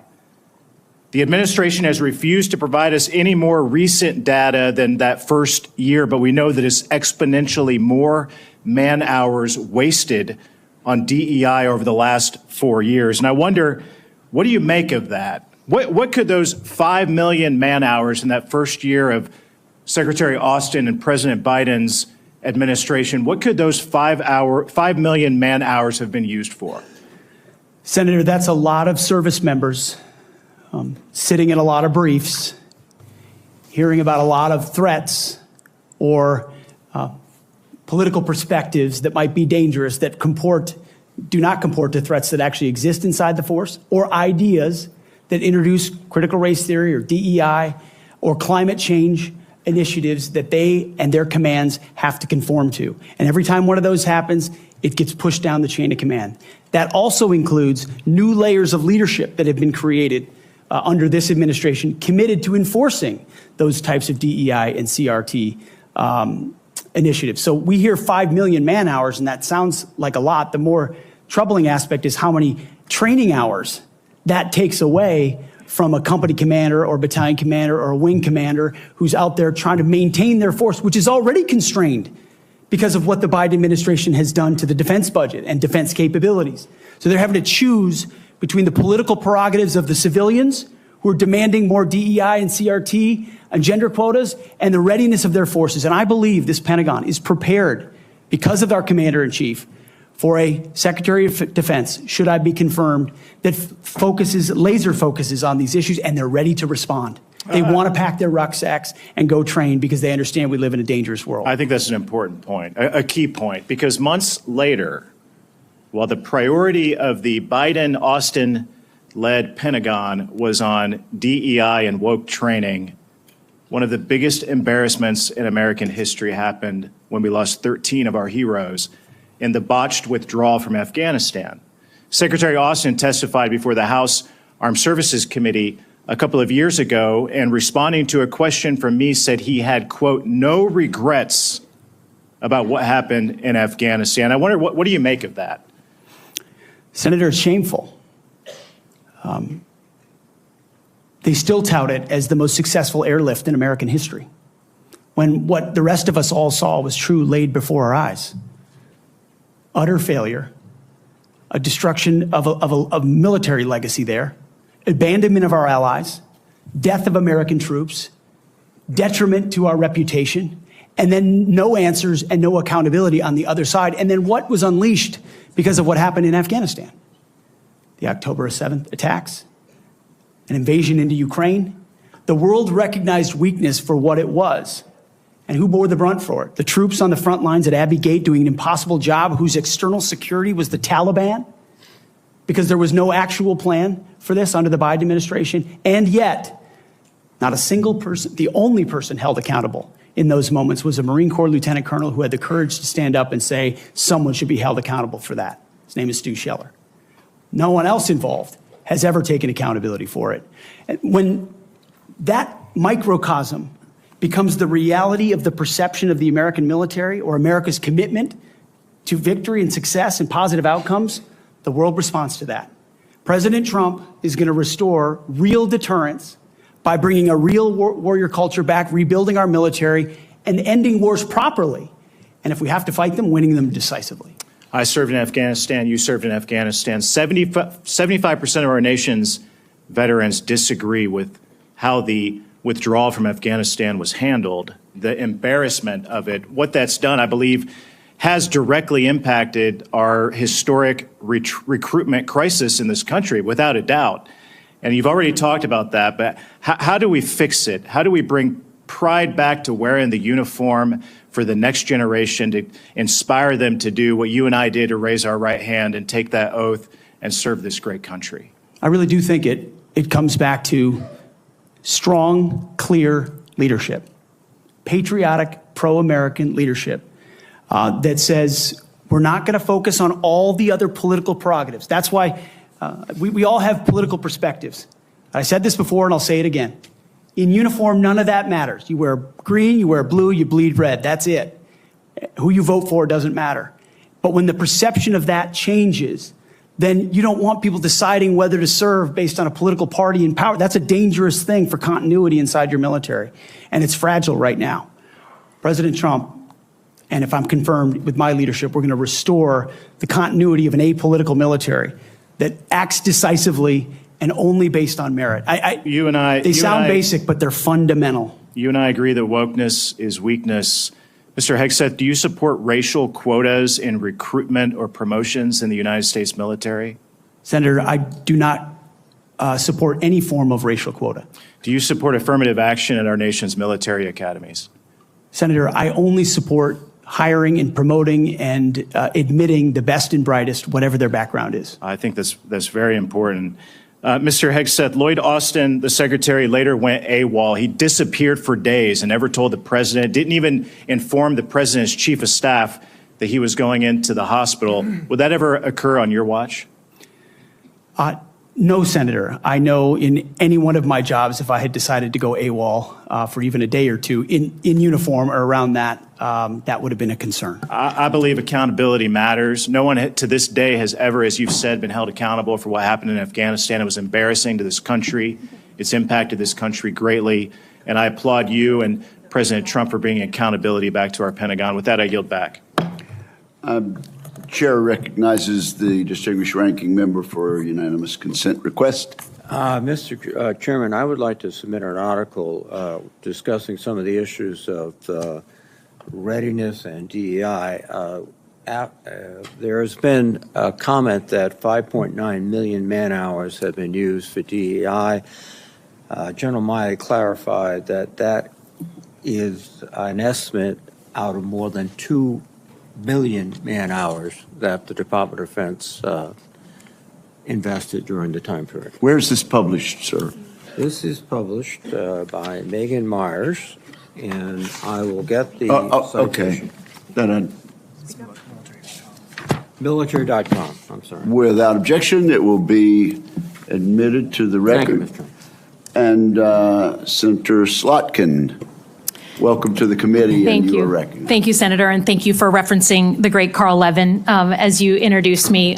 We miss him in Michigan.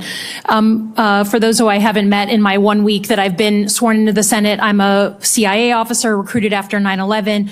I did 3 tours armed in Iraq alongside the military, and have worked for 4 different secretaries of defense, both Democrat and Republican, proudly, and watched them make decisions that literally determine the life and death of Americans in the dark of night.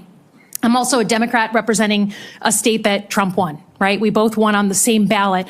So I understand that President Trump has the right to nominate his people. We are going to have policies that we disagree with. All of that, to me, comes very standard. What I think I'm most concerned with is that no president has the right to use the uniformed military in a way that violates the U.S. Constitution and further taints the military as that apolitical institution that we all want, right? And our founders designed the system so that we had posse comitatus, that we weren't going to use active duty military inside the United States and make American citizens potentially scared of their own military. We went through our own experience with that with the British. As the Secretary of Defense, you will be the one man standing in the breach should President Trump give an illegal order, right? I'm not saying he will, but if he does, you are going to be the guy that he calls to implement this order. Do you agree that there are some orders that can be given by the Commander-in-Chief that would violate the U.S. Constitution? Senator, thank you for your service. But I reject the premise that President Trump is going to be giving illegal orders. No, I'm not saying he will, but do you believe there is such a thing as an illegal order that Joe Biden or any other president, Donald Trump, could give? Is there anything that a commander-in-chief could ask you to do with the uniformed military that would be in violation of the U.S. Constitution? Senator, anybody of any party Right. could give an order that is against the Constitution or against the law. Right. Okay. Are you saying that you would stand in the breach and push back if you were given an illegal order? I start by saying I reject the premise that President I Trump will be understand giving you've done your any genuflecting illegal to him, orders but at all. This isn't a hypothetical. Okay. Your predecessor in a Trump administration, Secretary Esper, was asked and did use uniformed military to clear unarmed protesters. He was given the order to potentially shoot at them. Helos flew low in Washington, D.C. as crowd control. He later apologized publicly for those actions. Was he right or wrong to apologize? Senator, I was there on the ground. And I saw the I understand, and I respect that. I've been there. But you're I about understand to the be level the of threat Secretary of Defense. that was involved in that moment. I Was also he right understand to? So he was legality and the Constitution. Sir, was he right and the or laws of what wrong you have. to apologize? I'm not going to put words in the mouth of Secretary Esper or anybody else. from he this said them podium. himself. You don't have to. What are you scared of? Did he do the right thing by apologizing? I'm not scared of anything, Senator. Then say I'm yes or no. interested You in can say no. upholding the laws and the Constitution Okay. in any So particular Donald scenario. Trump asked for the active duty 82nd Airborne to be deployed during that same time. Secretary Esper has written that he convinced him against that decision. If Donald Trump asked you to use the 82nd Airborne in law enforcement roles in Washington, D.C., would you also convince him otherwise? I'm not going to get ahead of conversations I would have with the president. However, there are laws and processes inside our Constitution that would be followed. President Trump said in November that he is willing to consider using the active duty military against the, quote, enemy within. Have you been personally involved in discussions of using the U.S. military active duty inside the United States? Senator, I'm glad we finally got to the topic of border security equaling national security because it's been abdicated and ignored for the last 4 years. That wasn't my question. I'm just asking, have you been involved? You're about to be the Secretary of Defense, potentially. Have you been involved in discussions about using the active duty military inside the United States? Senator, I am not yet the Secretary of Defense. Right. I'm if just confirmed, I would be party to any number of But you conversations. haven't been in any of these which conversations. I would not reveal what I have discussed with the President of the United States. Just have you been in conversations? You're going to be in charge of 3 million people. The active duty that I know you care about, I believe you care about. So have you been in conversations about using the active duty in any way?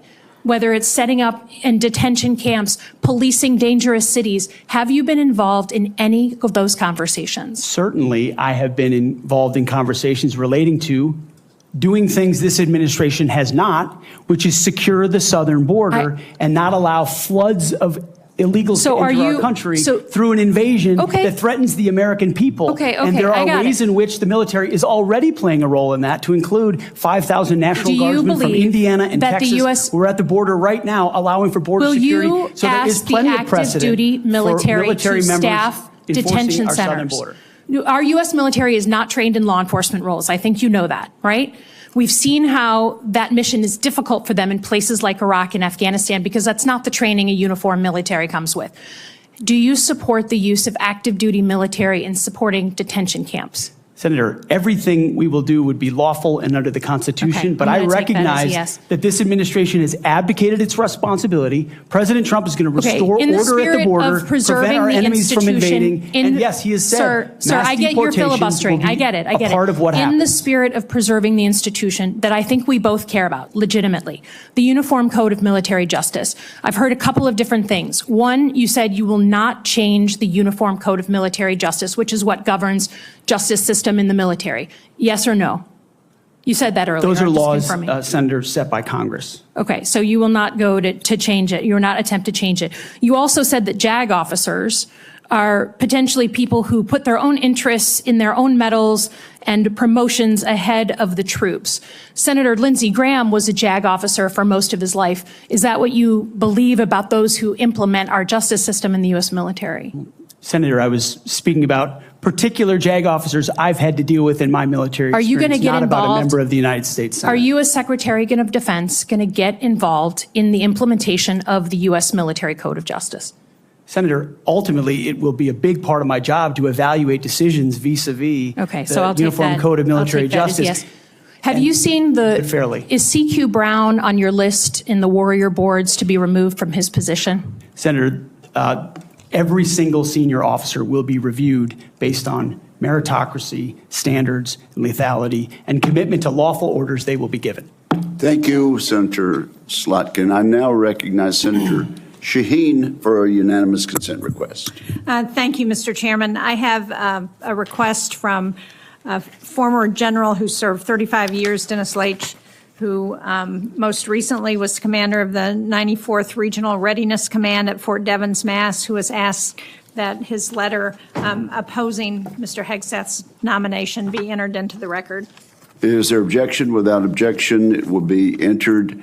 Also, I present a host of letters and op-eds from former co-workers at Vets for Freedom and Concerned Vets for America, as well as Fox News Channel. I also have letters and op-eds from many veterans and Iraqis and Afghanis who were helped by Mr. Hegseth. I ask unanimous consent to introduce these letters and op-eds.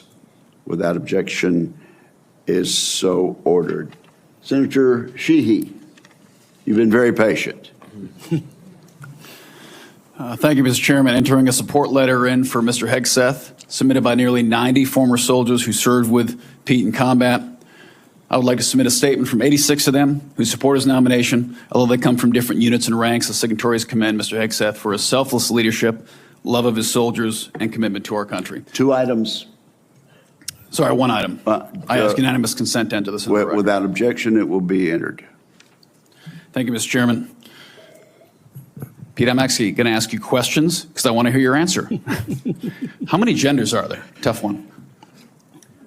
Senator, there are 2 genders. I know that well. I'm a she-he, so I'm on board. What is the diameter of the rifle round fired out of an M4A1 rifle? That's a 5.56. How many push-ups can you do? I did 5 sets of 47 this morning. What do you think our most important strategic base is in the Pacific? In the Pacific, Guam is pretty strategically significant. How many rounds of 5.56 can you fit into the magazine of an M4 rifle? Depends on the magazine, but standard issue is 30, Senator. And what size round does the M9 Beretta standard issue sidearm for the military fire? A 9mm, Senator. What kind of batteries do you put in your night vision goggle? Duracell. So right there, you're representing qualifications that show you understand what the warfighter deals with every single day on the battlefield. You understand what happens on the front line where our troops will be. And what happens, unfortunately, in this country is decisions made in rooms like this, bad decisions, end up in dead 17, 18, 19-year-old Americans. And those Americans rarely come from families that sit in rooms like this. They come from lower, middle-income families who sometimes the military is their only way out. And they join because maybe they want to go to college. Maybe they had no other choice. Maybe they love this country. But for whatever reason, they joined and they signed on the dotted line. And when people like us screw up, they don't come home. And that's the one thing that I care about. As you remember when I shut the door, when you came with your entourage, Senator Coleman, I've known for a long time, and you and I sat together, asked you one question. You remember what that question was? Are you going to have the backs of the war fighters? Exactly. What is going to be your number one priority? And I don't care, frankly, what all these letters and articles say. I've been a part of a smear campaign too, I get it. I care that you're going to have one thing in mind when you sit in that chair in that 5-sided building, and you told me what that was. So with that, you have my support. I'm sorry you have to go through a process like this, but it is one of the most important jobs in the world. We got to make sure you're ready for it. I thank you for your answers. I got one final question that's very important to me. This is more of a technical question, but I think it's to fix the Army in this country is a 1 or 2 year problem. We can make bullets, we can make rifles. Fix the Air Force might be a 5-year problem. To fix our Navy is a decades-long pursuit. How are you going to fix our national?